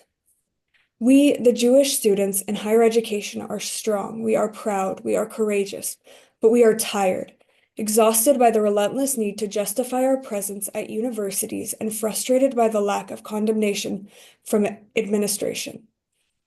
Higher education must do better. University administration must do better. It is time for us to rise together, to demand accountability, and to ensure that our voices are heard. That's your time. Oh, sorry. That's your time. I appreciate your testimony. I don't see any questions here in the room, but know that if you want to extend your remarks, you can submit them in writing in any event. We All right. Thank you so much for having me. Christina Barman, already here. Great. Ready and waiting. Thank you. You'll be followed by Farnan Memon, and then we'll jump back to catch Catherine Lee. You can proceed. Members of the committee, Senator Slapp, Representative Haddad, thank you for the opportunity to speak today. I'm Christina Barman, a teacher at Central. I'm also a proud member of CSU AUP and Connecticut for All. I'm here primarily to express support for House Bill 6885 to extend tuition assistance to the state universities, but I'd also like to express support for HB 6078 and opposition to HB 980. First, I want to really quickly talk about 980 because I want to talk mostly about supporting debt-free college for my students. But I'm another one of the lots of Jewish people that came today that oppose 980. And because I think it will be harmful for faculty and students, hurt anti-Semitism, and hurt academic freedom, and I don't think it's the answer to anti-Semitism. And I'm afraid it will have a very chilling effect on open discourse on our college campus. Second, I think emergency contraception on campuses is just common sense, and so I support that too. Finally, I want to spend the majority of my time talking about 6885. I was a student that was very much like my students today. It took me 7 years to finish my bachelor's degree. I alternated between working full-time and going to school part-time. And in the end, I finally took out some student loans and went full-time. I went to a state school and tuition was much more reasonable in the 90s. But I still have a considerable amount of debt. And because of the way the interest compounds, it's high. And currently I have access, hopefully, fingers crossed, to public student loan forgiveness. But in my 8th year, I'm terrified that the Trump administration is going to take it away. And incidentally, I will have paid off the principal by the time they're forgiven. It's just the predatory interest that will be forgiven. And during this time, I haven't really been able to adequately save for retirement, right? So the pause from COVID was probably one of the first times in my life I really felt middle class and like I could actually maybe get ahead. This is precisely what I don't want for my students. Things have only gotten worse since I was in school, and college is still the best route for upward mobility. One of the biggest sort of surprising things I noticed with my own students is that tuition has increased to the point where they can no longer go part-time and work full-time like I did, they can't afford the tuition to go part-time. So unlike me and many working class students of previous generations, many must work full-time and go to school full-time. It is impossible to flourish under those conditions. We used to have strong state support for education, and this was associated with much higher levels of social mobility. So while we can't always change things for the people who've already been burdened with student loan debt, we really need to fix it for current students. Thank you for listening. Thank you very much for your testimony. We appreciate it. Farnan Memon? Not here. Catherine Lee joining us remotely. Hi. Thank you very much. I'm sorry, I have some rowdy girls here. I'm a mom and I have about 5 girls at my house right now for a play date. So I just wanted to speak really quickly in opposition to Bill 980. I'm a UConn alumni, and I am also somebody who has been working with organizations to advocate for Palestinian liberation. And all I wanted to basically say is that I think that this bill is kind of really just something that is basically a cover for harassing and for intimidating students who want to have free speech at the school. I think that's very clear. And I think given the Trump administration and the general move in our country towards fascism, this is not something that Connecticut should be doing right now. We should be doing the opposite of instituting fascism in our state. We should be fighting against the fascism taking over our country.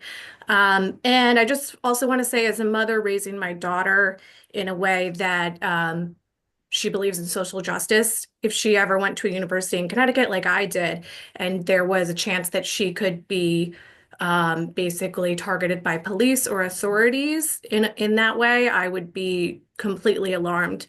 So I'll just leave it at that. And thank you for listening to me. Thank you very much for offering your testimony. We appreciate it. As somebody who's like looking at another 3 or 4 hours of testimony here, though, I will also say that I wouldn't want to trade places with you, with five girls in the house. Next up is Kenny Fan, followed by Cynthia Stretch, followed by Liam Dorian. Good afternoon. Can you hear me? Yes, you can proceed. Thank you. To the members of the Higher Education and Employment Advancement Committee, my name is Kenny Fan, and I'm an undergraduate student at Yale University, calling in from New Haven. I'm testifying in opposition to SB 980 by heavily involving local and state police as personal security for certain students and instituting a special police force. SB 980 aggressively escalates potential conflicts in the campus community. This escalation is both unnecessary and dangerous. The implementation of a task force against religious bigotry is redundant with existing university policies. For example, University Policy 9000, the Yale University Policy Against Discrimination and Harassment, which includes religion in the scope of the definition of discrimination, and articulates that discrimination and harassment resource coordinators, the Office of Institutional Equity and Accessibility, and Child Line coordinators have all specifically been charged by the university with addressing such issues. This renders much of SB 980's policy changes moot. It's my understanding that similar policy is standard at many college campuses in Connecticut. Thus, the primary change that SB 980 introduces is the increased use of police as security for student groups, under the presumption that certain student groups are targets for hate crimes and acts of terrorism. To my knowledge, no student in Connecticut has suffered an act of terrorism. On the contrary, or an act of terrorism or violent hate crime. On the contrary, I know several students who have suffered from an act of violence at the hands of Yale police.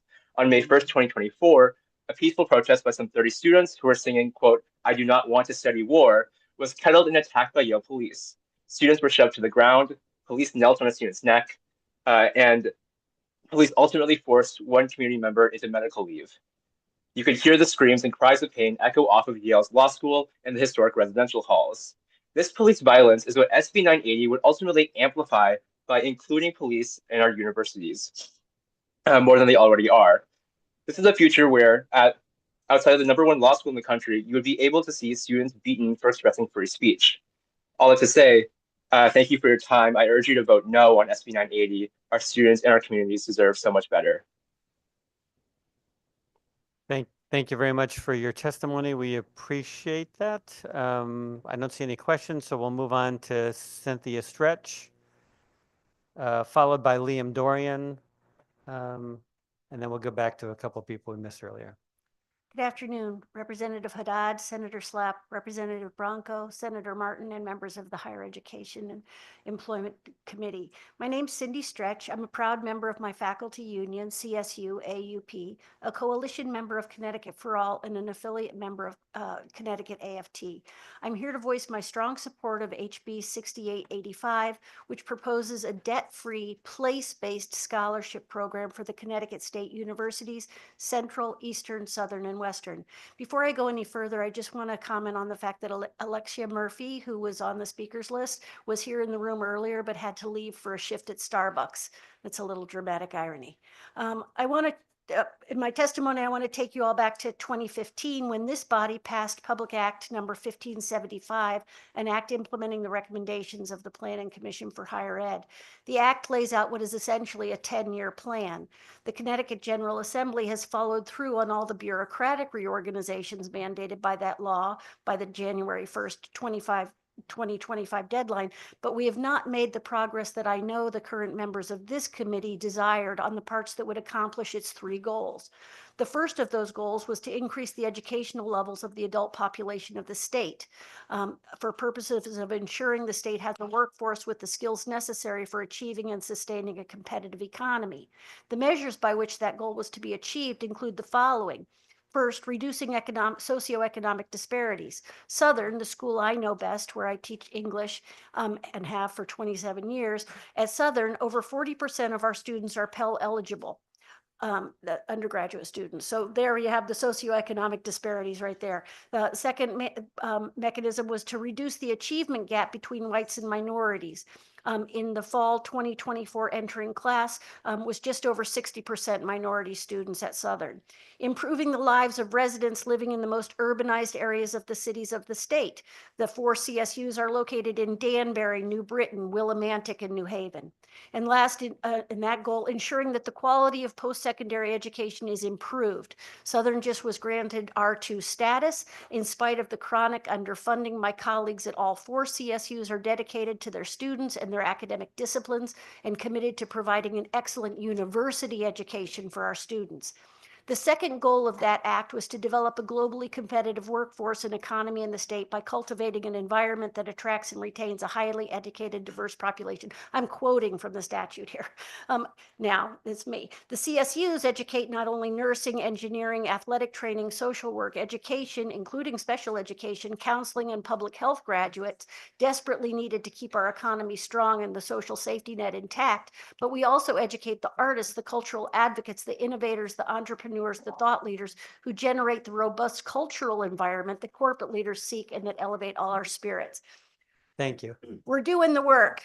Give us the money in the PACT program, expand it to the CSUs, and we can keep doing what we need to do. Thank you. Thank you, and I appreciate that you read the 2015 planning document. I have several copies in my office. Next up is Liam Dorian. If Liam isn't here, then I'm going to call on Leora Madison, followed by Barnan Memon, followed by Nicole Davidow. Leora. Hello.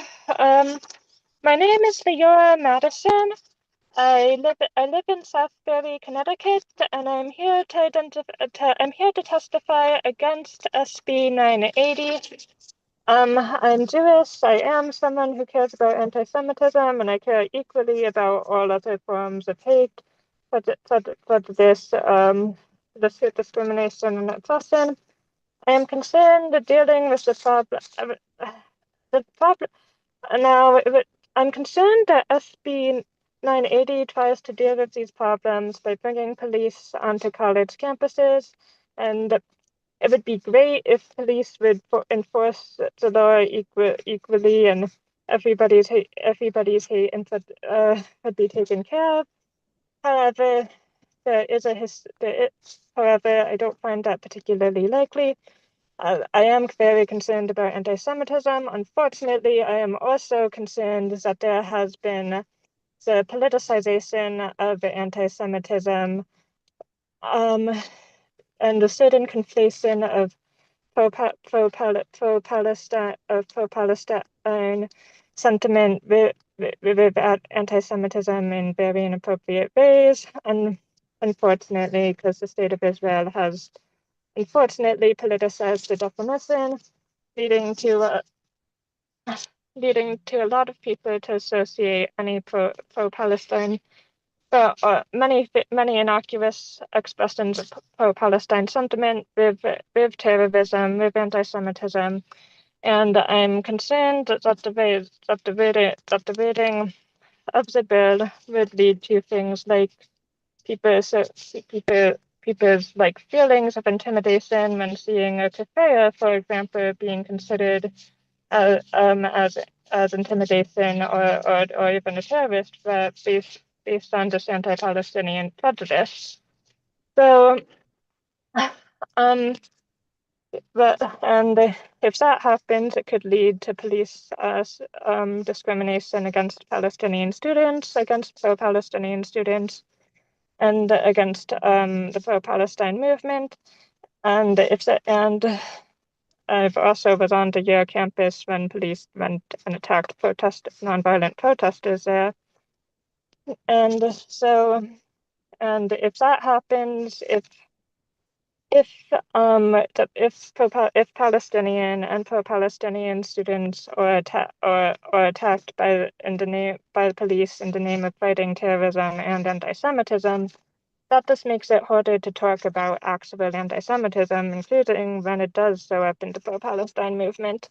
So I feel like it would be that would be counterproductive to the goals of both fighting anti-Semitism and also the way the bill is worded. It does seem to be come from Thank you for your testimony. the Your time Trump has expired. administrations and Project 2025 Your time has expired, but reading thank about you. it, and and could easily lead to anti-Palestinian discrimination, Leora? which is counterproductive.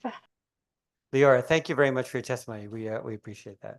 Next up is Farin Memon, followed by Nicole Davidow. You have to unmute, and then we'll give you your 3 minutes. There you go. It's always a problem, isn't it? Well, good afternoon, Mr. Chairman, and thank you for having me here. My name is Farhan Memon. I'm the chairman of the Connecticut chapter of the Council on American Islamic Relations, the country's largest Muslim civil rights group. I'm here today to strongly oppose SB 980 because it's vague in its description of hate speech and sets the foundation for racialized policing and surveillance on college campuses. I'm absolutely in support of the need for safe and inclusive learning environments for all students. However, this bill, rather than protecting students from discrimination, creates a framework that can be used to target and suppress constitutionally protected speech, particularly the speech of marginalized communities. The language in the bill fails to define what constitutes a hate incident in clear legal terms.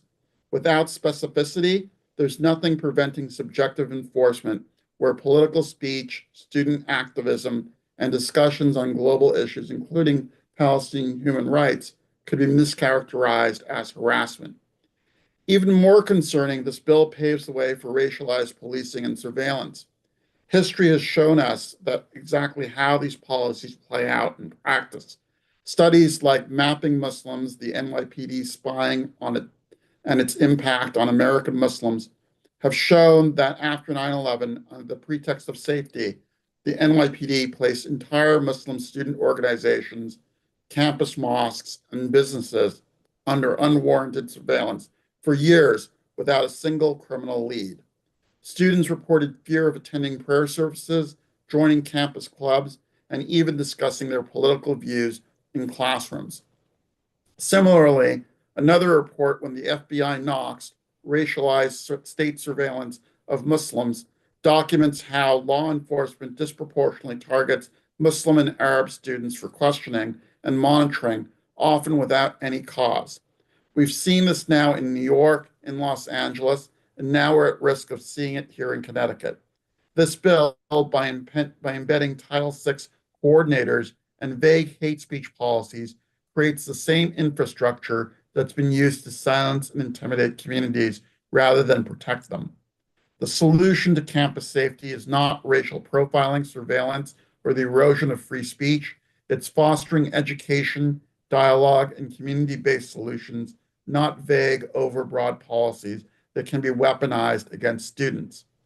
I would also add that although this bill references Islamophobia, neither CARE nor any other mosque or Muslim organization in the state has been consulted about this bill. And I would also add that it being Friday, many Muslims were at Friday prayer services during the time that this hearing was scheduled and cannot be here to testify. So thank you for the time to speak on this bill, and I hope that you will oppose any implementation of it. Thank you very much for your testimony.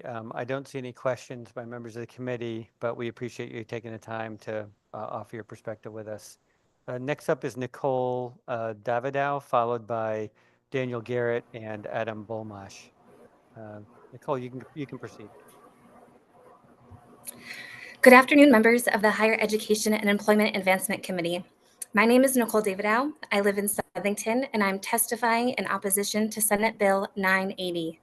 The number of testimonies being shared today shows that our state cares deeply about our campus communities.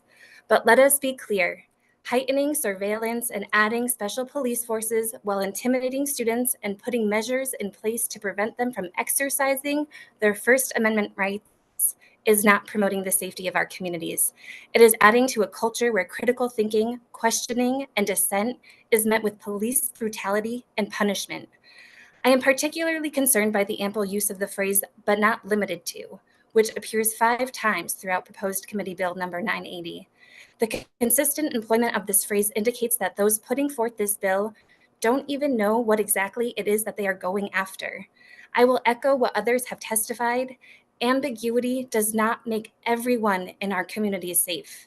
It makes us question which individuals will be deemed worthy of protecting by those in power. The ambiguity in the wording of this bill is an intentional tool of repression, trying to keep individuals from exercising their rights, like the freedom to nonviolent protesting, out of fear of state-sanctioned retaliation. When I was an undergraduate student at a Connecticut university, I studied abroad in Czechia, formerly Czechoslovakia. I walked the streets of the historic Velvet Revolution, a nonviolent revolution led by students and workers that moved the needle towards liberation and independence from an extremely oppressive Soviet Russia. A violent police crackdown on a student protest was one of the key events leading to the regime's downfall. One of many examples throughout history indicating that student protest movements are often on the right side of history. During my time in Central Europe, I also visited Auschwitz-Birkenau, a former German Nazi concentration and extermination camp, where I witnessed a physical place that teaches the truth behind the extent to which police states will go to deny human and civil rights: genocide. Increased policing is a well-known tool of authoritarian regimes, and I fear for our communities if our government turns away from humanity, education, and collaboration, and turns instead to police force and surveillance. In times of such immense uncertainty, we must do the next right thing. I urge you to vote no on SB 980. We can and should find ways to create safe learning environments and protect all students by bringing them into the conversation and without forcing them to give up their rights. Thank you for this opportunity. Thank you very much for your testimony. Next up is Daniel Garrett. I'm going to mention a couple more names because I don't see them lined up online yet, but Adam Bolmash, oh, he's here in person, great. And then Ada Sek, followed, and Andrea Contreras. You can proceed, your turn. Thank you. My name is Dan Garrett. I'm a dad with 3 children, and my son Connor will be entering Central coming this fall. I live in Hamden, and I oppose Bill 980. Members of the Higher Education Committee, thank you for allowing me to speak. I strongly oppose added police enforcement at our college campuses. I have seen firsthand biased policing by various departments. The First Amendment rights of our students are in jeopardy. Intimidating and silencing the future of our country and world is not democratic. This bill brought forward by two Democratic legislators is everything that is wrong with our politics. I see very little difference between the two parties. I believe the future of the world is in the hands of these wonderful college students who are standing up against apartheid, colonialism, and genocide. This genocide would not be taking place if our politicians stopped the funding. The United States and Israel are hated all over the world. I am Jewish. My 91-year-old mother is a Holocaust survivor. I've lost upwards of 50% of my family to Hitler. I am watching in horror as innocent Palestinian women and children are being slaughtered by the fourth most powerful military in the world. I'm sickened my tax dollars kill children. In conclusion, these brave future leaders speak and rally without the fear of police abuse.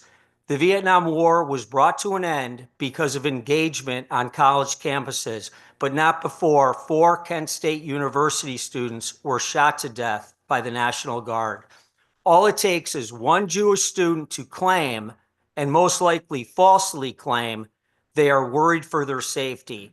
Police called to the scene rarely de-escalate a situation. Police will only make matters worse.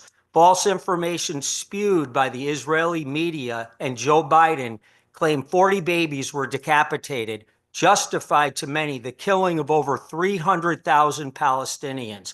USA politicians are bringing us closer to world annihilation every day with their unrelenting support of Israel's ongoing genocide.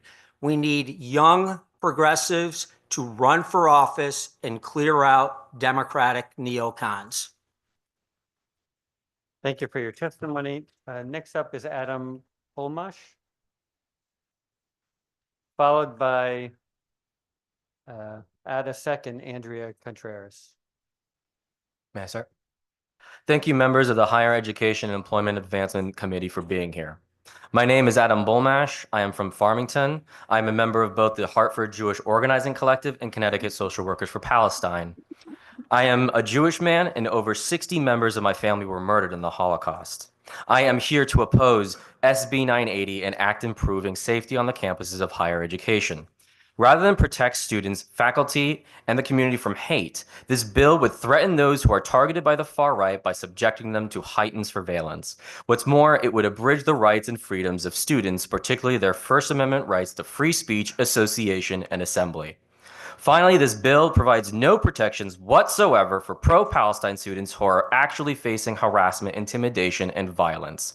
While my heart goes out to some of the testimonials we've heard today and the jostlings and sneerings that have been experienced, only pro-Palestine students have been shot for their activism.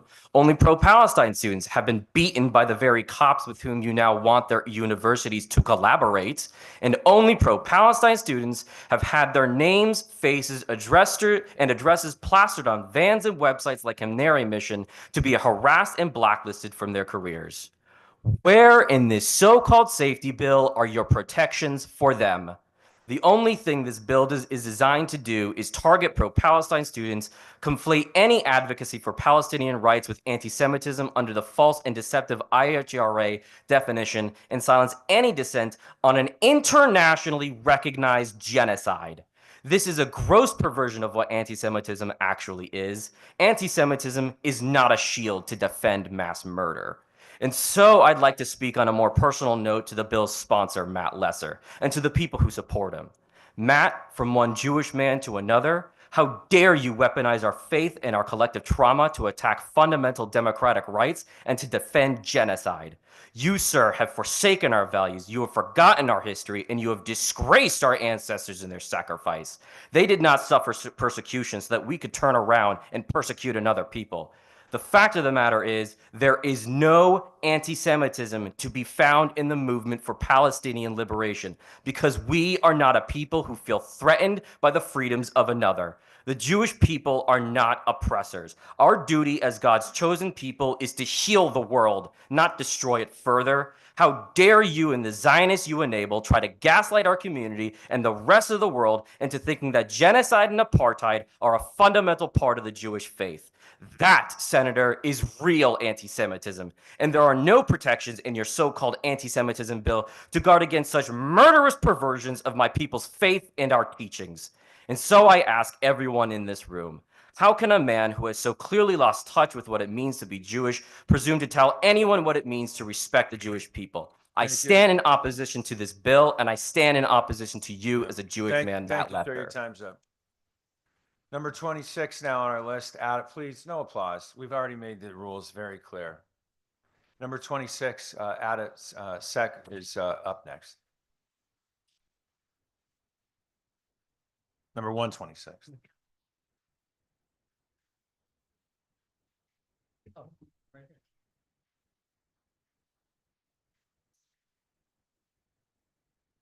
Good evening. My name is Atta Sek. I'm currently residing in Wellington. I'm a fourth-year PhD student in the Biomedical Engineering Department at the University of Connecticut. I'm the president and founder of UConn's Graduate Muslim Student Association, and I'm here to give my testimony opposing SB 980. So as the founder of UConn's Graduate Muslim Student Association, I've heard many grad students fear retaliation, dismissal, or contract non-renewal for speaking out on Gaza and for wearing a keffiyeh. Anti-Semitism and Islamophobia is wrong and should never be tolerated. However, the proposed bill's definition conflates and blurs the lines between anti-Zionism and anti-Semitism, silencing criticism of Israel's genocide on the Palestinian people that was recognized by UN-backed human rights organizations. If passed, it could disproportionately target Muslims and people of color advocating for Palestine. Across campuses, graduate students have protested alongside undergrads, faculty, and other supporters, only to face disciplinary actions, police brutality, and even dismissal. International students are at an increased risk of deportation, especially engineering students like myself, whom many are funded and recruited by a lot of the companies and the DoD that are currently manufacturing these weapons being sent and to kill innocent lives. As a visibly Muslim Black woman, I've witnessed police brutality against Black individuals like George Floyd, Breonna Taylor, and many others. People who look like me, my brother, my sisters, my father, and my mother. Would a greater police presence truly make us feel safe? We all saw the contrast on how law enforcement treated Black Lives Matter protesters versus the extremists who stormed the Capitol on January 6th. Both practicing Muslims and those perceived as Muslim due to their race or ethnicity, such as Arabs, Middle Eastern people, North Africans, and South Asian people, face heightened risks of racial profiling. While many white allies stand with us in advocating for Palestine and other humanitarian causes, it is Muslims and people of color who are disproportionately targeted in media coverage. I witnessed this firsthand during the arrests and court hearings of the 26 students on our campus for exercising their First Amendment rights. The university brought over 50 state troopers and local police to raid our peaceful encampment. And it determined who got zip tied and who got metal handcuffs. Ma'am, your time is up. Can you please conclude? Thank you for listening, and I strongly oppose this. Thank you for your testimony. Allison Powell, you are up next. I'm sorry, Andrea Contreras, my apologies. Andrea and then Allison Powell. So Andrea, the floor is yours. Great, thank you. So Senator Slapp, Representative Haddad, and esteemed members of Higher Education and Employment Advancement Committee, I'm Andrea Contreras, and I am a board eligible obstetrician and gynecologist. I'm currently a fellow in complex family planning, and I'm pursuing my master's in public health and completing my practicum with reproductive equity now. And thank you for the opportunity to support or to testify in support of House Bill 6078 today. So this bill would provide a one-time funding for colleges and universities to install vending machines that dispense over-the-counter emergency contraceptive and would further support student access to reproductive health care, improving their academic success and well-being. Public Act 2352, which passed in 2023, allows for the sale of the non-legend drugs, including over-the-counter emergency contraception, through vending machines in Connecticut. And Yukon, in stores, recently opened a vending machine to provide over-the-counter emergency contraception, the first in the state. Vending machines, as such, can provide an affordable, confidential, and convenient methods for students to access emergency contraception and other reproductive healthcare products while on campus. Contraception and emergency contraception, particularly, can be highly stigmatized and an intimidating ordeal. Vending machines would provide a private experience for students to purchase the emergency contraception, and it does not require for them to go through like a gatekeeper. Additionally, vending machines would make it accessible at times when the student health centers may be closed or pharmacies are closed, particularly at night or on the weekends. This would also increase access to emergency contraceptions, as students would not need transportation to get the medication that they need. I personally did not have a car when I was an undergraduate, and I would have to walk a mile to Walmart for groceries and medicine, and including Plan B ones.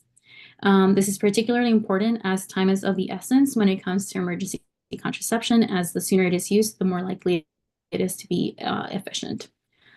Lastly, emergency contraception is safe, and in a time when reproductive care is under attack, it is pivotal that we expand access to comprehensive sexual health and reproductive health care and ensure that all students, regardless of where they are pursuing their degree or which campus they attend, are empowered to make the decisions that are best for their health and their futures.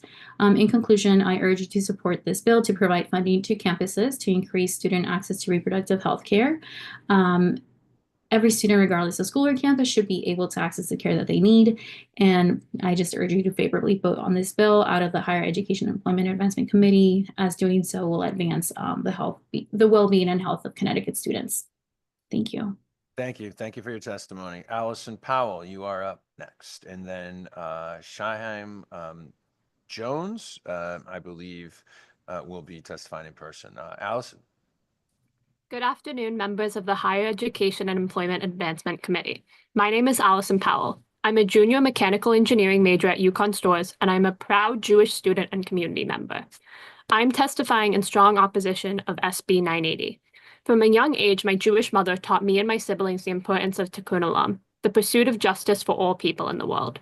As a Jewish student, I bring Tikkun Olam to my campus in the form of protesting against the ethnic cleansing of Palestinians by the Israeli government. Using my voice to speak out against the violence and hate is crucial to my practice of Judaism. Speaking out against the Israeli government is often claimed to be anti-Semitic, and I am afraid that this bill will seek to punish people like me who are vocal against the Israeli government under the guise of combating anti-Semitism.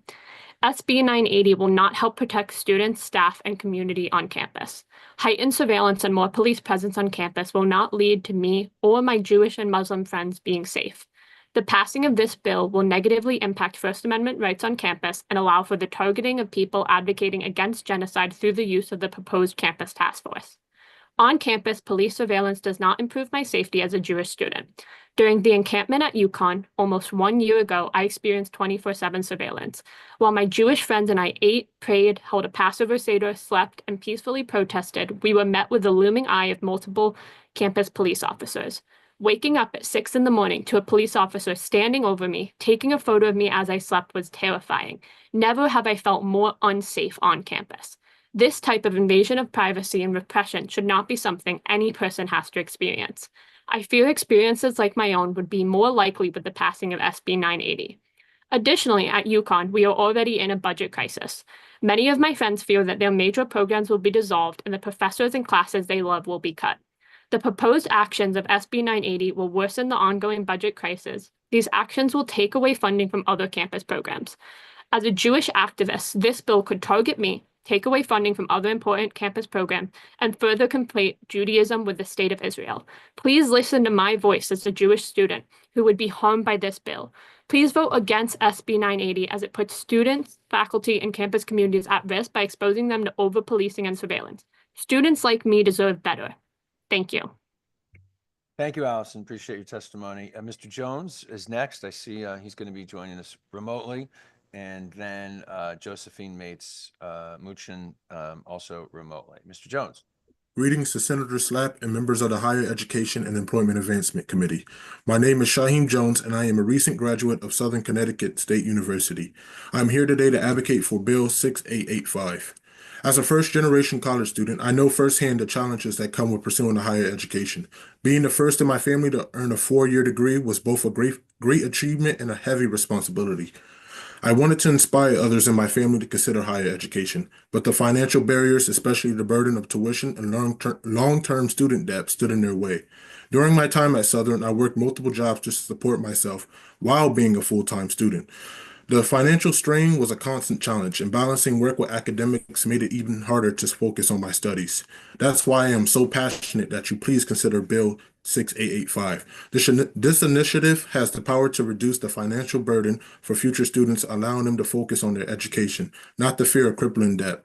It will give students from all backgrounds the opportunity to pursue their dreams without having built up long-lasting debt, leaving them no choice but to work multiple jobs just to make ends meet.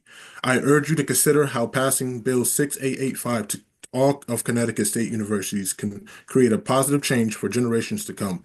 We want to protect our future because student debts and loans can impact our career goals. So please vote for House Bill 6885. Thank you for your time. Thank you. Thanks for your testimony. Josephine, you are up next. And then I see Ellen Rubin in person. Josephine.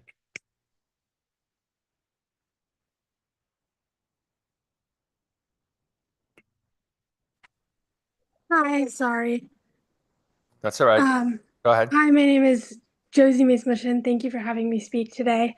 I'm a first year at Quinnipiac University. I'm Jewish, and I want to share a little bit of what happened to me this year. So I started out the year in a freshman dorm with 7 other suite mates. And from early on in the year, there was one particular suite mate who targeted me in various ways, specifically saying various anti-Semitic things towards me. There was one time where we were playing a game called Cards Against Humanity. It's similar to Apples, but more inappropriate. And I was the person like judging the cards, and I picked up a card that had the phrase hating Jews. I had said that this wasn't funny, but she had responded to me saying she had saved that specific card for me. There was one other time she had sent a video to my roommate group chat with a homeless person holding a sign that said, "Let's see which religion cares the most about the homeless," which then panned to an empty bowl that said Jewish on it, just reinforcing the stereotype that Jews are cheap. After these 2 events, I had talked to my RA and then proceeded to file a Title IX bias report, which they didn't get back to me until after I had my RHD reach out for me to get a response back. This constant worrying of what might be said next made me not feel safe in my dorm. These files were reported in mid-November, and she was just removed from my suite this past weekend. I expressed multiple times to multiple different people that I did not feel safe, and the process took so long for anything to happen. It felt like people were not taking my issues seriously, especially since I had heard many experiences of similar issues being resolved much faster. I want to say that I appreciate the Jewish community and Rabbi Rena at the university for helping me make things happen in the end, but it was frustrating that the systems in place to help prevent this kind of thing didn't seem to take it seriously enough until people put pressure on them. Thank you for considering Bill SB 980 that will help students feel safer on campus. Thank you for your testimony. Ellen Rubin, up next. Is Ellen here? No? Okay. Miriam Liska-Durandish. Miriam is number 132. Okay, great. Hello. And just unmute and you're ready to go. Thank you so much, Senator Slapp, Representative Haddad, and respected members of the committee. I'm grateful to be here. My name is Miriam Liska-Durandish. I'm a music teacher, professional musician, Yale alum, and member of the New Haven community. I am also an Iranian American. I support HB 6885 SB 978, and I strongly oppose SB 980, and I will speak to the latter today. While protections for marginalized individuals and groups is of utmost importance to me, I believe this bill is a wolf in sheep's clothing that will have the opposite impact of what it claims to promote. SB 980 echoes language from Project 2025 and Project Esther and mirrors a bill proposed by Republican Senator Rick Scott. Supported by the Heritage Foundation, the Trump administration has stated its intention to squash protests and increase surveillance and tracking and policing on college campuses. At a time when our First Amendment rights and right to free assembly are under attack, I believe this bill, with its current wording, opens the door to greater state-sponsored violence and repression. The so-called Democratic representatives who put forward this bill should be ashamed. My great-grandmother was the first woman to get a college degree in Iran. She strongly encouraged her children, including my grandfather and great-aunt, to seek an education in the US. She used to say, "You deserve an education without military, without police around you. You deserve to learn without fear." My other grandfather is a retired mailman born and raised in Ohio and was on campus delivering mail when the National Guard massacred 4 peaceful protesters, students protesting at Kent State University on May 4th, 1970. The discrimination I have experienced on college campuses across these 3 degrees has taken the form of exclusion, harassment, racist comments, and threats from Islamophobes.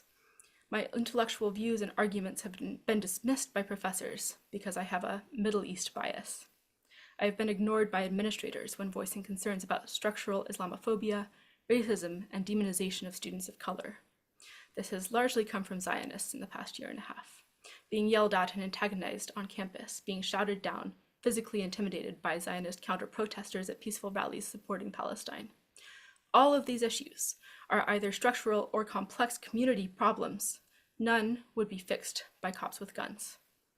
What bill protects me when Zionists scream anti-Semitism when confronted with an alternate worldview? What bill protects me from the police in my community? What bill protects me from the administrators and professors who don't see me as a person of value because I have an Iranian last name? What bill protects my friends from detainment and illegal deportation because of expansion and abuse of the growing surveillance state? Last spring, I saw the chief of the Yale police shove, tackle, then kneel on the back of a community member at a peaceful protest and arrest both students and community members when these individuals were already following police directives. Thank you for your testimony. Your time is up. Thank you. Thank you very much. Phil Brewer.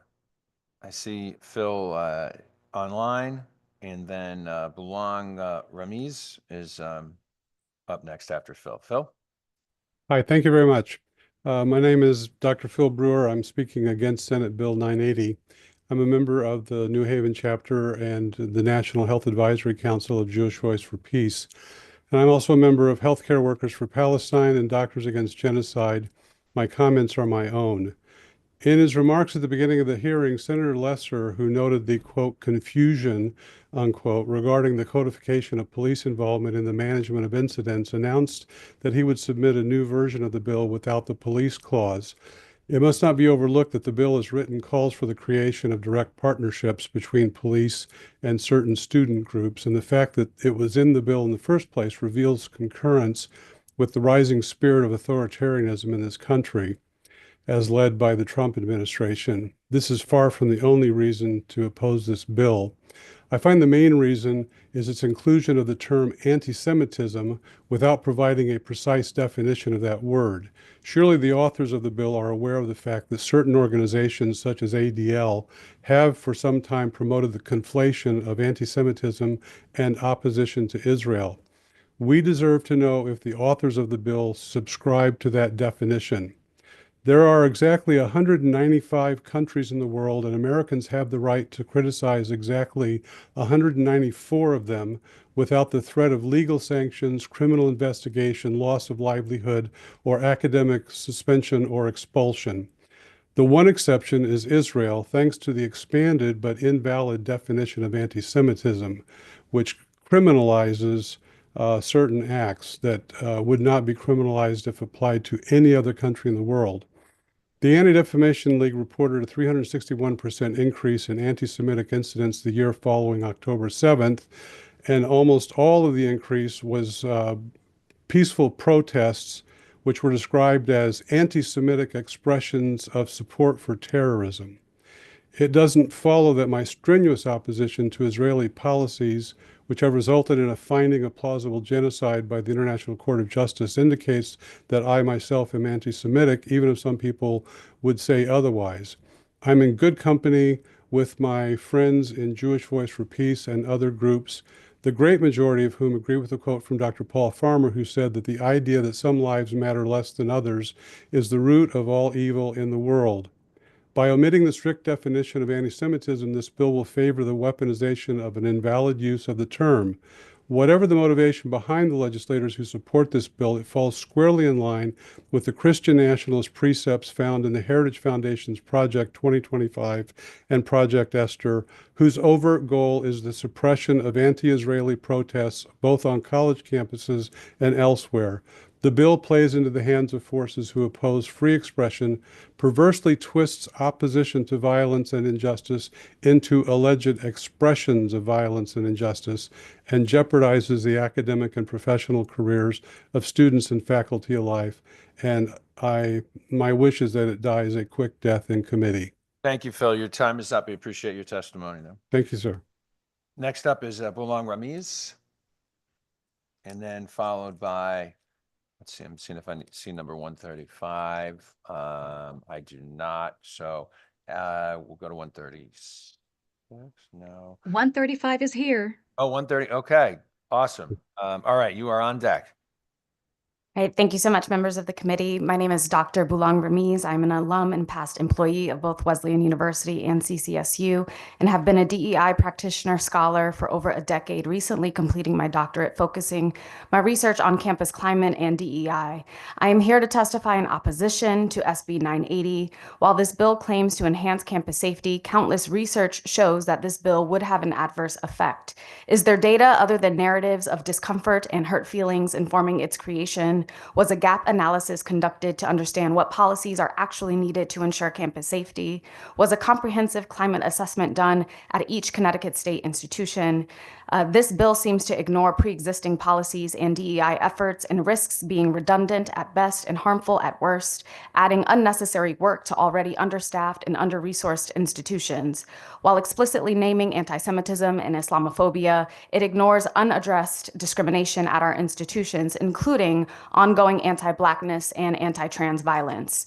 Already disproportionately surveilled, disciplined, and criminalized, student activists are facing suspensions and expulsions. Faculty and staff are being fired and blacklisted for challenging institutional complicity and global violence. Even progressive institutions like Wesleyan have banned alumni, including myself, from our alumni portal for advocating for divestment in apartheid and war.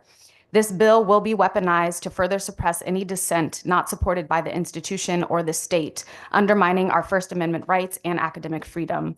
The call for greater collaboration between campus, local, and state police is deeply concerning. Research and history show marginalized communities have fraught relationships with law enforcement, and increased police presence would heighten student anxiety, negatively impacting mental health and harm retention rates.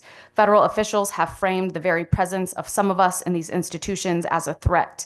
Advocacy for justice is recast as harassment. Spaces of mutual aid are branded as intimidating. Who will get to decide what groups of people are in violation? Who will be deemed terrorists? Given the reality of our collective socialized bias, and if history has taught us anything, we know the answer to that question.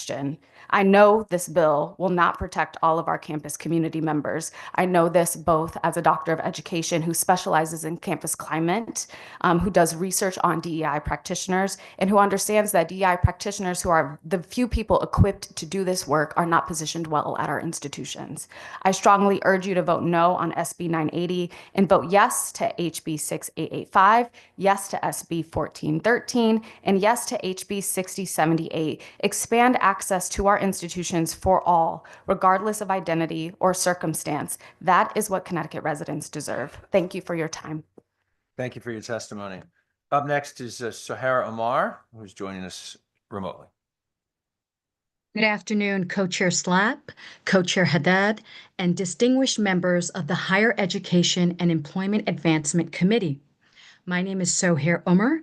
I currently serve as a Director of Institutional Research and part-time lecturer at Connecticut State Community College. I also voluntarily serve as a co-facilitator of the CT State Arab and Muslim Group.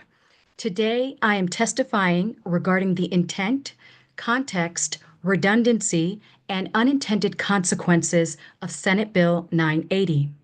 Without stating so, this bill is in response to the Palestine solidarity protests held last year at college and university campuses across the United States, the majority of which were peaceful. Regrettably, in Connecticut, we were devastated to see students, faculty, and members of our community being targeted, abused, and criminalized for criticizing the Israeli government for killing innocent men, women, and over 18,000 children. I repeat, over 18,000 children in Palestine and beyond, and for advocating for investment practices that reflect their humanitarian concerns. In particular, we were appalled at the hypocrisy of UConn, Yale, and Wesleyan administrators who espoused tolerance and liberalism, yet actively silenced and criminalized peaceful protest. Under both the United States and Connecticut state constitutions, students have a fundamental right to assemble and peacefully protest issues they deem worthy. We stand with UConn, Yale, and Wesleyan students who were arrested for exercising their right to free speech and their right to protest. We urge that these students' charges be dropped immediately. While we understand the stated intention of SB 980 to ensure the safety of students, faculty, and staff, the decision to involve law enforcement unnecessarily escalates tensions, particularly given concerns about policing and marginalized communities. Please ask yourselves, is this bill necessary?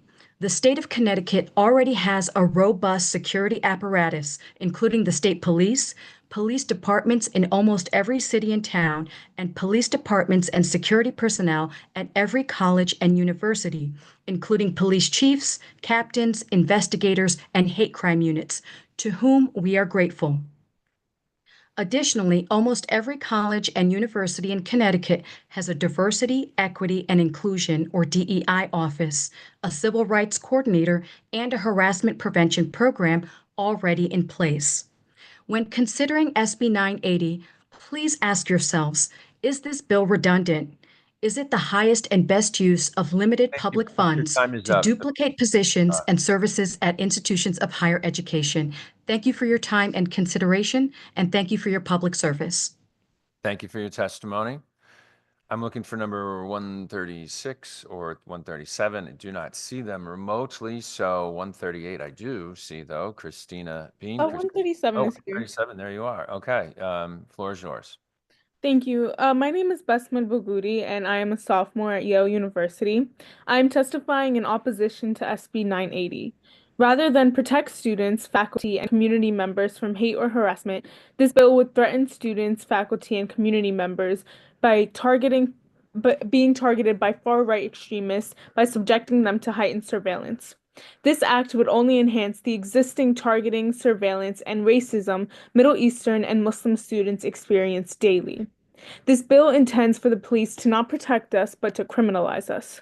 This act will not protect victims of discrimination, but will advance the Trump administration's Project 2025 agenda and continue to surveil students under the guise of anti-discrimination protections. This bill specifically targets Muslims with its use of equating offenders with terrorists. This notion is an extremely harmful and incorrect trope of equating Muslims as violent criminals, ensuring that Muslim students will never feel safe on their university campuses. Our institutions already have comprehensive structures to respond to instances of discrimination, and police intervention will never be the solution to anti-Semitism or Islamophobia. We need education to solve issues of hate crimes and discrimination. This bill disguises its attempt at increasing police surveillance with the guise of protecting Muslim and Jewish students. as seen with the NYPD surveillance of Muslim communities in Connecticut post 9/11, targeting completely innocent Muslims in mosques and Muslim student associations, and increased harassment of Muslims by the FBI in Connecticut, instances of police intervention and surveillance will only lead to more violence and trauma to our state's Muslim and Jewish students. Thank you for your time. I urge you to vote no on SB 980 as it puts students, faculty, and campus communities at risk by exposing them to surveillance and over-policing. Our students and communities deserve better. Thank you. Thank you for your testimony. Christina Bean, you are up next. Senator Slapp, Representative Haddad, Senator Martin, Representative Bronco, and members of Higher Education and Employment Advancement Committee. My name is Christina Bean, and I am currently a junior at Central Connecticut State University, double majoring in psychology and sociology.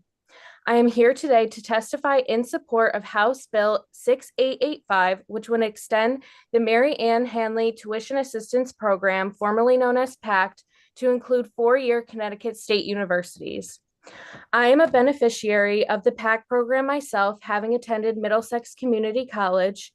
When I first enrolled, my family and I were going through significant financial hardships. For years, I had worked to save for college, and however, due to unforeseen financial difficulties, the PACT program helped cover my tuition, easing the financial burden on my family and allowing me to continue my education without depleting the savings I had worked so hard to build. If this program were extended to universities like Central Connecticut State University, it would make higher education more accessible to those in need, whether due to financial hardship or the rising cost of college tuition. Everyone should have the opportunity to pursue higher education. It should never be a luxury reserved only for those who can afford it. Expanding PACT would reduce the financial barriers many students face and allow them to focus on their studies rather than worrying about how they will pay for their education. Higher education is not just an investment in individuals, it's an investment in our entire state. By extending PACT to state universities, we're giving more students the opportunity to build a better future, not only for themselves, but for Connecticut as well. When students are able to pursue their dreams without the constant worry of debt, they can fully focus on their education. They can bring new ideas to the table, and they can become leaders in our communities. This isn't just about supporting students, it's about building a stronger and more resilient workforce and a brighter future for our state. We want every student, regardless of their financial background or background in general, to have a chance to succeed and contribute to the growth and prosperity of Connecticut. Thank you for your time and consideration of this important bill, and I urge you to support the expansion of the PACT program to our Connecticut State University so that more students in need can achieve their academic goals and build a stronger, more prosperous Connecticut. Thanks for your testimony. We appreciate it. I'm looking for speaker 139 or 140 remotely. I do not see them, so we're going to go to 141. Tagan Angle is you're up. Yes. Thank you. Thank you, Senator Slapp and honorable members of the committee for hearing our testimonies. My name is Tagan Engel, and I am a Jewish woman and educator from New Haven, and I am testifying in opposition to Bill 980. Of course, everyone here wants safety on campuses. No one is calling for less safety. So why is it that there are so many more of us here in opposition to this bill, which claims to support safety? And let me say, this is not because it's the Jewish Sabbath, as that does not start until sundown, and there is an option to join by Zoom. We are here in opposition because we know from history and recent events that safety and protections are not doled out fairly on campuses and are largely influenced by politics and power. People with marginalized identities and lacking institutional supports typically face greater persecution and less protections on college campuses. Additionally, the increased surveillance and police presence promoted in this bill is a threat to democracy and education. I am the grandchild of Holocaust survivors who escaped from a Nazi death camp. I deeply understand anti-Semitism and white supremacy, and am extremely concerned with addressing hate crimes and injustices for all peoples. But I have seen firsthand the harm that happens on campuses in the name of safety. Through my work with grad students at Yale, partnerships with Southern Connecticut State University, and through my son, who is a college student. I have witnessed arrests for peacefully protesting, fear for people to speak publicly on controversial issues in the classroom or publicly, and firings and expulsions. We live in a time where calling for freedom for Palestinians or condemning the actions of the state of Israel or even simply wearing a keffiyeh scarf are considered anti-Semitic. This is a false definition of anti-Semitism, yet it has been accepted by many in our universities and colleges to surveil, arrest, expel, or fire students and faculty. This bill is likely to support this false definition of anti-Semitism, which is extremely dangerous. Many Jewish institutions stand up for civil rights of many oppressed peoples, but they often draw the line when it comes to the rights and freedoms of Palestinians.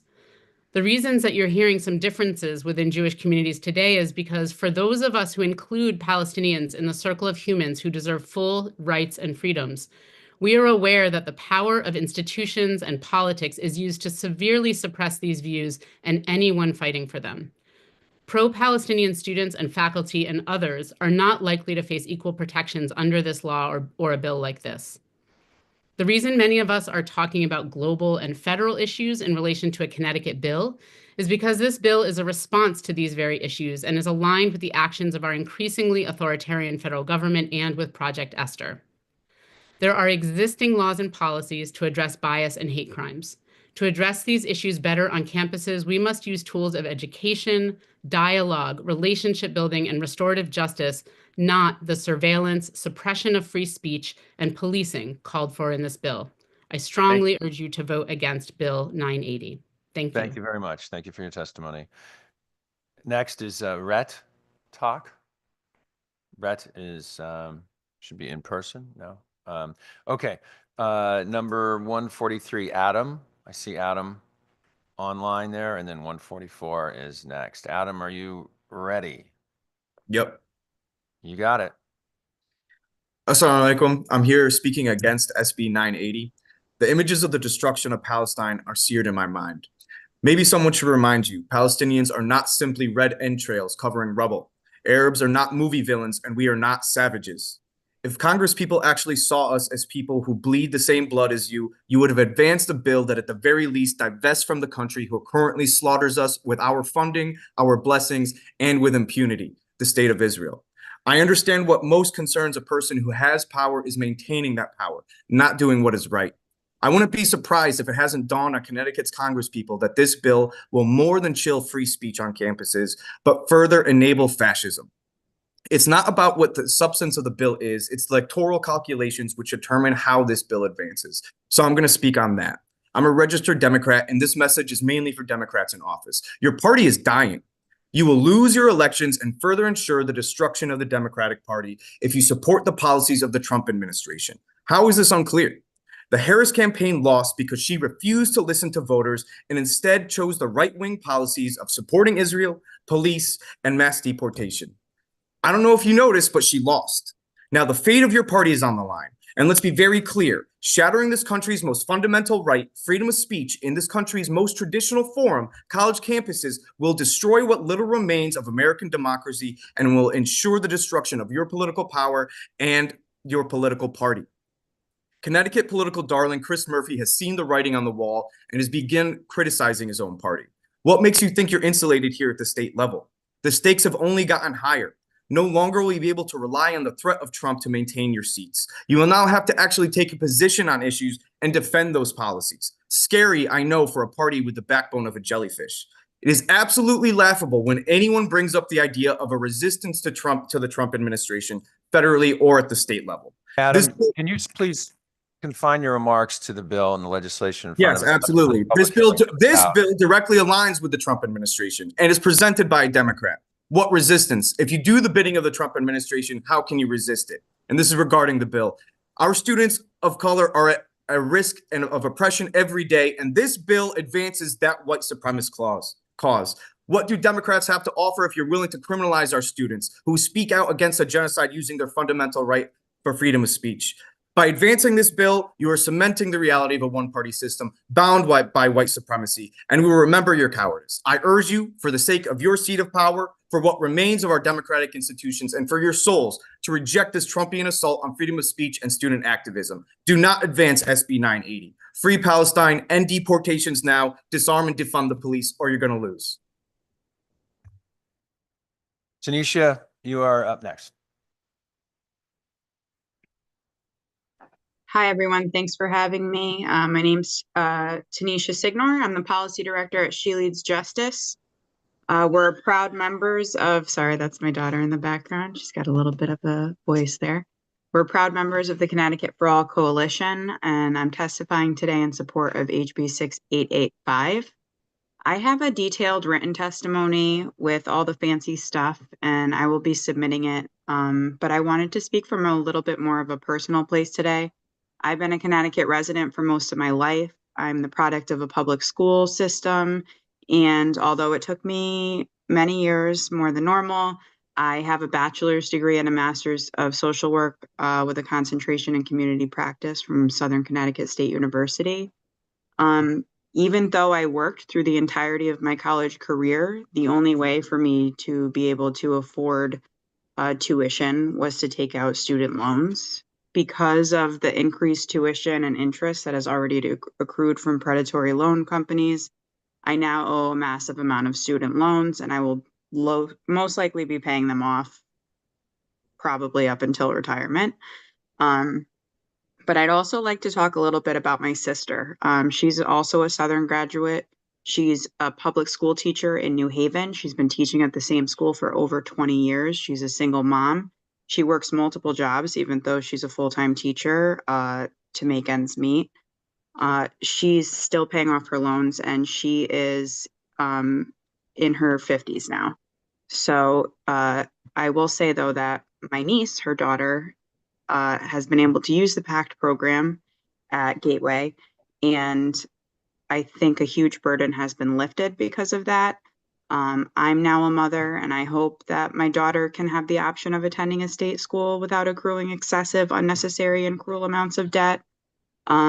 This expansion would make a huge difference in people's lives. People with four-year degrees are good for our economy, good for our communities.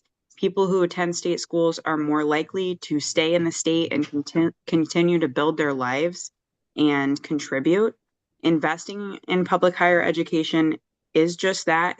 It's an investment. It's a choice that we need to make. And when our residents are given quality and affordable options to build their futures, our whole state benefits from those outcomes. It's not just giving money to individuals. You are investing in the state. It's going to make a difference for everybody. She got a little voice in at the end. Thank you for your testimony. Thank you.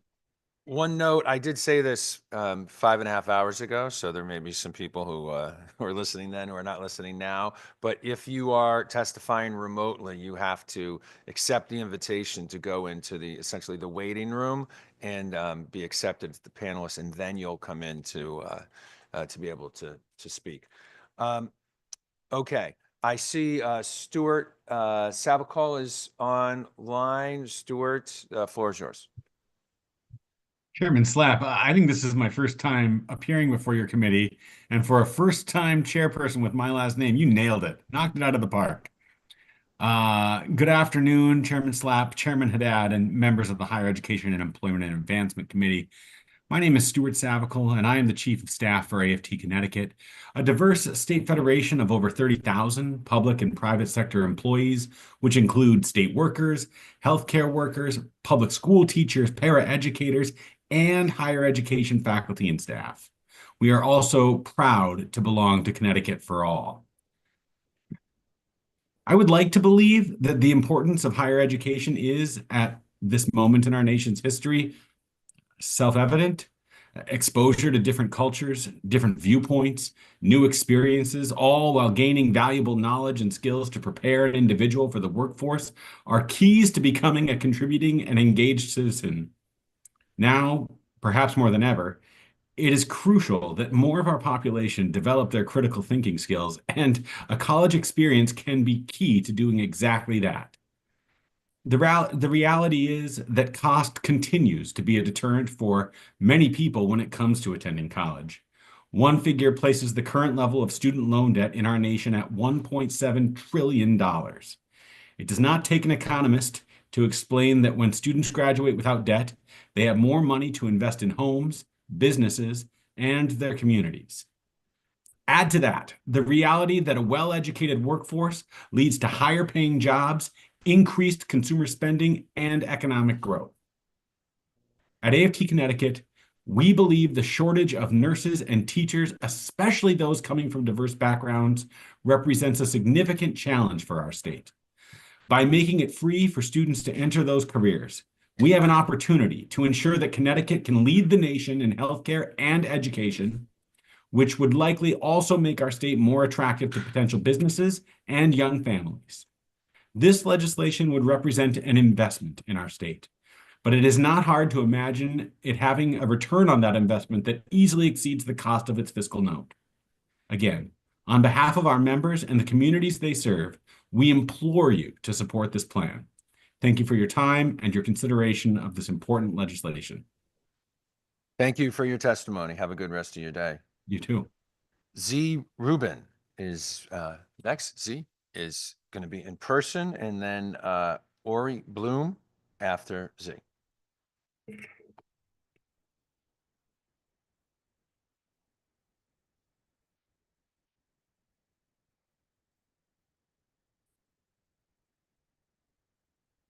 In person.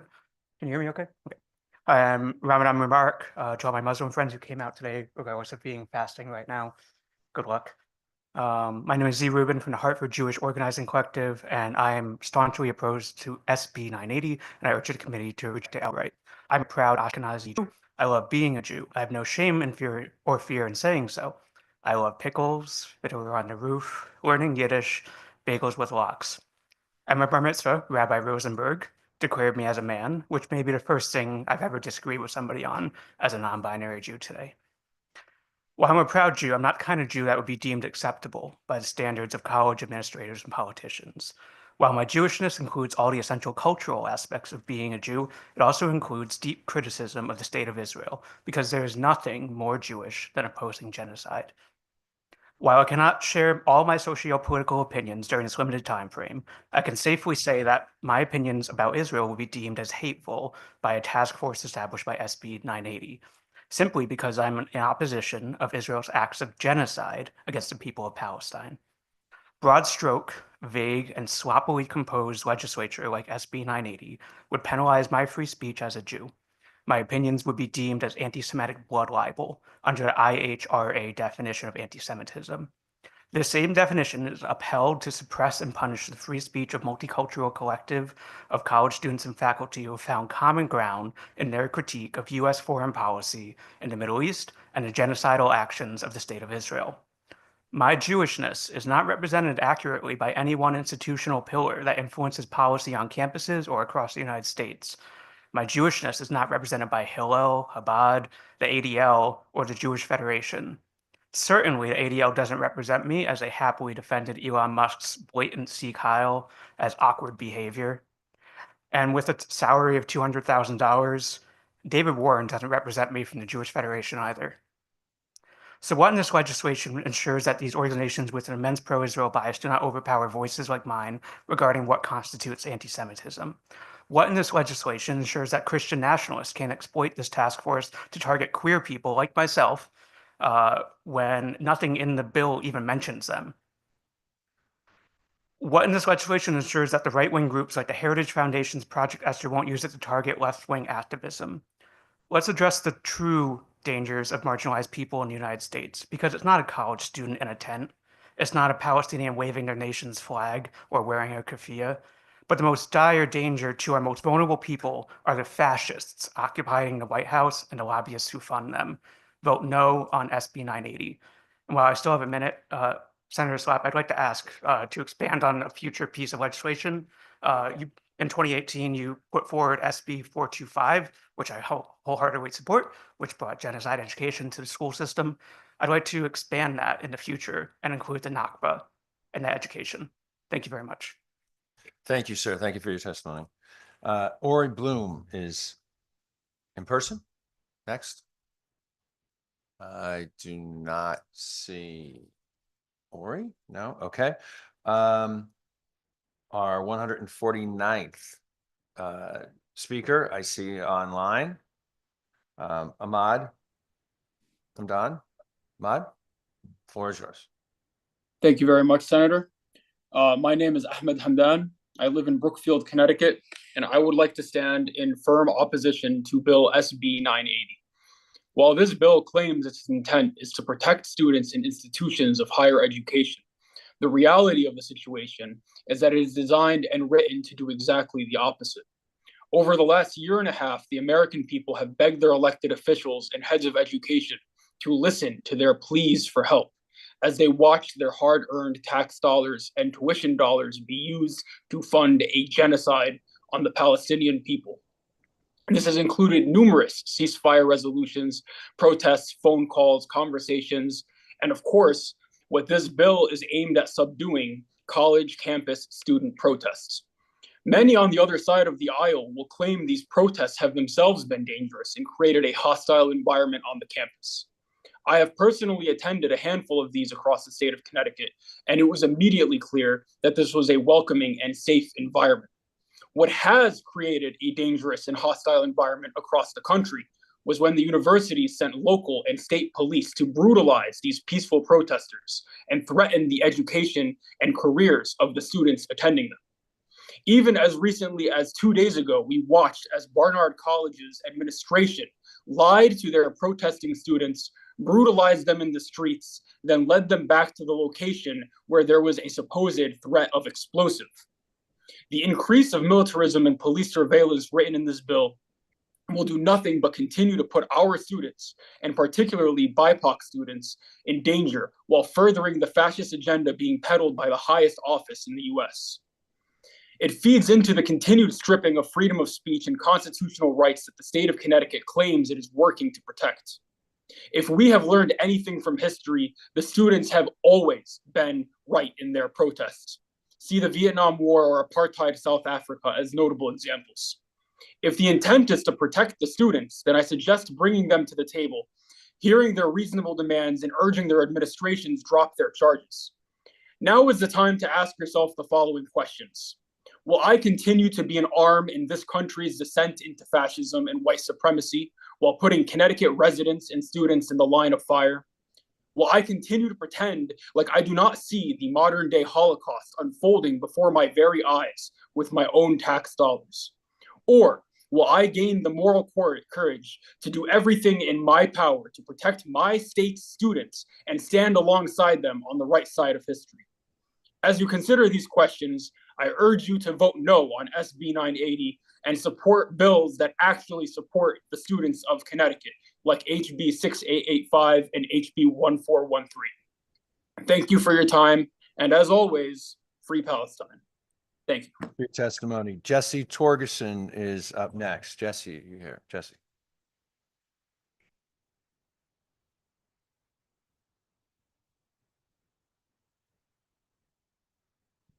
Good afternoon, and thanks also for pronouncing my name right from the first try. That's impressive. Senators, representatives, members of the board, thank you for listening to this testimony. I'm a professor at Wesleyan University, professor of history, medieval studies, and letters, and currently the chair of the College of Letters at Wesleyan University. I'm here in my own capacity. I'm here to strongly oppose SB 980 on the grounds that this bill will not accomplish the diminishing of anti-Semitism or the diminishing of discrimination against Muslim and Arab identifying persons and other forms of discriminatory harassment on any college campus. I can see why people would be in support of SB 980 on the face of it. Hatred, harassment, and discrimination are a problem on campus, but not because of the campuses. Hatred and discrimination exist in our world. They're seen on campuses because campuses are places of free speech. Where else are we having better dialogue than on campuses? On TV? Tensions on campuses are in the places where our values require tension. Tension between free speech protections and hate speech, between political speech and speech to incite violence. These are democratic tensions. Necessary democratic tensions also exist in how to teach difficult subjects. SB 980 will make it harder to teach truth, harder for me to teach truth. I'm a scholar of the Middle Ages. I must teach the unique form of pernicious anti-Semitism which developed in Europe and the unique forms of hatred against Muslims and Arab peoples which developed before and during the European Crusades. When I teach these subjects, it is nearly impossible to do so without making some students in my classroom Sometimes all of the students in my classroom at different times feel as though they are being discriminated against on the basis of their religion, but that's the subject material. I have to be able to teach that. And the only appropriate body that can tell me that I'm doing it wrong is my peers, who also are tasked with teaching that difficult subject. However, this bill asks for the task force of Title VI to provide training on how to respond to hate incidents that occur during a class or an event. If this is put in place, such a policy will directly inhibit my ability to teach the truth, which is my duty as a professor under the terms of academic freedom. If you want to support these efforts, support campuses directly. Listen to what we need to do to be able to do our jobs. Several times today, I'm not going to be able to make this point. I would like to make one last point in, I'll make it casually rather than the way I wrote it out. But please take the time to carefully think through the way the mechanisms of the bill, unlike the way Title IX was set up in order to address institutional discrimination. Title VI is going to require, again, speaking as a scholar of the Middle Ages, an Inquisition style looking for problems without first identifying they exist. So I would ask this committee to axe this bill and to instead set up something like a task force across the state that will work with campus educators to think through how to protect free speech, dialogue, and the pursuit of truth in our campus classrooms. Thank you for your time. Thank you. Thanks for your testimony, Jesse. Chris Barnard. Chris, you're up next. And Chris is our 151st speaker. Number 152, Chisato, Kimura, Kleiberman. Hope I got that right, is on deck after that. So Chris, you got it. Okay, thank you. Dear members of the Higher Education and Employment Advancement Committee, my name is Chris Barnard. I live in New Haven, Connecticut, and I teach studio art at Connecticut College in New London. I'm testifying in opposition to SB 980. Regardless of intent, the proposed bill would have a negative impact on the problem it claims to address. Rather than protect students, faculty, and community members from hate or harassment, this bill would subject them to heightened surveillance and increase police presence on college campuses. Again, regardless of intent, SB 980 would exacerbate existing tensions on campuses, restrict educational opportunities and coalition building with local communities, and result in intimidation and abuse of our most marginalized populations, including BIPOC, LGBTQ+, Muslim, international, and non-citizen students who are already under threat under the Trump administration. As an educator, I take seriously the importance of upholding the values of free speech, expression, and association, as well as my responsibility to help foster an environment where differing viewpoints have space to be vigorously debated. And of course, student safety is always a top priority. As with every campus I know, my institution already has regularly reviewed and updated policies on speech and bias, with reporting procedures in place such that incidents where policies have been violated can be made known and addressed. And like every campus I know, mine already works with local law enforcement when needed. Therefore, SB 980 is also redundant and wasteful of limited resources. On my campus in the past 2 years, there have been student demonstrations expressing vastly different opinions on the conflict in Israel-Palestine, and there have been concurrent faculty-led speaker series that also present vastly different perspectives. These are the kinds of educational offerings we need to allow students to express themselves, to hear challenging ideas and opposing viewpoints, and to learn. We do not need increased surveillance and police presence, which would only chill and stifle speech and our students' learning. To be clear, I adamantly oppose anti-Semitism and Islamophobia, but education is the best way to combat them, and unfortunately, SB 980 would hinder it. At a time when criticism of the State of Israel and its government's military operations has been wrongly conflated with anti-Semitism, this bill will further push students and faculty to self-censor, even in the classroom itself. In the current climate of attacks on autonomy of universities and higher education in general, this new policy will also add fuel to the fire of suppressing academic freedom and civic engagement. For these reasons, I urge you to vote no on SB 980. Our students and communities deserve better. Thank you for your time. Thank you for your testimony. Up next is number 153, Katie Mulvaney, who's going to be joining us in person. Is Katie here? Yep.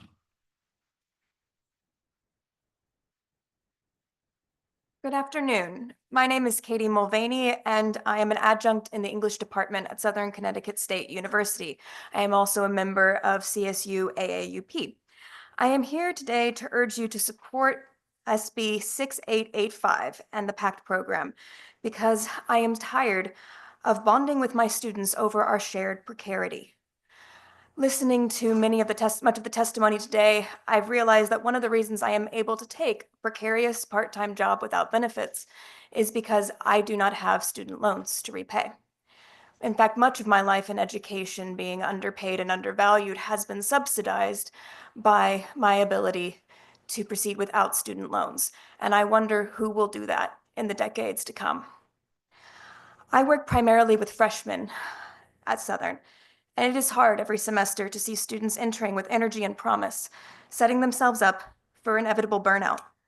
At a time when many of my fellow teachers are complaining of lazy post-pandemic students, what I see at Southern is class after class of full-time students forced to work full-time jobs, or even worse, several part-time jobs on top of an academic load. Imagine what these motivated, hardworking students could do with support to focus solely on their education, or even just drop down to one part-time job. This past February, Southern called a half day for excessive snow, and the reaction of one student speaks to the importance of PACT funding.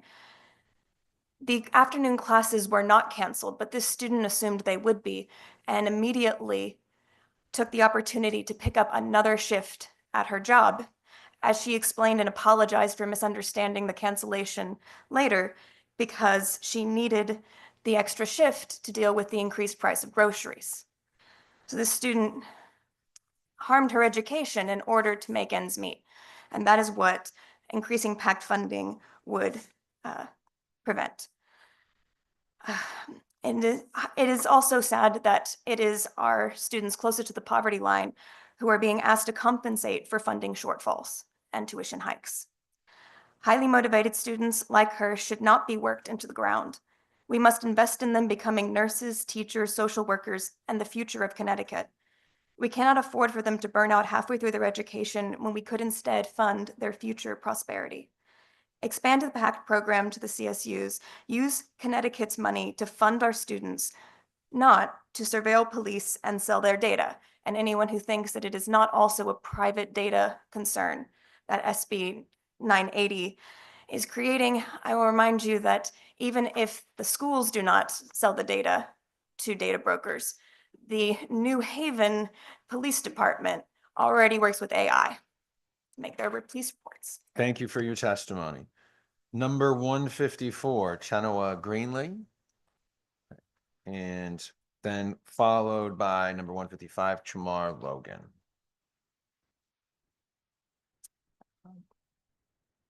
Hi, esteemed members of the Higher Education and Employment Advancement Committee. My name is Chenoa Greenlee. I'm a graduate student at the UConn School of Social Work, and I am here today to support SB 1413, an act concerning inclusive programs for students with intellectual or developmental disabilities at the Connecticut State University system. For too long, people with IDD have been excluded from education under the false assumption that they would not excel. As we work to eliminate barriers to full inclusion for all Connecticut residents, we must continue to strive for greater access to higher education. Across the country, there are over 350 inclusive higher education programs for people with IDD. Inclusive higher ed provides students with opportunities to make new friends, build independence, practice healthy habits, and gain confidence in asking for help. Students in these programs experienced improved adaptive skills, which help them navigate daily life. And additionally, students who completed inclusive higher ed programs were more likely to be gainfully employed than their peers and experienced greater career options. For all students, but particularly for people with IDD, higher education opens doors to increased job opportunities, better wages, healthier lifestyles, lower feelings of loneliness or isolation, and greater community participation. I also wanted to briefly mention that inclusive education programs benefit the college climate overall. Several studies have found course instructors, program directors, and students without IDD viewed people with IDD more favorably and had greater interest in disability rights and disability-related careers after participating in inclusive college programs. Despite these many benefits, post-secondary education options remain limited for Connecticut residents with IDD. Expanding inclusive post-secondary education programs through the Connecticut State University system will afford all Connecticut residents with IDD the critical opportunity to achieve their education goals. I believe the creation of inclusive higher education is a pursuit worthy of this committee's full support, and legislation such as SB 1413 is vital in creating a healthier, more equitable, and inclusive state overall. I encourage you to vote to pass this much-needed proposal. Thank you for your time. Thank you. Thank you for your testimony. Jamar Logan? Jamar? No. Okay. So Lockwood Dowd, thank you. I appreciate your help. Come on up. Senators Slapp and Haddad, and all members of the Higher Education and Employment Advancement Committee, thank you. My name is Sohail Lokhandwala. I am from South Windsor, Connecticut, and I'm also a recent college graduate from Boston University. And today I'm testifying in opposition to SB 980, the so-called Campus Safety Bill. Now, while this bill purports to fight anti-Semitism, Islamophobia, and other forms of bigotry on college campuses, the real consequences of this bill will be an environment especially hostile towards minority students, international students, and students of color. And not to mention, this bill goes hand in hand with Project 2025 and the Trump administration's broader attacks on higher education and campus free speech. To start with, I want to draw all of your guys' attention to the last paragraph of this bill, which would give discretion to university presidents to determine which groups on campus should be subject to policing from off-campus police officers. This gives a pretext for surveillance of students who participate in any protest or exercise freedom of speech in a way that university presidents may not like. Now, given that the Trump administration has already withheld federal funding from universities that don't comply with his demands, including $400 million just today from Columbia University over their pro-Palestine protests. The direct consequence of this bill would be the over-policing of anything that Donald Trump individually does not like. This could have disastrous impacts for students that protest for immigrant rights, climate justice, Palestine, and countless other issues. In addition, this bill specifically claims that it fights Islamophobia. Now, my question to the members of the committee would be, how many Muslims were consulted in the writing of this bill? I can tell you firsthand, as a Muslim, that increased police surveillance would not make me feel safer on a college campus. In fact, I have personally been subject to brutal police violence while at a protest on college campus and got my nose broken, as well as having consistently seen cops being especially violent towards Black and brown students at campus protests. While there exist many good faith solutions to Islamophobia, increased policing is definitely not one of them, as the majority of Muslims will likely tell you, and I've told you today. In conclusion, I would beg all of you on the committee to stay committed to protecting all Connecticut students from the increasing authoritarianism of the Trump administration and oppose SB 980. Thank you for your time, and I'll be happy to take any questions. Thank you for your testimony. Appreciate it. Number 157, Jack Benson. Is Jack here? Jack.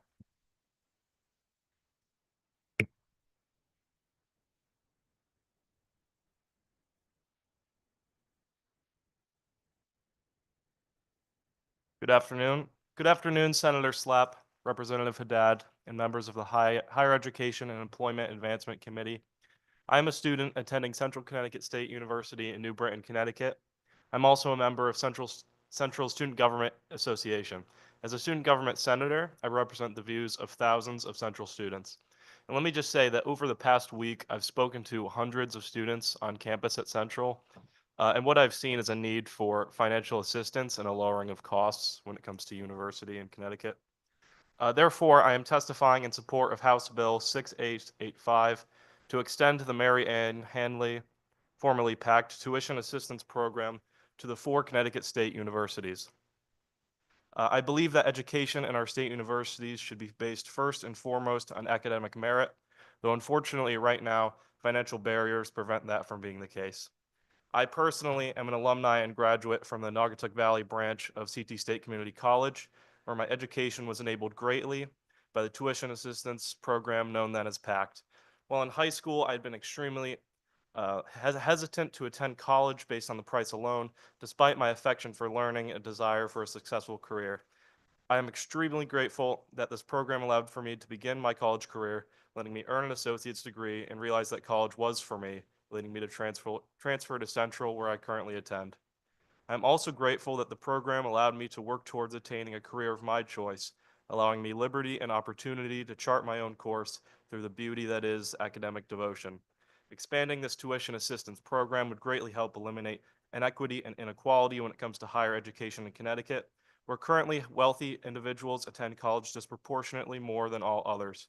Education should be something that is available to all Connecticut students, allowing success on the basis of effort and rigor, rather than on the basis of who is best able to afford the high costs.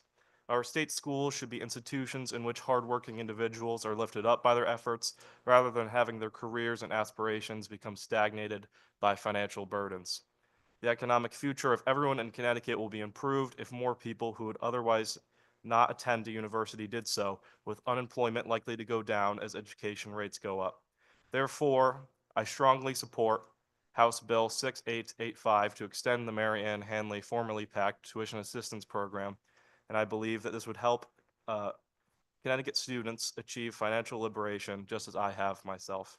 Thank you all for allowing me the time to speak to you. It's been a great honor. Have a good night. Thank you. You as well. Thanks for your testimony. Number 158, Gabriella Rico, in person. Gabriella, here. No. Okay. All right. So 159, Brendan Cunningham. Brendan here. Brendan is, yes. Okay.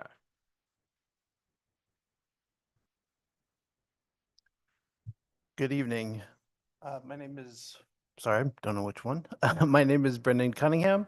I am a professor in the Department of Economics and Finance at Eastern Connecticut State University and a proud member and treasurer for our faculty union, CSU AAUP. I am here to ask you to vote in favor of HB 6885, an act expanding debt-free community college to our state universities. Our youngest generation is entering a world in which opportunities are increasingly costly and out of reach. I'd like to quote peer-reviewed evidence from one of the top journals in economics, a 2022 paper in the Review of Economic Studies, and I quote, "Our results document increasing unfairness in the US over time. This trend is driven by a strong decrease in social mobility that puts the, quote, land of opportunity among the most unfair countries in 2010. Connecticut is no exception. Inequality in our state is one of the highest in America, and data suggests this inequality is worsening. Educational achievement gaps are large and growing. It is our duty to do something about this, and we can. Connecticut should be a state in which the future is bright, even if the lottery of birth places you in some of the most challenging and under-resourced environments.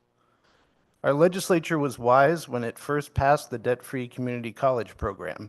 The evidence is clear. The program increases access and achievement for those who participate. It is beyond time to extend the debt-free community college policy to our Connecticut State universities. Students there are equally deserving.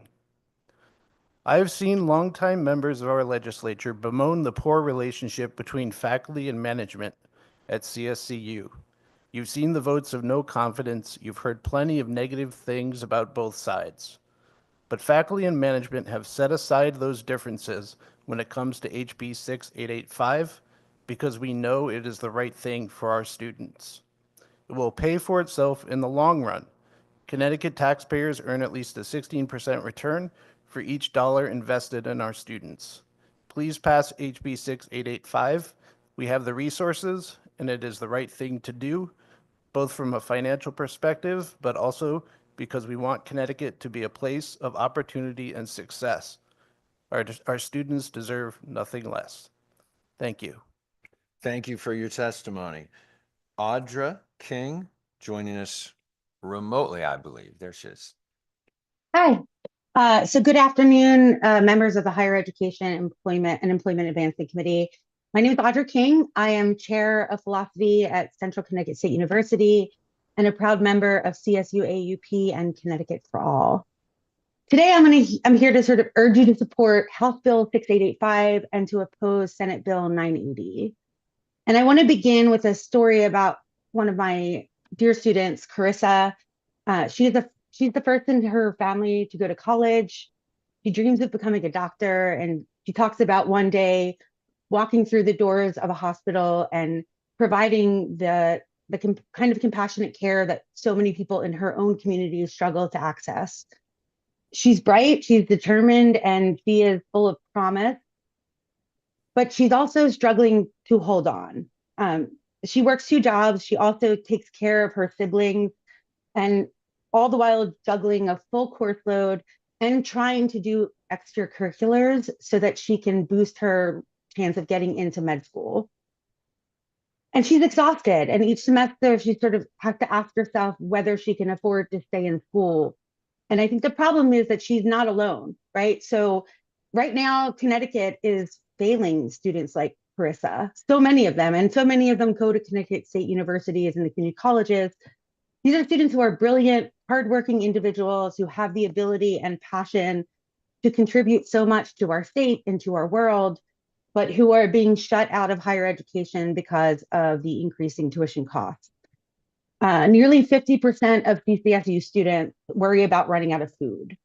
39% cut the size of their meals, and 23% go the day without eating because they can't afford food. Many are also housing insecure, and nearly all of them work jobs that pull them away from their studies. Expanding the PACT program would literally change lives. It would change generations of lives. Currently, only 62% of Connecticut's community college graduates continue on to a 4-year degree. And it's not because they don't want to, it's because most of them cannot afford to.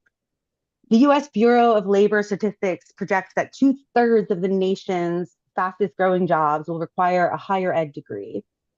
In Connecticut alone, we will need over 50,000 new workers with higher ed degrees per year until 2032, and 30,000 of them will need bachelor's degrees. This bill is not just about individual students, it's about our collective future.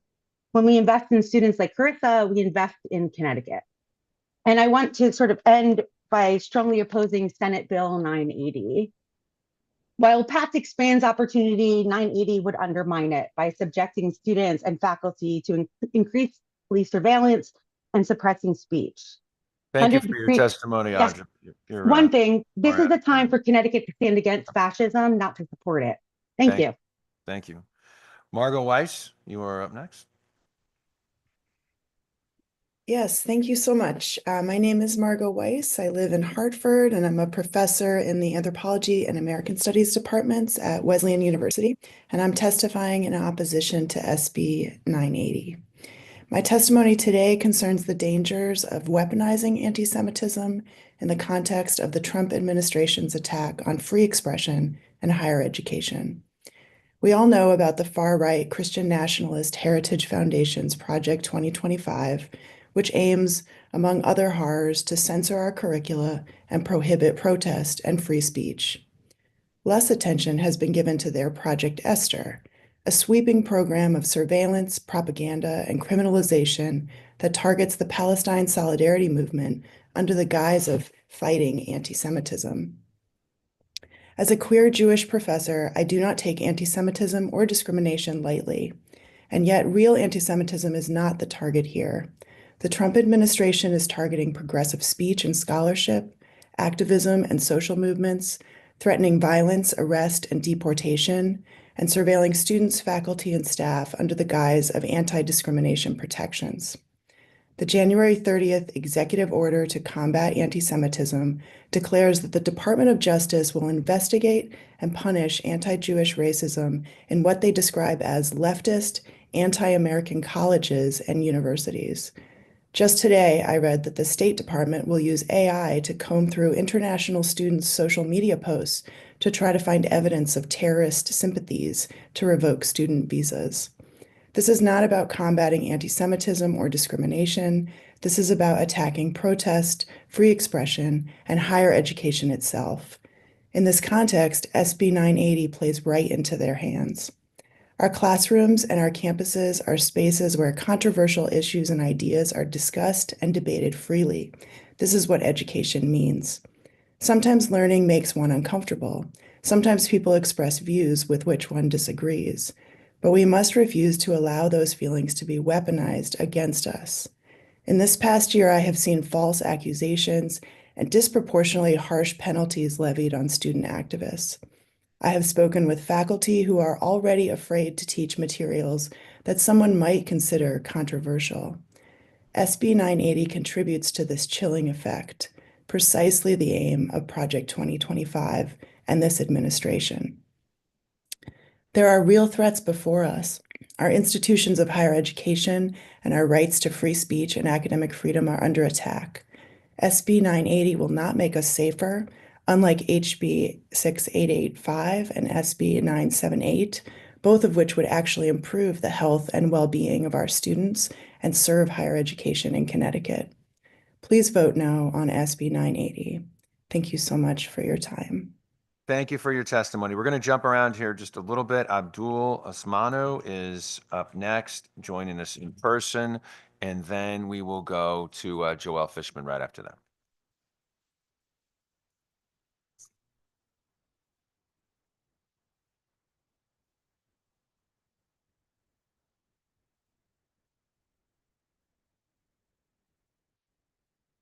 Oh, okay, cool. Okay, yep, all right. Good afternoon, committee members. My name is Abdul Osmanu. I live in Hamden, Connecticut, where I also serve on the Hamden Legislative Council. But I'm speaking here tonight and this evening as a private citizen. I would like to start off this meeting, as a Muslim that's participating in Ramadan and fasting, with a saying from our Prophet Muhammad, peace be upon him, "Innamal amalu binniyat," and that translates to the deeds of those committing those depend on the intentions or action. It depends on their intentions, or their actions are judged by their intentions. I say this as I speak against this bill, not truly knowing the intentions of this bill. However, the impact of it remains clear. The impact of over-policing in our communities remains clear. The impact of the bill and message it sends and carries, and the potential it has to send other messages in the face of our current administration is clear. The impact of putting a bill forward without valuing input from professors, the Muslim community that is mentioned in it without any semblance of agency, and many other stakeholders impacted by this bill remains clear. This stated attempt to protect students and the rights and freedoms of our educational institution contains language that aims to do the exact opposite. The language is problematic, and that's just really all that I have to say about the language in some of what it says. To exist in an era where we dare to throw around the word terror attack like it's 2003 is disgusting. I like to think that my mom's horror stories of Islamophobia as she was pregnant and expecting me was something that I would never see, but I see this language and unfortunately, I stand corrected. We're in a time where non-citizen students and faculty are under attack. There exists clear documented Freedom of Information Act requested evidence of surveillance on students. I state nothing of assuming intentions of the makers of this bill, but the language and impact mirrors the far-right blueprints of Project 2025, as well as Project Esther, written by the right-wing Heritage Foundation. The intentions of this bill, I might not ever actually understand or truly be, able to grasp, but something remains nebulous here to me in this, in really trying to dissect some of the true intentions to this. But in that, I urge you all to, in fact, I know how this process works. You don't quite even have to oppose it. You could just decide to not actually put it on your agenda and give it, a joint favorable sort of status.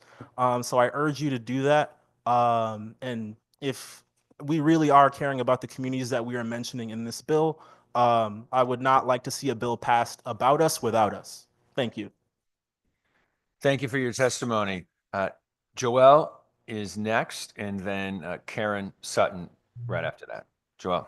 Good afternoon, chairs and members of the committee. My name is Joelle Fishman. I live in New Haven.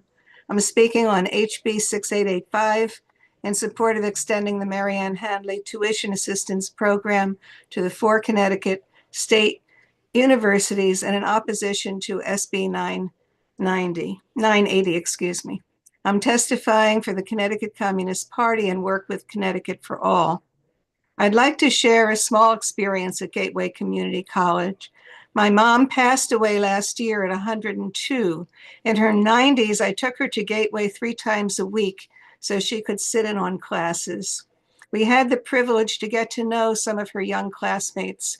They were working class students. Many were students of color. For the most part, they held down a low-wage job or even 2 while going for their 2-year associate degree. These students did not have the opportunity to start out at a 4-year institution of higher learning. They were juggling their budget and pushing forward to earn a degree from Gateway with the dream of continuing on at SCSU to earn a bachelor's degree and a better job.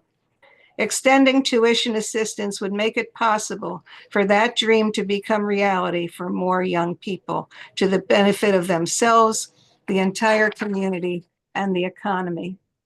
It would ease the barriers of lack of affordability and rising student debt facing young people who are trying to cope with increasing inflation and even faster rising tuition at our state universities.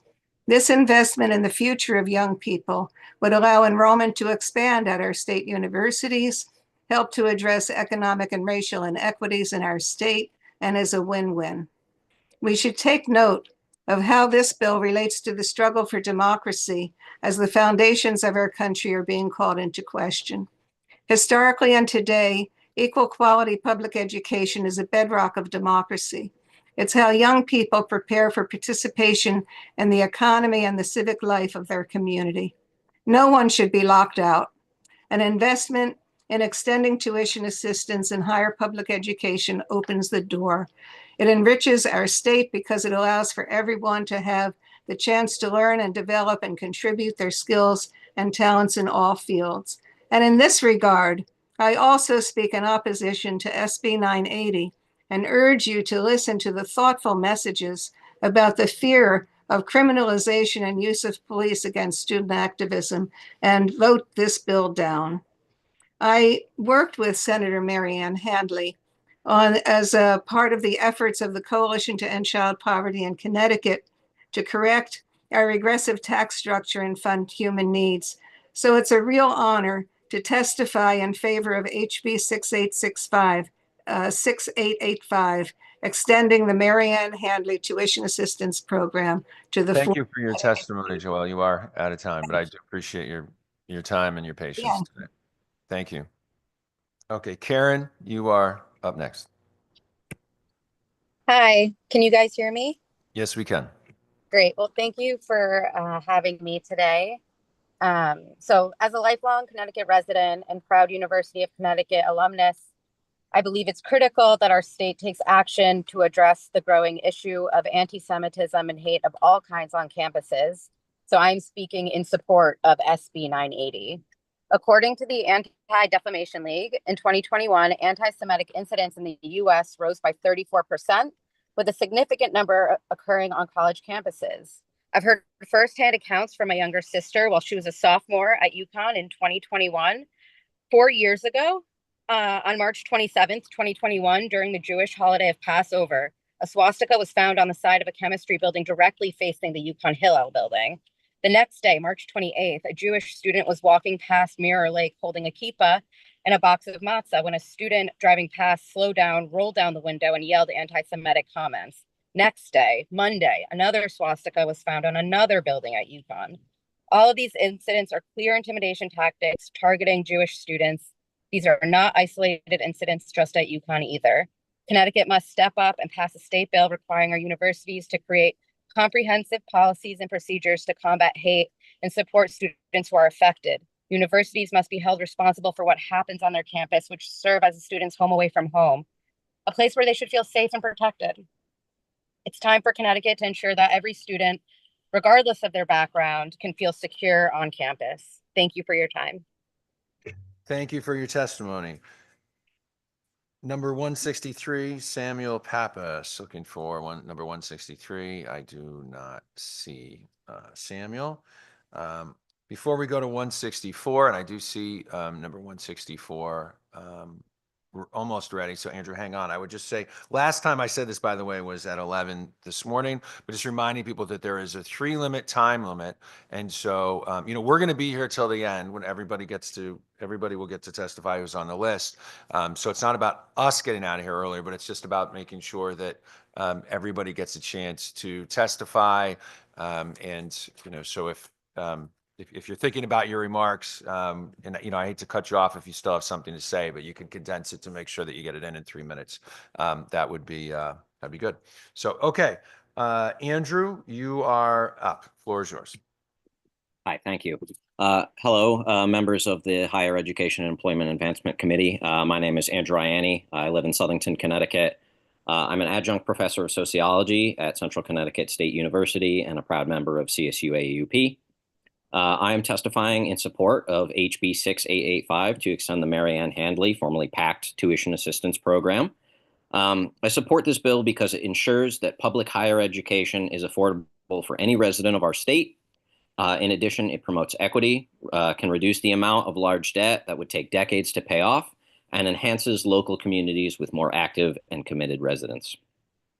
Now, those that know me know that I was not a natural student and that pre-college education was difficult for me. However, I thrived in our public higher education system. The ability to choose what my education pathway was, the opportunity to take a wide variety of courses in a myriad of fields opened so many different perspectives and ideas to me that I am truly grateful for. On top of this, the dedication and the hard work of my professors gave me the support and insight that I needed and has allowed me to become a thoughtful, inquisitive, and caring member of my community. In short, public higher education has allowed me to become my best self and has inspired me to take up the mantle of education, something that my mother is still awed by. Now, I was fortunate enough to have my education paid for by my family, but I understand that not everyone else is so fortunate. That should not cause the residents of our state to be denied the opportunity to better themselves and attain an education and a degree just because they did not win the birth lottery. Education should be a right for all that we have, and this bill helps to bring that closer to reality. It is very heartening and reassuring to know that there are elected officials who are working to help improve the lives of the residents of our state. And the benefits of a bachelor's degree should not be unattainable just because of cost and should not require residents to face crippling debt. The economic future of everyone in Connecticut will be improved if more people who would not otherwise attend a university did so. Problems caused by inequality can be reduced, our communities will be strengthened, and our residents will be able to lead longer and happier lives. Now is the time for us to make a real investment in the future by extending the PACT program to the 4 CSUs. Thank you for your time. I also would like to state that I oppose House Bill 9. Thank you very much. Thanks for your testimony. Next up is Hannah Adolphe. Hannah being in person. Do we have a Hannah? Yes. Okay. So, and then after Hannah, we are going to go to number back in time here to 142, Rhett Tak, virtually. So Hannah and then to Rhett. Hannah, good evening. Good evening. My name is Hannah Adolph. I'm from New Haven and a current freshman on UConn campus and a member of the General Board of UConn MSA. I am testifying in opposition to SB 980. The proposed bill will have a negative impact on the problem it claims to address. Rather than protect the community members of higher institutional learning from hate or harassment, this bill will intimidate community members from exercising their constitutional right to protest and speak by subjugating them to heightened surveillance. This bill would especially leave non-citizen student activists vulnerable, as the Trump administration recently enacted the Lincoln-Riley Act, which threatens non-citizens with deportation and has been used as a punishment for students who are exercising their First Amendment right. The heightened surveillance and combative task force that this bill establishes would disrupt the community built in higher learning institution that provides safety for students to indulge in their conversations of political criticism, critical thinking, and open-mindedness, ultimately intimidating students out of their exercising of their First Amendment right. This bill would not properly protect our students from religious hate speech, but confuse protests with hate speech. Students such as myself are concerned that this bill will impede on our First Amendment rights, as it blurs the line for higher powers to assess if speech is discriminatory or not. This heightened surveillance limits students to take action for causes they believe in. This surveillance and special task force will protrude an intimidating presence that can be a catalyst for unintended incidents. As we discuss freedom of speech and protest, let's remember Tinker versus Des Moines of 1969, where the Supreme Court ruled that neither students nor teachers shed their constitutional rights to freedom of speech or expression on school grounds. As more media attention is brought up between the Hamas-Israel war, labeled by certain identities, tensions rise towards Jewish and Muslim community. If certain identities believe what is happening between Palestine and Israel is war, then students should be limited to protesting their causes. This parallels the events that took place in Tinker versus Des Moines, where courts favor that school officials cannot prohibit students from protesting on the suspicion that the speech might be disruptive. If certain identities believe that Israel is committing a genocide, then students are entitled to that opinion, no matter how offensive the terms genocide, apartheid, or ethnic cleansing may seem.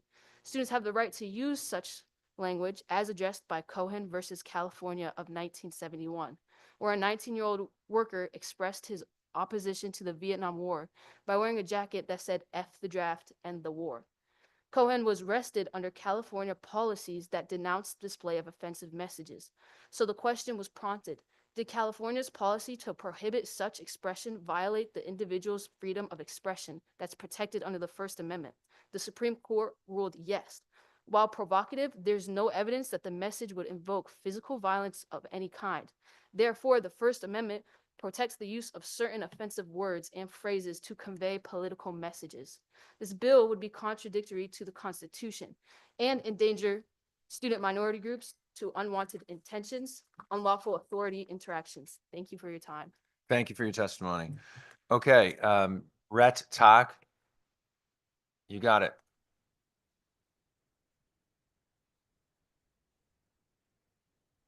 Please proceed. You may be on mute. But you ready to go?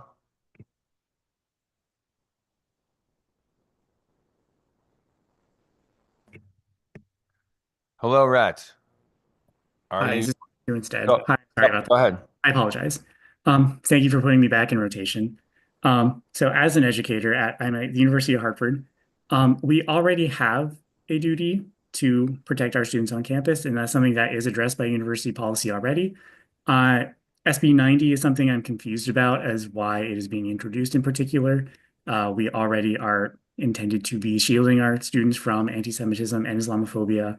Having it as a law, as it is written, is simply another way to invite police onto campus for a lot of the aforementioned reasons, that this is simply a way of intimidation for having First Amendment rights being exercised on a campus. It is a way to discourage any kind of dissent on a campus. And I really want to just reiterate how much this is just a way for the Trump administration to come into campuses and prevent any kind of First Amendment rights, and that it is a way to come into campuses and further investigate for deportations unjustly. Thank you. Thank you for your testimony. Have a good rest of your evening. I do not see a Jessica Bod remotely, so we're going to go to Stephen Monroe Tomzak. Yes, good afternoon, Senator Slapp, Representative Haddad, and members of the Higher Education and Employment Advancement Committee. My name is Stephen Monroe Tomzak, a resident of Wallingford and a faculty member at Southern Connecticut State University Department of Social Work, where I've served for many years as a leader in our faculty union, CSU AUP. We belong to Connecticut for All, a statewide coalition fighting for a better future for everyone in Connecticut. I'm testifying before your committee to urge you to support HB 6885, which would extend the Marianne Handley Tuition Assistance Program to the 4 Connecticut State Universities. I support this bill because it ensures that public higher education is affordable for any resident in our state who is pursuing a bachelor's degree. This will ensure that more residents have the benefits of a college education, including higher income, better health, longer lives, and better family and job satisfaction. When tuition costs are lowered, fewer residents students amass large debts that will take them decades to pay off and reduce the quality of their lives. Since the economic crisis of 2008-2009, state funding for the 4 CSUs has been flat, not matching inflation. In the context of this defunding and cuts, the CSUs increasingly have relied on student tuition and fees as a revenue stream. As tuition and fees have increased, many students have been priced out of the CSUs as they become unaffordable for Connecticut families. Median family income, like state funding, has also not kept pace with inflation. Currently, the governor and the Office of Policy Management have argued that declining enrollments in the CSCU system are why they are unwilling to provide sufficient funding for our institutions, and they recommend that our schools shrink in size to accommodate lower state support. This simply reduces the opportunities for students to attain bachelor's degrees and restricts access to higher education. It does not have to be that way. As our own history illustrates, tuition at the CSUs used to be affordable, as I, as an alum of Southern, can document from my lived experience. If you took the tuition that we paid in the 1980s, about $500 a semester, and just adjusted it for inflation, my students would pay about $1,500 a semester, about 1/5 of what they currently pay. Even worse, if you were to take the tuition and fees that my mother-in-law paid when she attended Southern in the 1950s, roughly $50 a semester, and adjust that for inflation, my students would pay about $600 a semester, an amount barely greater in nominal dollars than what we paid in the 1980s. It's certainly reassuring to know that elected officials are working to help residents improve their lives. The benefits of a bachelor's degree should not be unattainable because of cost, and it should not require individuals to face crippling debt. The economic future of everyone in Connecticut will be improved if more people who would not otherwise attend a university did so. Businesses will prosper, the problems caused by inequality will be reduced, our communities will be strengthened, and our residents will lead longer and happier lives. Now is the time for us to make a real investment in the future by extending the Mary Ann Handley Award to the 4 Connecticut State Universities. Finally, let me also add my voice in opposition to SB 980. The proposed bill would have a negative impact on the problem it claims to address. Rather than protect students, faculty, and community members from hate or harassment, this bill would threaten students, faculty, and community members being targeted by far-right extremists by subjecting them to heightened surveillance. So I urge you to pass 6885 and oppose SB 980. Thank you for the. Thanks very much. Miranda Rector, you are up next. Good evening, and thank you, Chairman and members of this committee, and thank you to the countless Muslims who showed up today during Ramadan. My name is Miranda Rector. I'm from New Haven. I'm testifying in strong opposition to SB 980 as a member of JVP New Haven and Mending Minion, and as alum of Yale University. SB 980 will lay the groundwork for surveillance of students and faculty, putting them at risk of arrest, deportation, and extremist violence. Last spring, I was invited back to my alma mater to attend a Passover Seder for Liberation during the student encampments. It was the most warm, welcoming, and meaningful observance of a Jewish holiday I had ever experienced at Yale. I felt honored to be included in a gathering that embodied the ideas of collective liberation and safety and solidarity. The Seder went on peacefully with one exception. A Christian Zionist doomsday preacher walked into the event shouting that we were going to burn in hell on earth for our support of Palestine. What could have been a dangerous situation was de-escalated in a matter of minutes by student leaders. I was deeply impressed by the skillfulness and grace with which students handled the disruption. Using the Freedom of Information Act, a journalist brought to light documents from Yale administrators and police surveilling the student encampments. In those documents, there are numerous references to disruptive and dangerous presences on campus, to terrorists, to outside agitators, and to people threatening Jewish safety. Were they referring to that man harassing Jews in the middle of their Passover Seder? No. The dangerous people Yale administrators and police were referring to were the very same student leaders who stepped up to protect their Jewish peers, to student leaders who were participating in the Passover Seder, to student leaders who had assembled community libraries and dinners and poetry circles. And they were referring to me. Yes, in the minds of Yale's admin and police department, I, a Jew and graduate of the university, am an outside agitator threatening the safety of Jewish students. I believe strongly in the fight against anti-Semitism, bigotry against Muslims, and white supremacy. As I watch Jewish, Muslim, and racialized loved ones go off to college, I'm worried for them. But this bill isn't going to protect them. You may be thinking we're misunderstanding this bill, and I can assure you we are not. You've already heard from people testifying today that this bill echoes far-right extremist plans to suppress student activism under the guise of fighting anti-Semitism, and the threats of imprisonment and deportation levied against students by Trump. My written testimony describes this in detail. I'll add, just today, Columbia University lost $400 million in federal funding for what the Trump admin has deemed anti-Semitism, AKA anything he doesn't like. We've seen how campus admin and police departments have already been treating students. SB 980 will only give them added unchecked authority through vague Title VI language, while they're currently under financial and political pressure to suppress student activism. It also creates more pathways for the far right to act in bad faith to attack students. With all this in mind, the entirety of SB 980 is dangerous, particularly for Palestinian, immigrant, and BIPOC students. I strongly urge members of this committee to vote no on SB 980, and I'd also like to voice my support for HB 6885 and for HB 6078. Thank you so much. Thank you very much for your testimony. Have a good rest of your day. Anna Malavisi is up next. Anna, floor is yours. And Anna, you are the 171st participant, and then 172 is Ziran Tan. I hope I got that right. And Jaren's going to be testifying, I believe, in person. So, all right, Anna. Thank you very much. Good evening, and dear members of the Higher Education and Employment Advancement Committee. My name is Anna Malavisi, and I'm an Associate Professor of Philosophy and Associate Chair at Western Connecticut State University. I'm also a proud member of CSU AAUP and the current chair of the Undocumented Task Force, which is a campus-wide effort centered around undocumented student needs. I'm testifying on House Bill 6885 to extend the Mary Ann Handley Tuition Assistance Program to the 4 Connecticut state universities. I strongly support this bill because it ensures that public higher education is affordable for any resident of our state who wants a degree.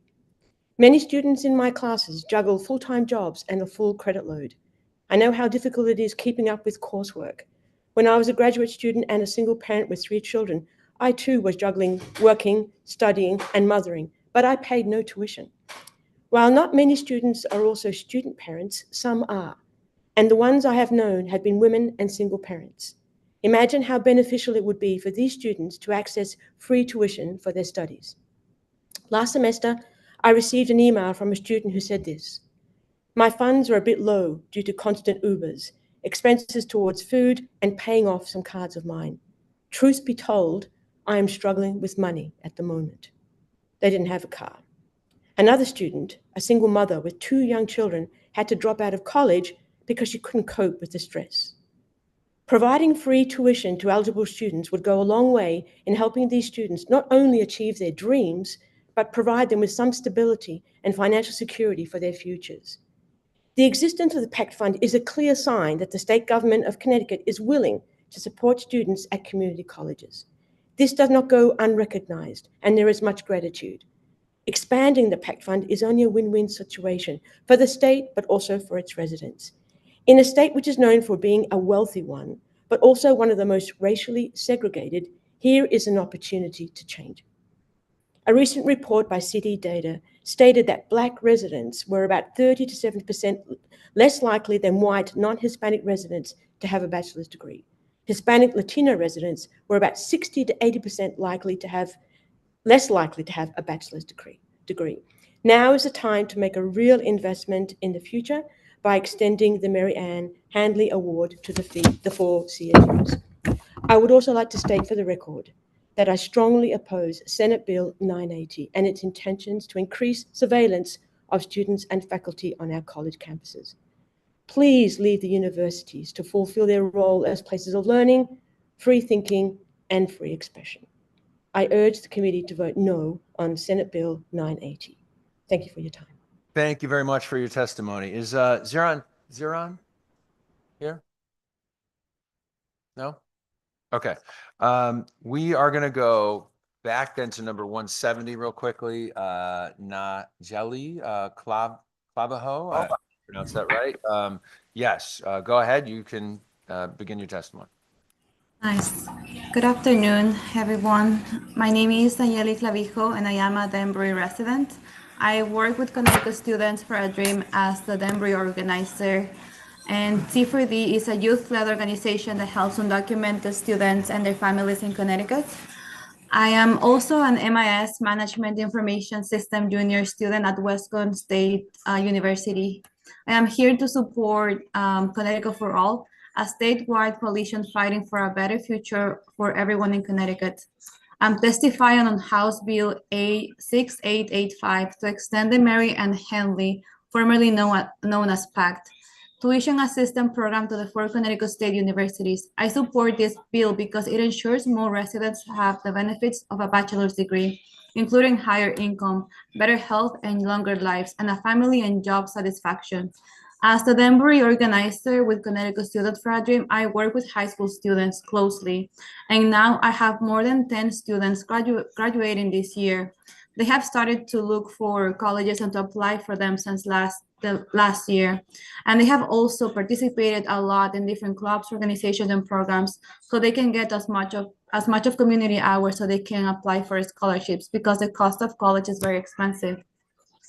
And that makes me very happy and proud because I know that there are students that want to keep going with their education and at the end to support the economy of Connecticut and the nation. As well as an undocumented student, I pay around $50,000 annually, and I cannot get any of the PACT program because I'm undocumented. But I know that this can make a difference for any of my students that want to achieve higher education, because it comes with a lot of work, sacrifice, and a lot of studying to get the goal that we want, which is a degree, and hopefully in the future get to more. It is reassuring to know that elected officials are working to help residents improve their lives. The benefits of a bachelor's degree should not be unattainable because of cost and should not require residents to face crippling debt. The economic future of everyone in Connecticut will be improved if more people who will not otherwise attend a university did so. Businesses will will prosper. The problem caused by inequality will be reduced, our communities will be strengthened, and our residents will lead to a longer and happier life. Now is the time for us to make a real investment in the future by expanding the Mary Ann Hanley Award to the 4 Connecticut State Universities. And that also includes to hopefully in the future make it accessible for undocumented students as well. Thank you so much. Thank you for your testimony. Francesca Maviglia is up next. Is Francesca here? I'm on Zoom. Okay. No, I'm on Zoom. Oh, there you are. Okay. You're online. All right, go ahead. Dear members of the committee, good evening. My name is Francesca. I'm a resident of New Haven. I'm a staff member at Yale University, and I'm testifying in opposition to SB 980. Last spring, I witnessed repeated episodes of police brutality towards students protesters on the Yale campus. In one occasion, students who were already dispersing at the end of a protest were kettled and violently arrested by Yale police, who threw 2 people on the ground, causing injuries and a concussion. After the already traumatizing experience of watching this, one Yale police officer sexually assaulted me by groping my breast. This is what happens when you deploy police on campus. Students and community members become targets of violence. We have seen scenes like this over and over on university campuses all across the country. So let us not lie to ourselves by pretending that the measures taken by university administrators in the past year, which this bill would support and expand, are about fighting bigotry or keeping anyone safe. We all know that they're about repressing dissent and restricting students' freedom to protest US funding for the genocide in Palestine. I would like to remind members of this committee that on May 4th, 1970, the Ohio National Guard killed 4 students who were protesting the war in Vietnam at Kent State University. It is frankly a miracle that no students lost their lives in a similar fashion over the past year, watching the police brutality the university administrations gleefully unleashed on their own campuses. I ask you, do we want to deal with a Kent State in Connecticut? If universities want to avoid conflict on campus, what they should do is engage in good faith with their students who want to have a say in whether their tuition money is invested in war. Surveilling students through invasive technology, banning student organizations, changing university policies on a whim to be able to justify repression, inviting police on campus, and then lying about these repressive measures being about protecting student safety are approaches that will only heighten unrest on campus. Constituents and students are not stupid. We notice when our elected officials claim to oppose Trump's political project of destruction of democracy while ushering in the same kind of fascist repression on freedom of speech. As Trump threatens foreign students with deportations and domestic students with arrest, now is the time for universities to commit to keeping local and state police, as well as federal surveillance agencies, off university campuses. And now is the time for you, as our elected officials, if you care about protecting democracy from Trump, as you say you do, to strengthen and not shrink protection for civil liberties and the freedom to dissent. So thank you for your time. I urge you to vote no on SB 980. Thank you. Thank you for your testimony. Costanza Segovia, remote. Is Costanza there? I don't see. No, and no. Okay. Number 175, Rohan Lokadam. Rohan, is Rohan 175? No. Okay, 176, Anaf Aram, is he not? Okay, Anaf is here in person.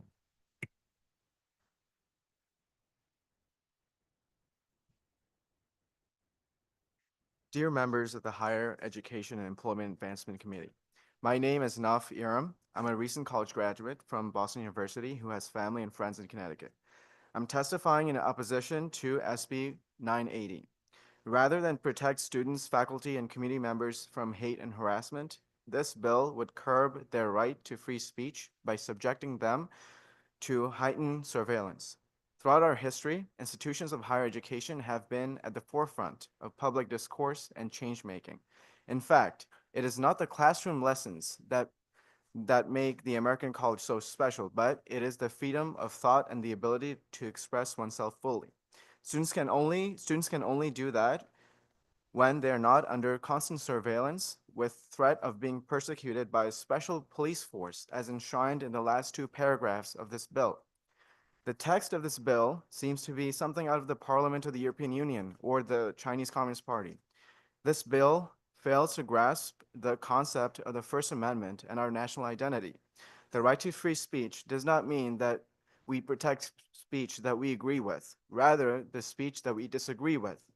As a Muslim who is currently fasting for Ramadan, I welcome Islamophobia and criticisms of Islam because it opens room for dialogue and mutual understanding. It also ensures my right to a speech that others find offensive. This is the essence of our national identity, that a group of people from various walks of life find common ground through dialogue. Furthermore, there have been budget cuts across the board, including cuts to spending for special education in the state. Therefore, creating task forces on college campuses that is not the best use of the taxpayers' money. I highly suggest that the state reinstates the funding for special education that it cut earlier instead of creating thought police on college campuses. To conclude, I do not want the state to surveil me nor those who hate me. I simply want the state to uphold the First Amendment, ensure free speech, and surveil nobody. Thank you. Thank you for your testimony, Senator. Just one quick, we did reinstate that money today. The bill was signed by the governor. I wanted to make that clear. I knew you were going to say that. Okay, number 179, Yana Tartakovsky. You have the floor. My name is Yana Tartakovsky, and I'm a senior at the University of Connecticut. Thank you to the members on the Higher Education Committee for the opportunity to speak before you about Senate Bill 980. No one experience of anti-Semitism or discrimination is the same. No one perpetrator of anti-Semitism or other discrimination looks the same. Yes, there are students who have never faced anti-Semitism and students, both Jewish and not, who don't have a connection to the land of Israel. I welcome those students, their opinions, and to them I say you are lucky to not be a victim to the experiences I've been. I could sit here and go into detail about the anti-Semitism I've endured on campus as a daughter of Jewish immigrants who fled the former Soviet Union because of rising anti-Semitic persecution. At the peaceful protests mentioned earlier, I've seen Nazi symbols, Hitler references, and other anti-Semitic rhetoric. But instead, I'll focus on Title VI and what Senate Bill 980 actually addresses. As the co-president of Jewish on Campus UConn, a club about Jewish student advocacy, I can say that I know Title VI a bit better than most. Senate Bill 980 doesn't talk about censorship. What is censorship is not allowing Jewish students to freely identify with their connection to the land of Israel. Censorship is tearing down posters calling for the release of all hostages in Gaza. Censorship is discriminating against students who openly identify as a Zionist. Today, the term Zionist is just a code word for Jew. This term discriminates Jewish students on the basis of their national identity and connection with the land of Israel, a violation of Title VI. Senate Bill 980 talks about furthering the commitment to Title VI, which unbeknownst to many does protect Jewish students because Judaism isn't just a religion. It's an ethno-religion, a belief system inextricably connected to cultural heritage, traditions, history, and land. According to the Department of Education's fact sheet, Title VI protections against discrimination extend to students who experience discrimination on the basis of their actual or perceived shared ancestry or ethnic characteristics. This includes Jewish students who believe that they have a shared ancestry to the land of Israel. I know students and friends who have been harassed and intimidated because of their Jewish identity that ties in this connection, and that's anti-Semitic. We've reported these incidences to the administration, and the perpetrators of spreading anti-Semitism still go to UConn, face no consequences for their actions, and make my friends and I feel unsafe. This isn't normal. Jewish students shouldn't have to fear going to class or their own peers because of their identity. No student should have to feel this way. Voting for this bill will hold schools like UConn accountable for making sure administrators not only support students, but take claims of anti-Semitism and any kind of bias, harassment, or intimidation seriously by going as far as creating a more robust Title VI office and coordinator. I urge you to take a strong stand against hate of any kind and vote yes on this bill. Thank you for your time. Thank you for your testimony. We're going to go to number 105 here. Bridget. Bridget, if you are available, we'll work you in right now. Okay. Oh, you just made it. Bridget, are you there? I'm here. I can't get a video going. That's fine. Please proceed. Okay. Hi, I'm Bridget Timoney, and I'm here to speak about Bill 6885, and I appreciate the opportunity to talk about this. I'm a senior project manager at the Upjohn Institute in Kalamazoo, Michigan, where I've worked for over 30 years. The Upjohn Institute is a nonprofit, nonpartisan research organization established in 1945 and is a national leader in designing and evaluating tuition-free college programs. To date, we've helped almost 60 communities with this work. There's a strong and durable interest across the nation in making college tuition-free. 25 states have some form of tuition-free college pathway for a large segment of their population. Most focus on community college, but 5 states have added bachelor granting institutions to their offerings. In addition, there are more than 200 local entities that offer tuition-free college to their residents. And as college prices have risen and financial aid has failed to keep pace, as you've heard here, even more middle-class families struggle to afford tuition, especially at four-year institutions. For many students, it's not just the tuition that's a problem. There's uncertainty about college costs and complexity in accessing financial aid. Tuition-free college helps address these problems. We like to say that free college programs put the machinery under the hood, allowing students and families to understand upfront what college will cost. This strategy is successful in expanding post-secondary enrollment, as we have seen in New Mexico, where enrollment rose by almost 10% in the few years after the state made that possibility. But there's another important reason why so many states have decided to make their higher education system more affordable. That has to do with the workforce needs. And most states, including Connecticut, face a shortfall in the number of educated and trained workers their economy needs to stay competitive. It's true not just for skilled trades, but also for associate and bachelor degree holders.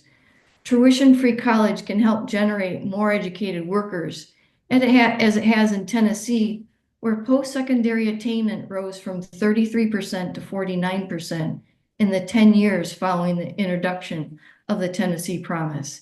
By adding a bachelor's degree path to free college offerings, it already has in Connecticut, as you've seen, it gives students more choice over the best pathway for their interests and their aptitudes while building a high value human capital, the human capital needed in a knowledge-based economy. And I've spoken mainly about reducing tuition costs, but I want to mention what else is needed for a successful tuition-free college. First, the institutions serving students must be prepared to support them through to completion. It may require new financial resources, as well as thinking of how support services are currently delivered. Second, unless students and families know these opportunities exist, they will be underutilized. So it's important to create strong public messaging to build awareness of whatever tuition-free college pathways exist. With these components in place, scholarships covering tuition Thank you, and Bridget. Your time is mentorship. up. So if you could finish your sentence, your thought, that'd be great. Thank you. Sure. Thank you very much for the opportunity to speak. Thank you. Thank you for your testimony. Okay, up next, we have Greta LaFleur. Is Greta here? No, I don't see Greta. Okay. Number 181, Syed Papik. Is Syed here? I don't see Syed. Okay. Number 182. Who is this guy? Number 182. All Members of the Higher Education and Employment Advancement Committee, how are you holding up? Thank you so much for sitting in your seats for 6 hours to listen to the needs of your constituents. We really do appreciate it, and we know how long it is. I have given the nitty-gritty details in my written testimony. I'm hoping to make 4 brief points. The first point is that I want my students to have the same affordable state university education that I had. I'm a proud graduate of a state university. My parents didn't have the good taste to bring in Connecticut. Nevertheless, cost of the time very similar to Connecticut schools.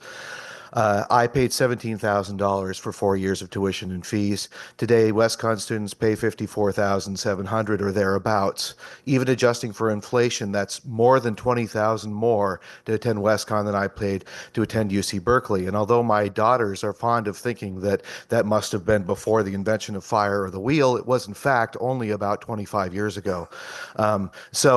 Tuition is not affordable, and anything we can do to help that is worthwhile. Secondly, I want to make the point that our students work all the time to afford college. One of you will know this story. A few years ago, I had a student who was perpetually sleeping in an 11 a.m. class, which I was intending to ignore until he started snoring very loudly and the other students started snickering. So I asked him about it after class, and he said that his wife had lost her job and that he had a daytime job to pay for his tuition, and he had to take a job all night so that he could feed his family. And I said, "When do you sleep?" And he said, "Well, you know the answer to that question because you just saw me." But this is surprisingly common in our classrooms. And so reducing tuition in whatever ways is very helpful. The third point that I want to make is that this program is a bargain because it's narrowly tailored. Our students are from Connecticut, they stay in Connecticut, and they work in the higher education areas where we have workforce needs. Electric Boat needs engineers. Central's ready to give them to them. New Haven Public Schools need social studies teachers. We're ready to give them. Danbury Hospital needs nurses. The CSUs are the universities that are best positioned to deal with our workforce needs, and PACT will allow us to give them so we don't have to truck nurses in from Nebraska or wherever we're getting them from now. The last point I want to make is look how many people from Wesleyan and Yale and UConn who do not directly benefit from House Bill 6885 testified in favor of it, even though they have nothing to gain. That should show you the incredibly broad support. Our chancellor, our university presidents, faculty, staff, students, and people from the general community who don't benefit from this bill all tell you that this is the way to go. So I hope that you support it. Thank you very much.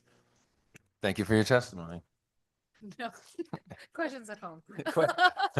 Questions are for later. Okay.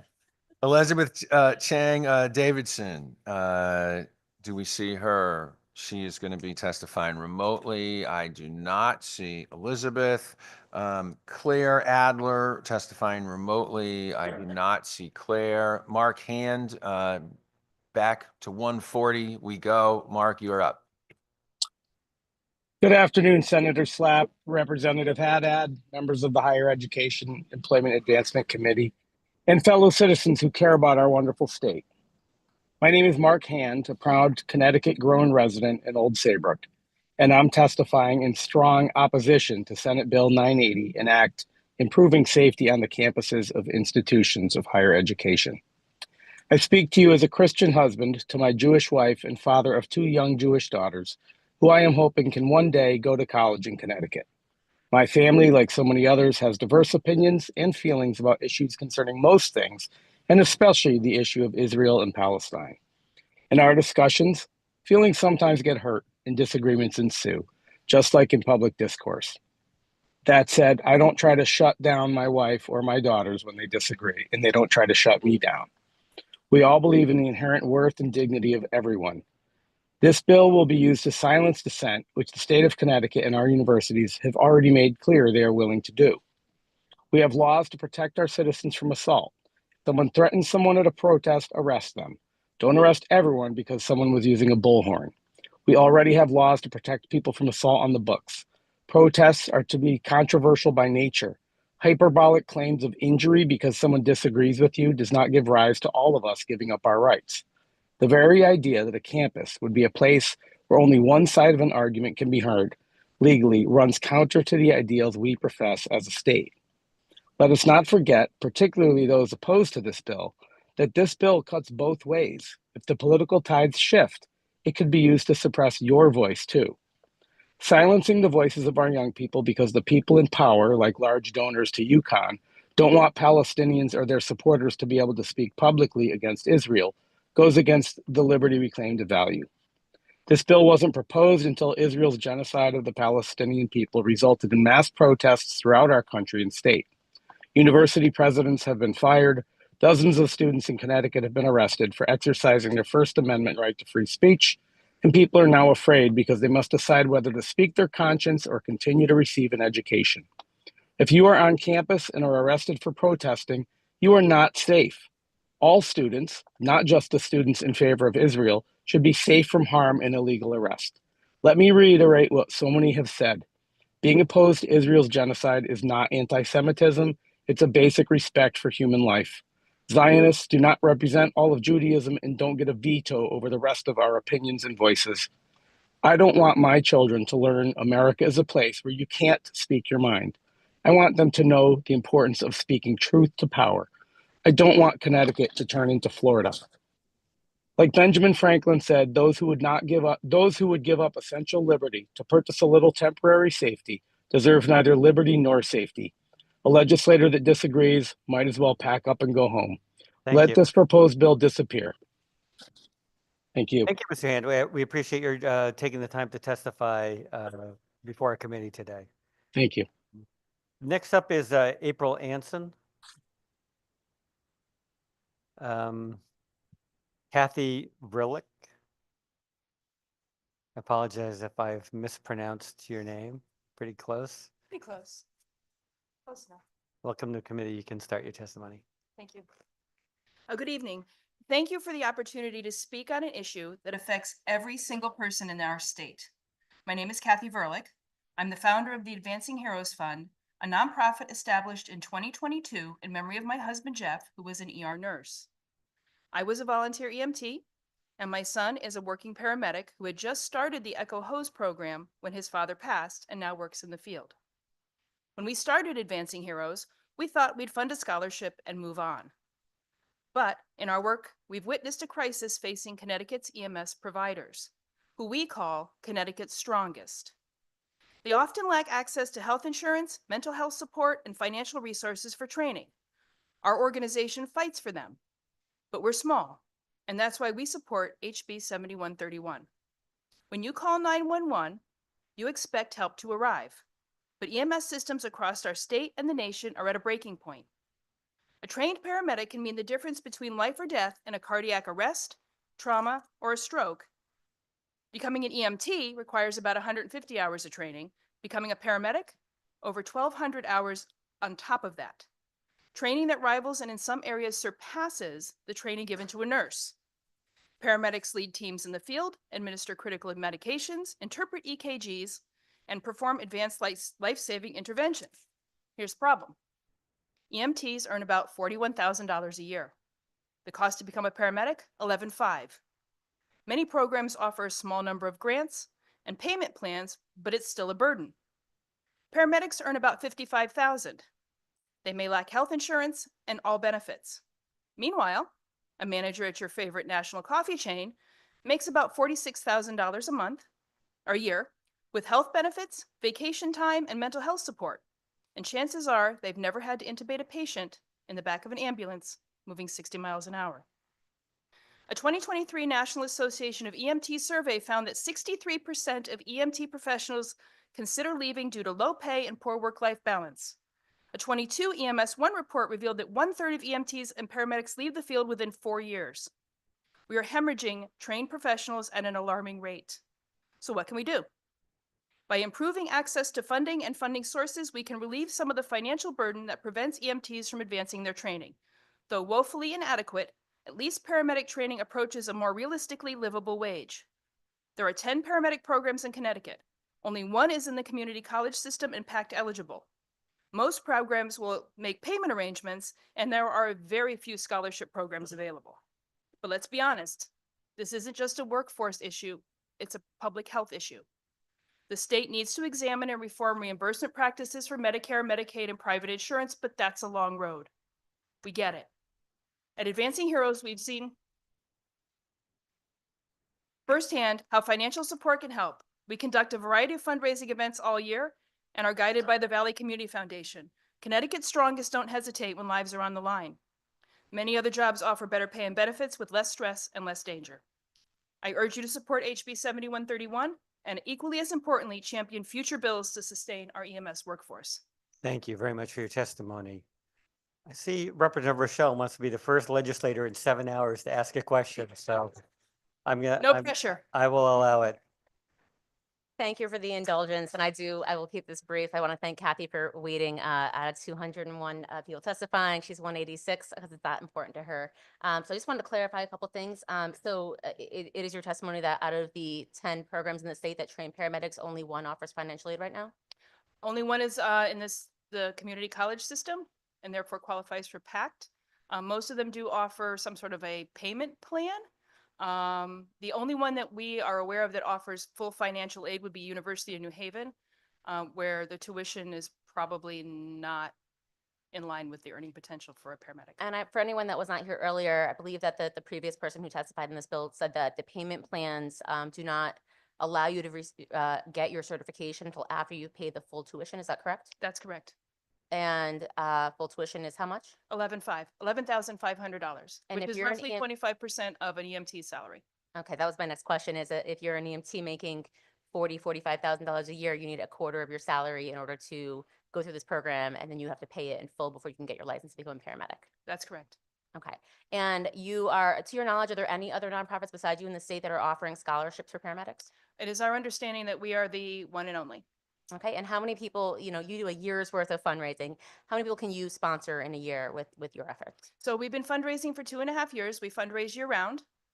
We gave out our first 4 grants totaling $10,000, which represented 4 25% grants to students. Just last year, it's our goal to do at least that every year. But like I said, we're kind of small.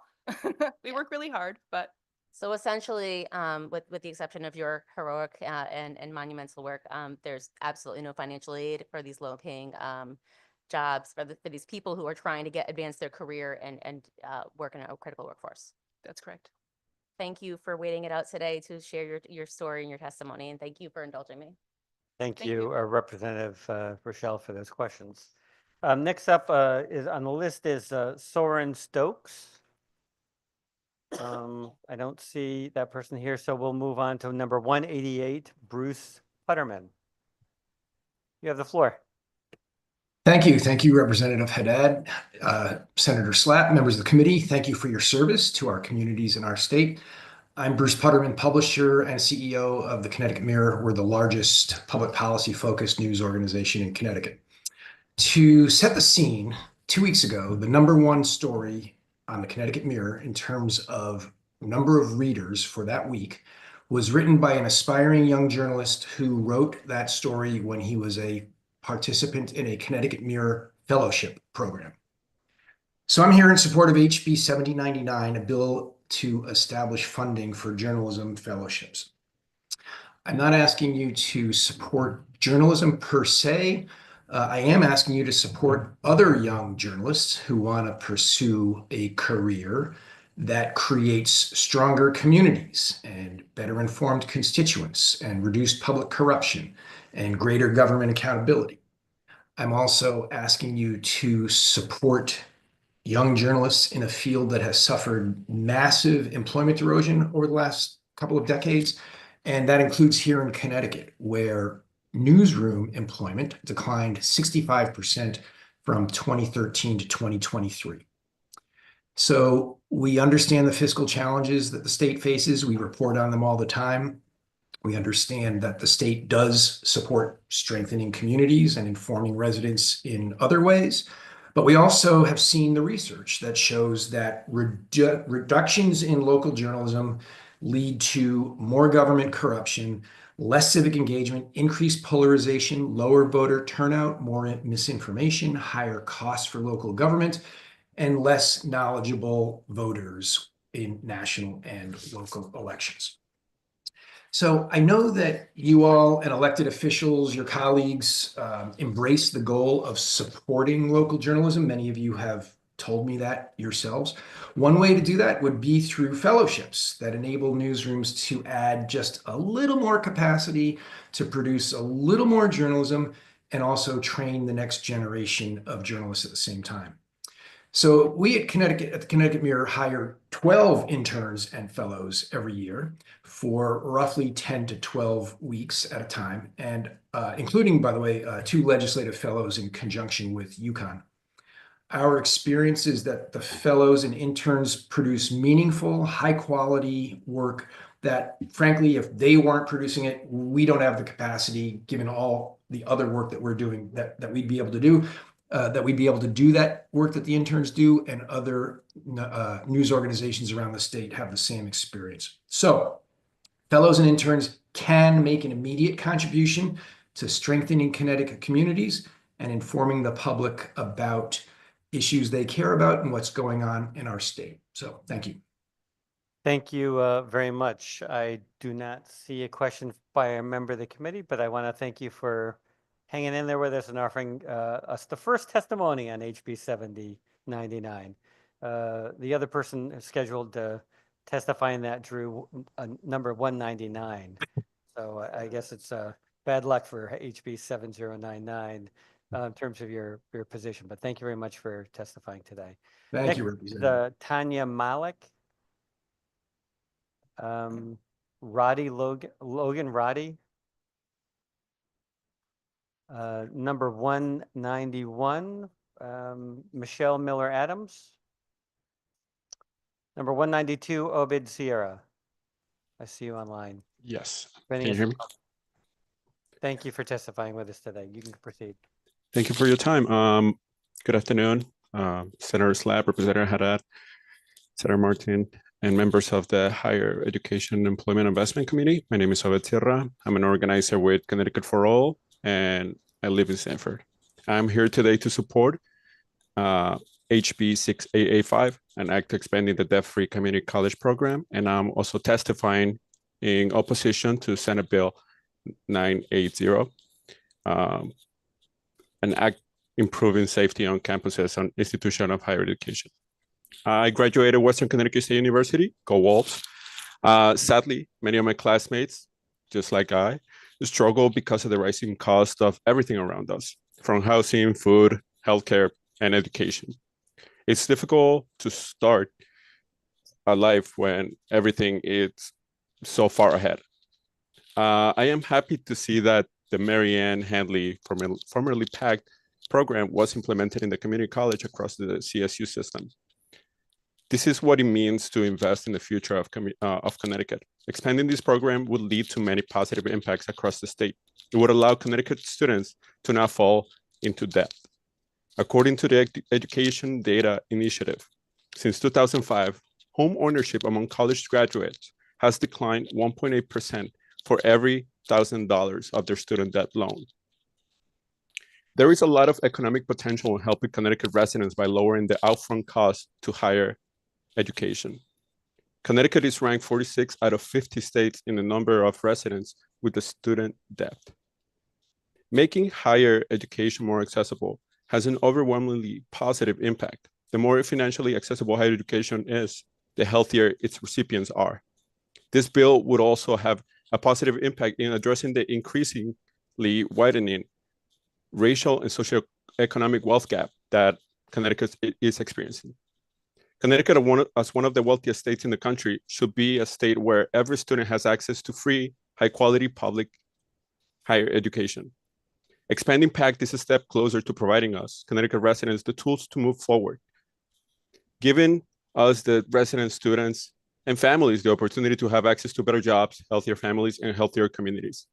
We need the expansion of PACT, and lawmakers need to find a way around the self-imposed and illogical guardrails and fund and restore our public and higher education system to be accessible to the public. I strongly oppose SB 980 because the collaboration of campus, local, and state police has only brought negative impacts to the students that peacefully assemble to protest the actions of their university. When you bring a hammer to a peaceful action, every student is a nail. I urge you to oppose this bill. I strongly support HB 6885, an act expanding the debt-free community college program to all four-year colleges. Thank you. Thank you. Thank you very much for your testimony, and thank you for your service earlier as a translator for some of the other folks who are testifying. Glad I could help. Thank you. Next up is 193, Mahmoud Al-Sabag. I don't see that person online or in the room, so we'll move to 194, Sarah Baker Bailey. Thank you for joining us. You can begin. Good evening, Senator Slapp, Representative Haddad, Senator Martin, Representative Bronco, and the members of the Higher Education and Employment Advancement Committee. Thank you for your diligence, which started this morning, led into this afternoon, and is now into evening, as we're testifying on a multitude of bills. I'm here to testify in support of House Bill 6885 to extend the Mary Ann Handley Tuition Assistance Program to the 4 Connecticut state universities. I'm a teacher at Southern Connecticut in New Haven. I'm a member of CSCU AAUP, and I belong to CT for All. I'll keep this brief because you've heard a lot about it. What I'll say is that the cost of higher education is in crisis in Connecticut right now. The system office and our Board of Regents has increasingly relied on student tuition and fees as a revenue stream. As such, tuition has increased by 68% in the last decade. Median family income has fallen by about $2,000 per year from 2009 to 2018, while tuition at the CSUs has rose by $2,500. Really, I want the young folks that I teach to have access to the opportunities that I had when I was their age, access and opportunities that you all may have had, the access and opportunities that generations before me had, and what we should all want for the generations yet to come. I want them to be able to buy a house, to put food on the table, to experience financial security, and to start a family when they are physically able to do so, not when they financially feel like they can afford to expand their families. We're failing our residents by making it difficult to earn a bachelor's degree. Tuition assistance extension will ease the burden on current students and empower those who otherwise might not feel like higher education is possible, but now feel empowered to enroll and succeed in that endeavor. Is it not our responsibility when we find ourselves in positions of power and influence to do everything that we possibly can to make a world a better place for those yet to come? It's reassuring to know that elected officials are working to help their constituents improve their lives. The benefit of a bachelor's degree should not be unattainable because of cost and should not require facing crippling debt. Now is absolutely the time for us to make a real investment in the future by extending the Mary Ann Handley Award to the 4 Connecticut state universities. Thank you so much for your time and have a wonderful evening. Thank you very much for offering your testimony. Next up is number 196, Ruben Wasserman. Welcome to the committee. You'll be followed by Timothy Scott.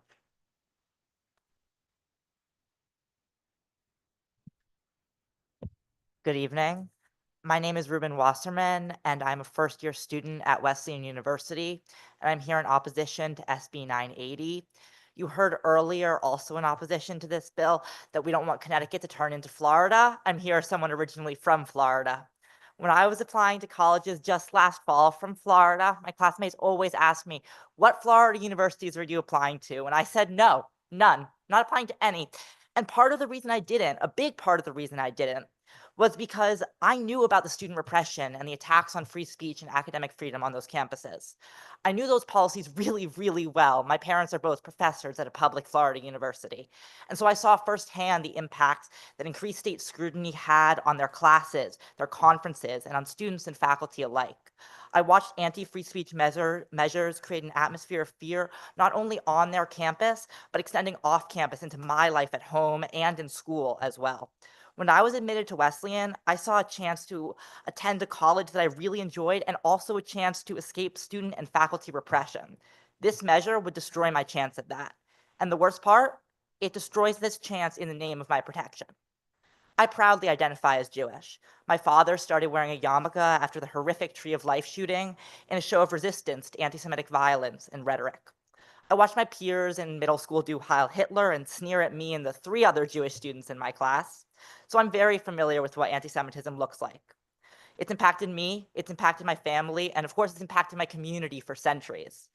But I will not let this bill speak for me as a Jewish person, as a Jewish student in Connecticut. The bill does not protect me. Banning speech will never protect me. Controlling what we discuss in the classroom and on campus will never protect me. The surveillance that this bill enacts ensures that the freedom of speech and academic freedom of my peers and professors is at best discouraged and at worst outright punished. I want to remind you again, I've seen this all before in Florida. Laws with very similar intentions have been passed by the Florida state legislature, and they do not reduce anti-Semitism. Virulent anti-Semites like the Proud Boys still exist at home. I still receive jeers as an openly Jewish student. Instead of protecting me, the Florida laws created a culture of fear in which those very discriminatory actions thrive. That culture did not protect me as a Jewish student, and it will not protect me in Connecticut this time around. As a Floridian, as a Jewish person, and as a Connecticut college student, I urge you to vote no on SB 980. It will not protect me. It already hasn't. Thank you. Thank you for your testimony, Ruben. Next up is Timothy Scott. No. Edward Malik. Number 199, Harriet Jones, joining us remotely. You have the floor. Good evening. Senator Slapp, Representative Haddad, and members of the Higher Education and Employment Advancement Committee, thank you so much for your patience and your attention today. My name is Harriet Jones. I'm a journalist, an adjunct instructor in the journalism department at UConn, and I'm also director of the Connecticut Student Journalism Collaborative. I'd like to speak in support of HB 7099, an act funding journalism fellowships for graduates of public institutions. We have really excellent journalism education in this state, and Even after 2 decades of consolidation and cuts, we still have excellent newsrooms. Both sides of this ecosystem continue to be under tremendous financial pressure, though, and that's at a moment when it really couldn't be more important to have a flow of truthful and dependable information so that Connecticut residents can fully participate in our democracy. When newsrooms are under pressure, sometimes the first thing to go is funding for internships and for supporting early career journalists. The number of funded opportunities for getting a start in this profession are now few and far between. The Connecticut Student Journalism Collaborative is a nonprofit that's working to fill this gap. We bring together students and journalism faculty from many schools. On the public side, we have UConn, Southern, Central, Eastern, and the community college system. We work alongside professional editors in the state to build connective tissue between the journalism departments and the newsrooms. We do this by supporting students to get their work published in statewide media while they're still in school. That includes bylines recently in CT News Junkie, the Hartford Courant, Connecticut Mirror, Connecticut Public, and WSHU. Those bylines give those students a robust portfolio and some connections in the newsroom, and that really kind of gives a boost that makes the difference once they're out there on the job market. This measure that's before you, funding early career journalism fellowships, would provide that much needed next step in a student's journey into the profession. So I think what I want you to really understand is that if this funding is passed, it wouldn't be dropped into a void. There's real substantive work going on the ground to build this workforce pipeline and to identify these promising emerging journalists that this bill would help. I will also say that many of these young people are home students. They're already embedded in Connecticut communities. They know the stories that need to be told because these are their hometowns. These are the kids that go to the Board of Education or the Board of Finance or the Planning and Zoning Committee, and they cover those critical decisions that affect everyone's lives. These are perspectives that are absolutely invaluable to local newsrooms. And these are the young people we want to incentivize to stay here and contribute to an excellent news ecosystem. But they don't always have the advantages of funding and connections. I hope you'll recognize how important it is that the next generation of journalists is enabled to cover the very important work that you do. And I hope you'll make that happen through HB 7099. Thank you for this opportunity. Thank you very much for your testimony. I do not see any questions, but thank you very much for hanging in as number 199. Appreciate your testimony. Next up is number 200, Carrie Swanson. The last person scheduled to be online, Phoenix Matarazzo. I'm probably hacking that name. I don't see that person here, so you may be our last testifier. And as so, I'm going to give you an extra 10 seconds. Senator Slapp. Thank you. Senator Slapp, Representative Haddad, Senator Martin, Representative Bronco, members of the Higher Education and Employment Advancement Committee. My name is Carrie Swanson. I'm a librarian at Southern Connecticut State University in New Haven and a resident of North Haven. I'm the chapter president of SCSU AAUP, part of CSU AAUP, and a member of Connecticut for All. I'm also a first-generation graduate alumna of Southern Connecticut State University. When I planned my remarks last night, I didn't imagine that I would be Speaker 200. At this point in the day, you've heard testimony about HB 6885, interspersed throughout testimony for other bills, and you've heard from our Chancellor, my colleagues, our students, members of other organizations, and members of the public, reasons why you should support the expansion of the Marianne Hanley Award, formerly known as the PACT program. I don't want to repeat the many things that you have already heard and will see in the written testimony. I only wish to implore you in a day filled with testimony for other bills of the importance of HB 6885, and to ask you to consider the thousands of lives that would be improved and the positive impact on the workforce of Connecticut and the economy of our state if you expand the Marianne Hanley Award to our students.